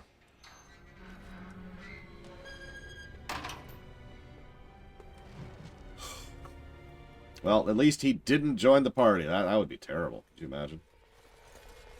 Yeah, a mind flayer who ate you would be poisoned to death.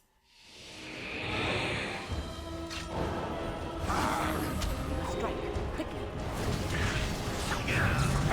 You had it coming.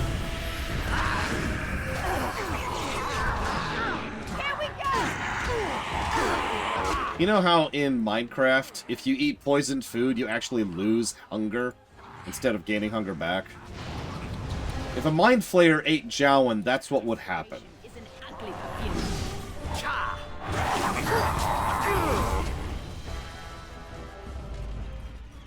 The Elder Brain would like, yes, sir. Like, imagine we're approaching a mind flayer. The mind flayer's like, I'm evil and you can never stop me. And we're like, hold up. I'm going to give you one chance to go ahead and surrender. The mind flayer's like, what? You're pathetic. You have nothing before me. I will destroy your brains, and then I will feast on your minds. And we're like, okay, cool. And we all leave. And the mind flayer's like, huh? And jowen just comes walking up the stairs towards the mind flayer. And the mind flayer's like, no. No! God, please, die! And just the proximity starts causing the mind flayer to melt. And jowen's like, I can finally make this right. It's all gonna be okay. And the mind flayer's like, no!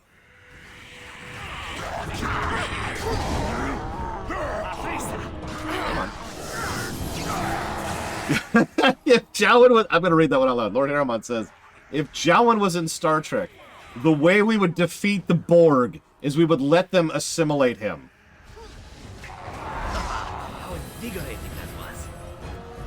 We all know the Kailang field actually originated with jowen.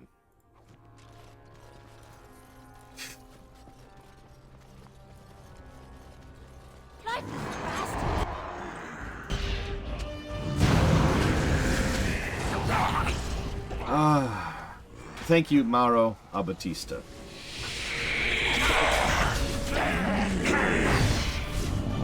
Always appreciate that support. Thank you.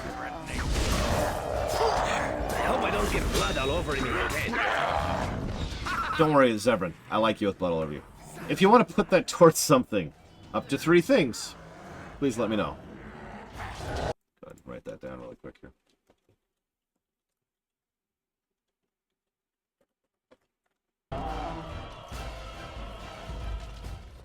As you wish. Whoop, Right.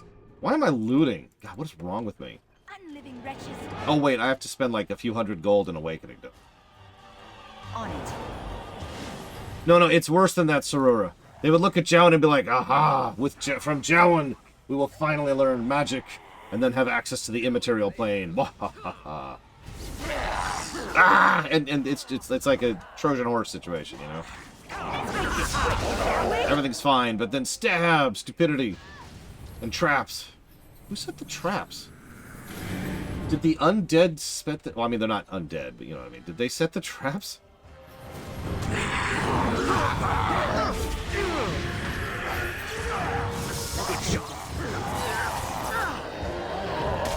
Damn it, Eva, you have infected me. with the jowen virus. Well, no, that's not true. That's unkind. Oh, Jesus Christ.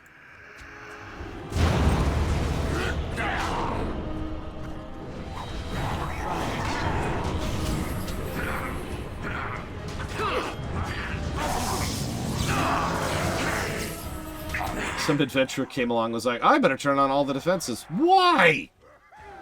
Just gonna close this door here. Don't mind me. This should be easy enough. You guys got that in there, right? Less fighting, more dying,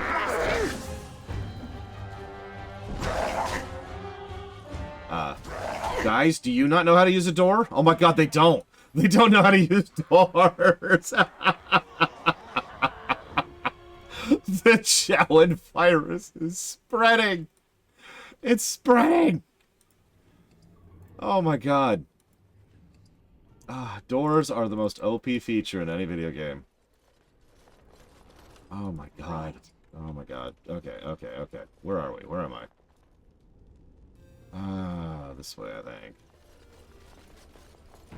Oh, thank you, Maz. Just talking to... They wouldn't even talk to jowen. I talked to jowen. And that was too much. We'll put that towards Yakuza, like Dragon, Guardians of the Galaxy, and Diablo 4. May it someday be a good game. Alright. On it.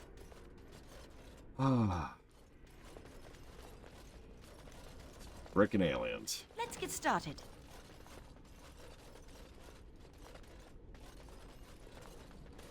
Now I have to leave for no reason. There you go, there's an unrelated spoiler approach. Hold on, hold on.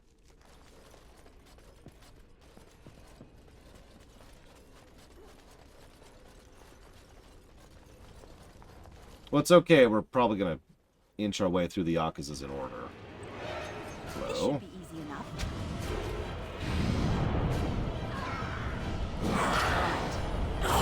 Time for some It's like it is in Hollywood, where viruses always just spread through the air.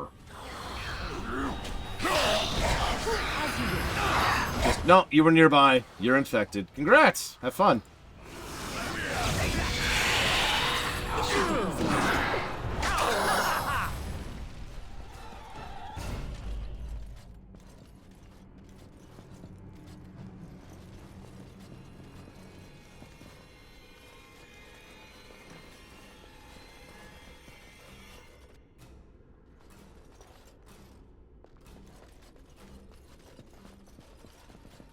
The jowen ball.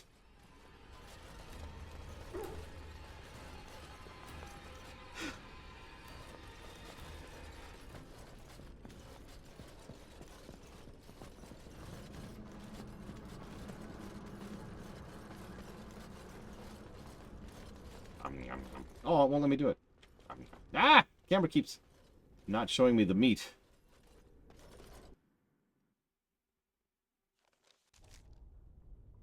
Listen, if I write down a negative for jowen, I might not come back. So, speaking of difficult fights on Nightmare difficulty... Like bastards. God damn it, Papanix. Oh, okay. Let's rewind. Hang on.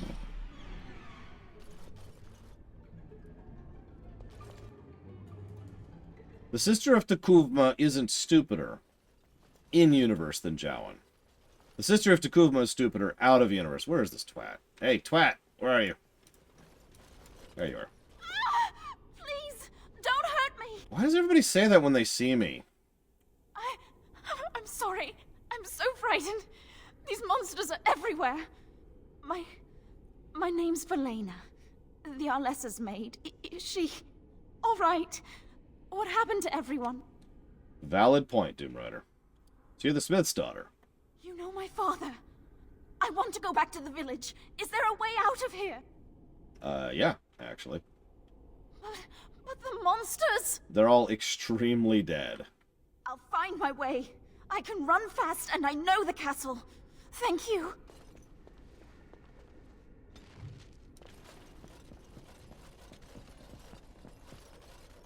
Wait, what do I pronounce wrong, Sarura?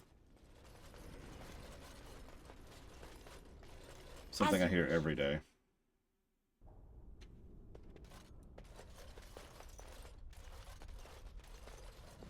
This should be easy enough. Musou. Alright, I guess we're gonna go over here.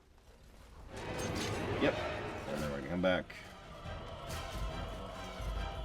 We're not gonna pull the side courtyard yet. We're just gonna be here. Now we go into battle. Oh yeah, I always forget to release the knife. Like every time I play this game, I forget to do this.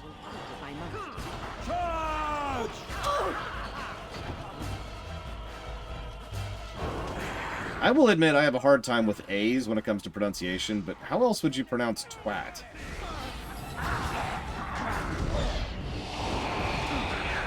It's over. That one archer has the high ground. I'm just gonna be back here providing haste, if that's cool with everybody. Or do you actually think you have a chance?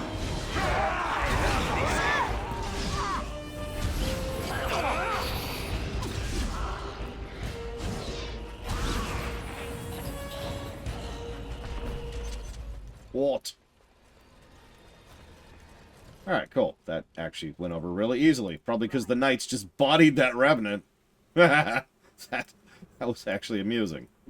Vaguely vindicating, one might say.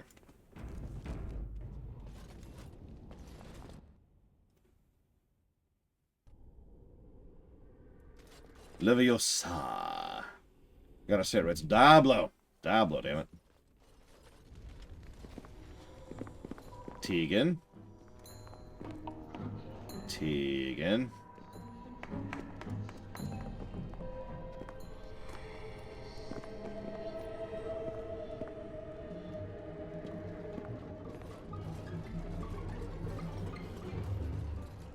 So these are our visitors. Gotta have the Dutch angle. Ones you told me about, Mother. Yes, Connor. And this is the one who defeated my soldiers. The ones I sent to reclaim my village. Yes. And now it's staring at me. What is it, Mother? I can't see it well enough. This is a woman, Connor. Just as I am. You lie! This woman is nothing at all like you. Why, just look at her. Half your age, and pretty too. I'm surprised you don't order her executed in a fit of jealousy. Connor, I beg you. Don't hurt anyone. Mother? What's happening? Where am I? Oh, thank the Maker. Connor, can you hear me? Get away from me, fool woman! You are beginning to bore me. Grey Warden, please don't hurt my son. He is not responsible for what he does. What did you do with Ban Tegan? Here I am. Here am I. I like him better this way. No more yelling. Now he amuses me.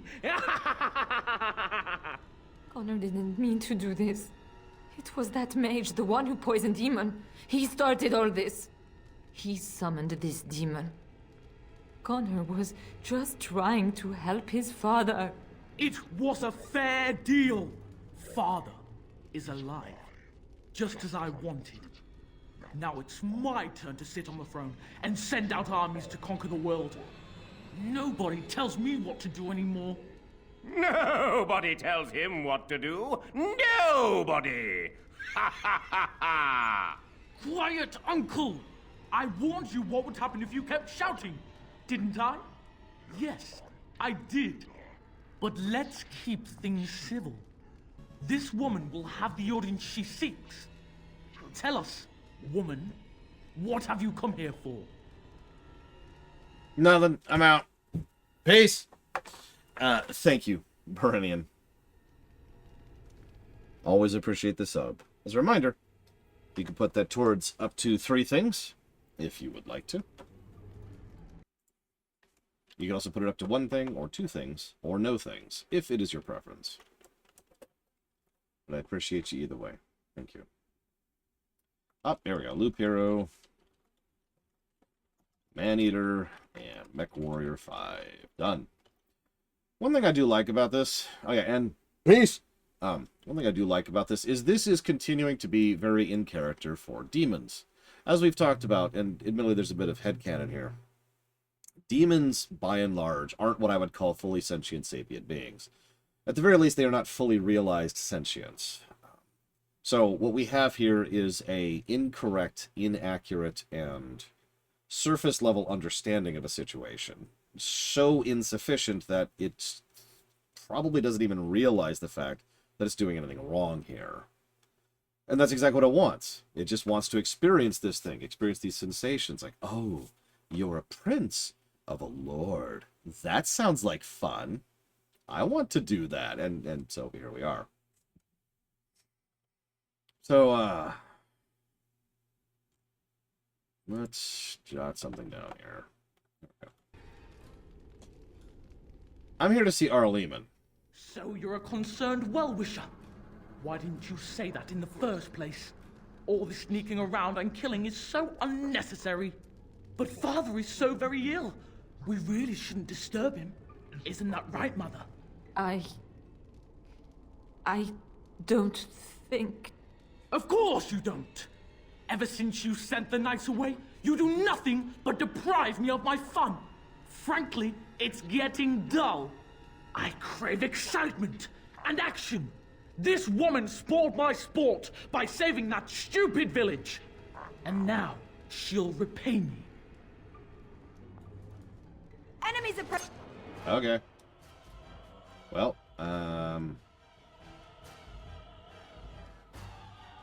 okay. Approaching. Sure glad I bothered to save Van Tegan's life so I could, you know, do this now.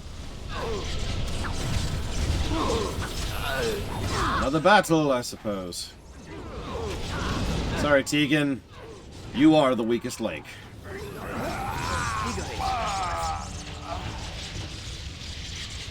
Tegan. Oh, Tegan. Are you all right? I'm on fire! Better now, I think. My mind is my own again. Blessed Andraste. I would never have forgiven myself had you died. Not after I brought you here. The fool I am. Won't get any argument here. Please. Connor's not responsible for this. Yes, he is. There must be some way we can save him. You knew about this the entire time. You goddamn moron. Yes. I didn't tell you because I believed we could help him. I still do. I'm sorry, my lady, but Connor has become an abomination. He's no longer your son. You! You did this to Connor! I didn't. I didn't summon any demon. I told you. Please, if you'll let me help. Help? You betrayed me! I brought you here to help my son, and in return you poisoned my husband? This is the mage you spoke of? Didn't you say he was in the dungeon? He was. I assumed the creatures had killed him by now. He must have been set free. Yeah, that was me. I know what you must think of me, my lady. I took advantage of your fear. I'm sorry. I never knew it would come to this. Well, I shan't turn away his help. Not yet. And if Connor is truly an abomination... He's not always the demon you saw. Connor is still inside him, and sometimes he breaks through. Please. I just want to protect him. Isn't that what started this? You hired the mage to teach Connor in secret, to protect him. If they discovered Connor had magic, then they'd take him away. I thought if he learned just enough to hide it, then...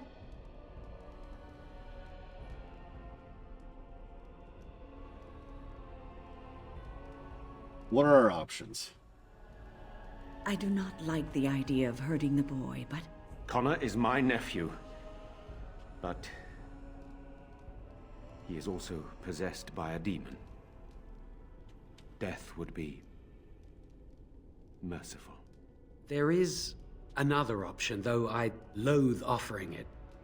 A mage could confront the demon in the Fade without hurting Connor himself. What do you mean? Is the demon not within Connor? Not physically. The demon approached Connor in the Fade while he dreamt and controls him from there. We can use the connection between them to find the demon. You can enter the Fade, then? And kill the demon without hurting my boy? No, but I can enable another mage to do so. It normally requires lyrium and several mages. But I have... blood magic. Yeah, it uses the life force of others as raw mana. Yes, that's right.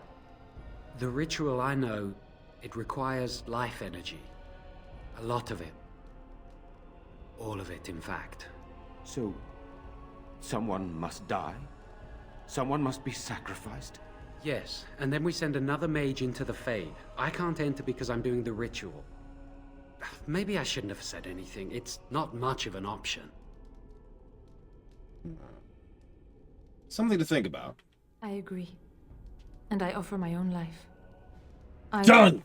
Oh, sorry. What? Isolde, are you mad? Eamon would never allow this. Either someone kills my son to destroy that thing inside him, or I give my life so my son can live.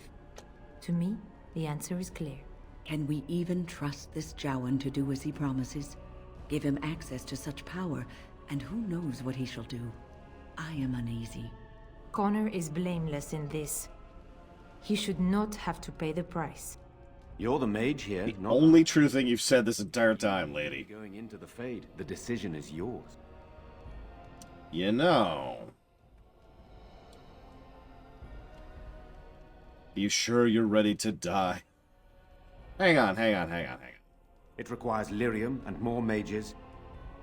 We won't find them anywhere outside the Circle of Magi, I suspect. The circle's right there, and we just cleaned that crap up. Indeed. It should not be difficult to get what is needed, provided we have the time. But what will happen here? Connor will not remain passive forever. No, he will. Like, we could do Redcliffe, and then do everything else in the world, and then go get this and come back, and he'll be fine. Very well. I will keep Jowen here as a precaution. He says he wants to help, so he will keep an eye on Connor with us. Go to the tower quickly, then. The longer you are away, the greater the chances of disaster. Yeah, that's another thing that's always bothered me about this. He's like, it requires a lot of blood magic. That is to say, it requires a lot of blood. Blood magic uses blood as power. It converts life directly into mana. Cool. But, like, what defines all of someone's life? I know I'm explaining this incorrectly, but surely that means that there is an actual numerical value to someone's life in terms of mana, right?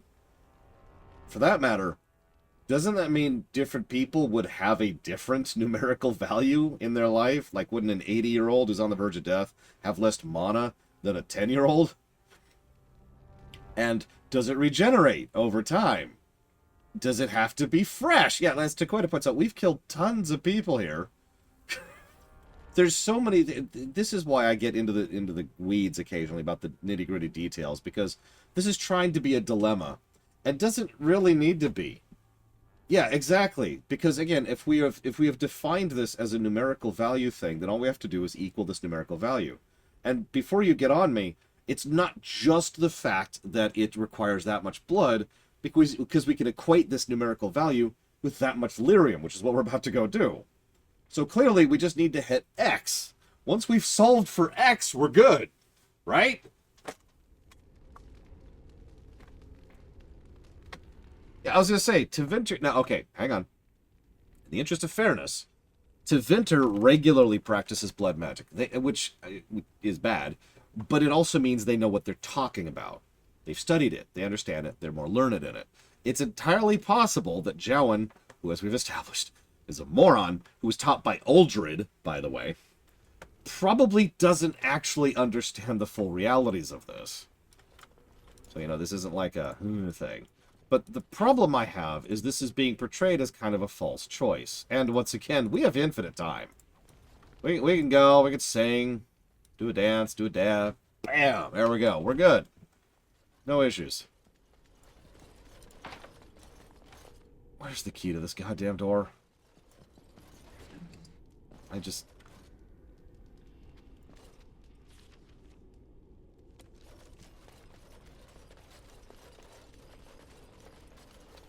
What about when Jowen himself... Oh, you mean another person's blood. I see what you mean.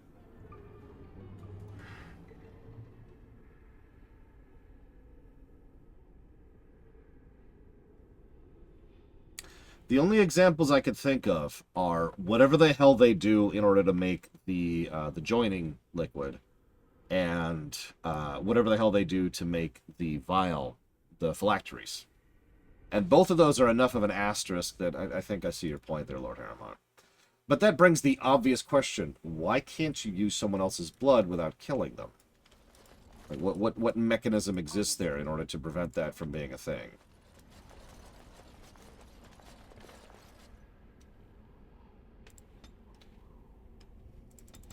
Keep being damage. Yeah, I was gonna say, also, animals? It's a very, very valid point to be made as well.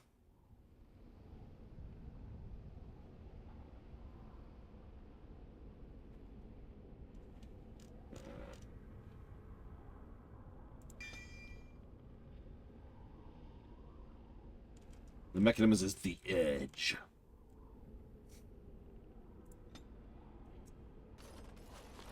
Like, I don't want to sound dismissive, so what I would probably do, because I don't like to criticize without critiquing, what I would probably do is I would make it easy to pull someone else's blood to cast something, and that's like normal, right? Like, anybody could do that. But then pulling a precise amount of blood, a precise amount of life from someone, that's difficult. That requires knowledge, expertise, precision, possibly some luck, right? And that could smooth over a lot of this, because Jowen doesn't know what the hell he's doing, right? And this could also explain why so many other blood mages, when they pull from someone else, it ends up causing them problems, because they either don't care or don't have the expertise. But then you get to something like Dorian, like you just mentioned, Lord Harriman, and the Tevinter, who are far more learned in blood magic, and they're like, oh yeah, sure, hang on. No issues, because this is a Tuesday for them, right? I don't know, food for thought. Can we invest in a boat, please?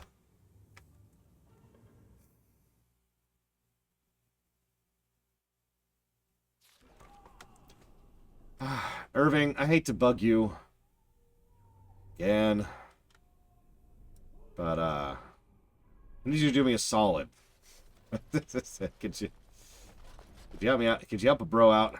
You went above and beyond the call of duty. Yeah, for that's the cool. circle. The child is possessed, but killing the demon would mean killing the... Unless you intend to enter the Fade. Yes, it can be done with a group of mages. I shall gather what mages I can, and we shall leave promptly. A life is at stake.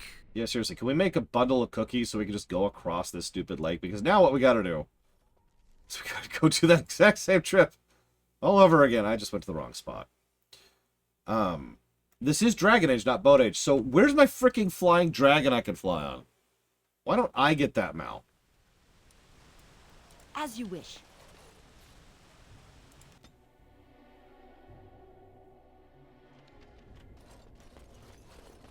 Because I'm not a gift. God damn it! And that's true, we did kill the thing. Nah, it's fine. Colgo, it's fine. It's fine. At least 4 that I know of Stringer. And that's like larger scale characters. I'm sure he voices a ton of NPCs, because that's how that usually works. Fine, I just want that corpse to go away. There we go. Actually, ditto, Evo. I didn't have breakfast because I didn't have time. I woke up late, and it's lunchtime. Well, let's finish this up. Let's grab a hard save, because I want this to go a certain way. The mages wait to perform the ritual. Ah, there you are. We have brought lyrium and begun preparations for the ritual. We can start any time. So, any last minute advice? It truly depends on the manner of demon. It sounds like a spirit of greed and desire, one of the more powerful in the hierarchy. It will likely engage you in dialogue and tempt you with an offer. Avoid it. Making deals with demons never turns out well. Got it. Don't make a deal with the demon, and don't talk to it. Let's do this. Very well. I assume you are going into the Fade.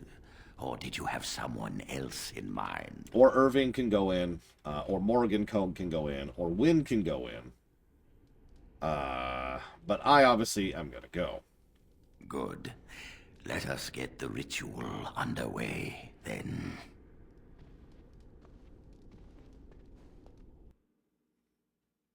Exactly, Random. See, Random gets it. So let's go talk to the demon. I can hear you! I'm coming!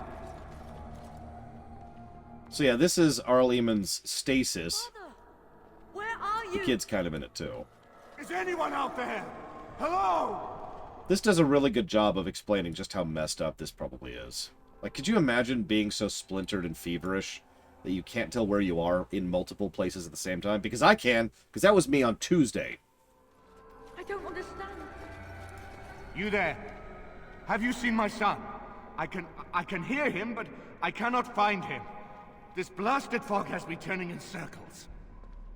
Yeah, a demon has you trapped here. The what? I don't understand. Is Connor here or not? That's more complicated of a question than it sounds like. So, I need your help. But I must find Connor. Why is he in this place? Why do I feel so strange? Okay, look. Dude! Then leave me to find my son. Connor! Where are you? Speak to me, lad! Normies, am I right?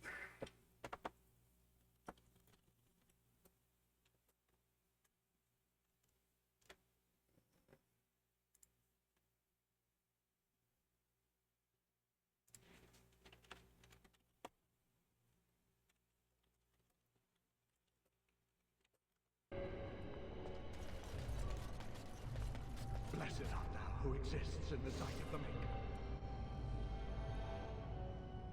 I mean, again, I'm not exaggerating. I was that sick Tuesday. What I've done... Some of you have heard of my composite songs.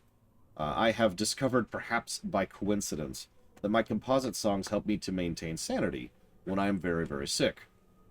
I know it sounds stupid, but because the composite is like a nice, defined sequence of music that kind of follows a path through the game in question, as a consequence, I can then, like, my brain has something to anchor itself to. So as I'm drifting and feverish and all over the place and can barely think straight, I've got the song playing so I can have something to track, and it gives me a little bit of an anchor and helps.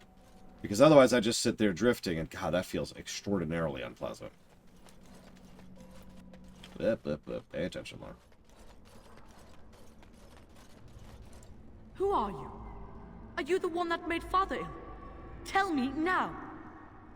No. How do I know that? You could be a liar. You could be a demon. And you could be a guardian of the realm meant to confuse me. Fool! You won't get near her. I won't let you.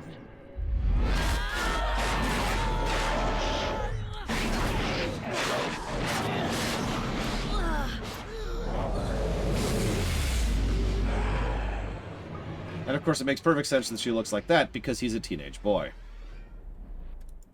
As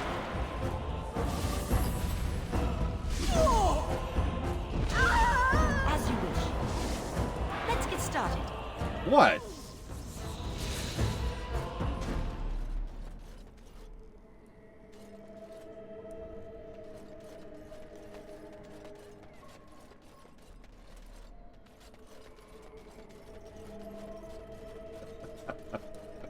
Oh, God. Hormone-addled teenagers who have magic. There's a nightmare scenario. On it. Not something I want to think about. You! You're the one making Father sick! Why do you keep hurting me? Why are you trying to stop me? You're kidding, right? You will not find what you seek. Turn back now. You know, we could just talk this over. I will not speak with you! Trespasser! I will drive you out!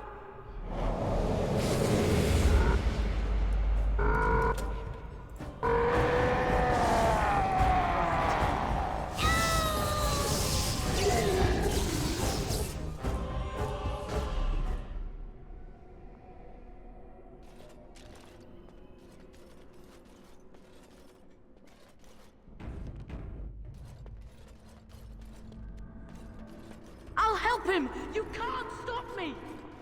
Get out of here! You have to get out!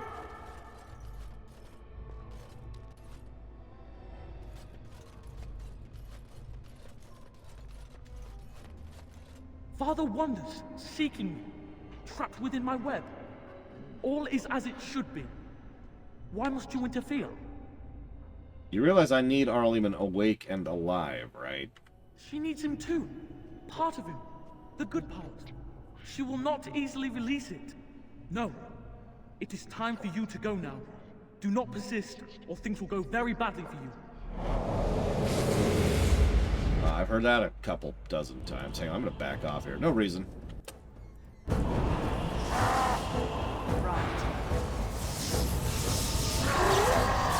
Only one shall stand. Excellent!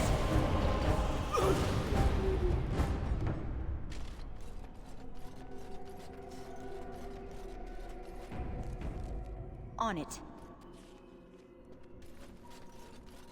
She's in the floor. Which is exactly where she belongs. Very well. No more illusions. Now we meet face to face. You see my true form, and stand in my domain. It is here I am most powerful. And yet I have no wish to engage your power, nor should you be so eager to engage mine.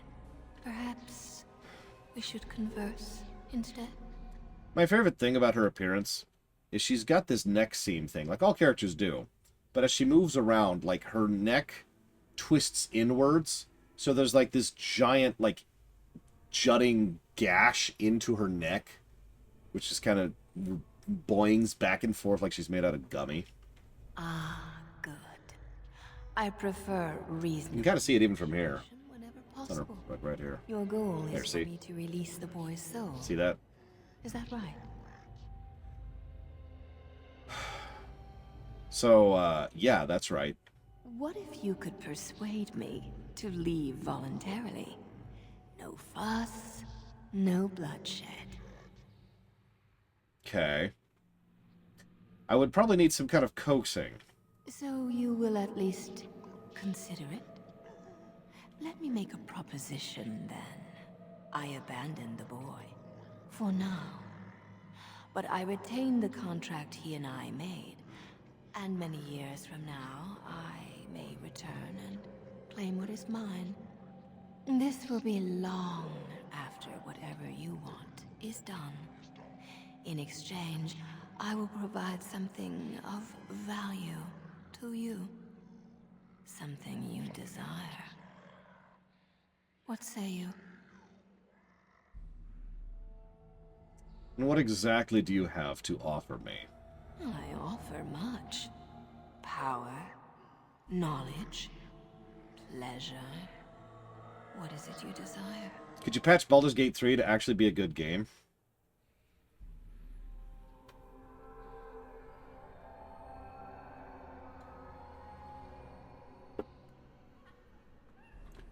So no, what I want is blood magic. Then it is a deal. You'll have what you desire, and I'll leave as if destroyed. For now, I wish you luck, dear creature. You shall certainly need it. No, this doesn't bother me, Blitchwell.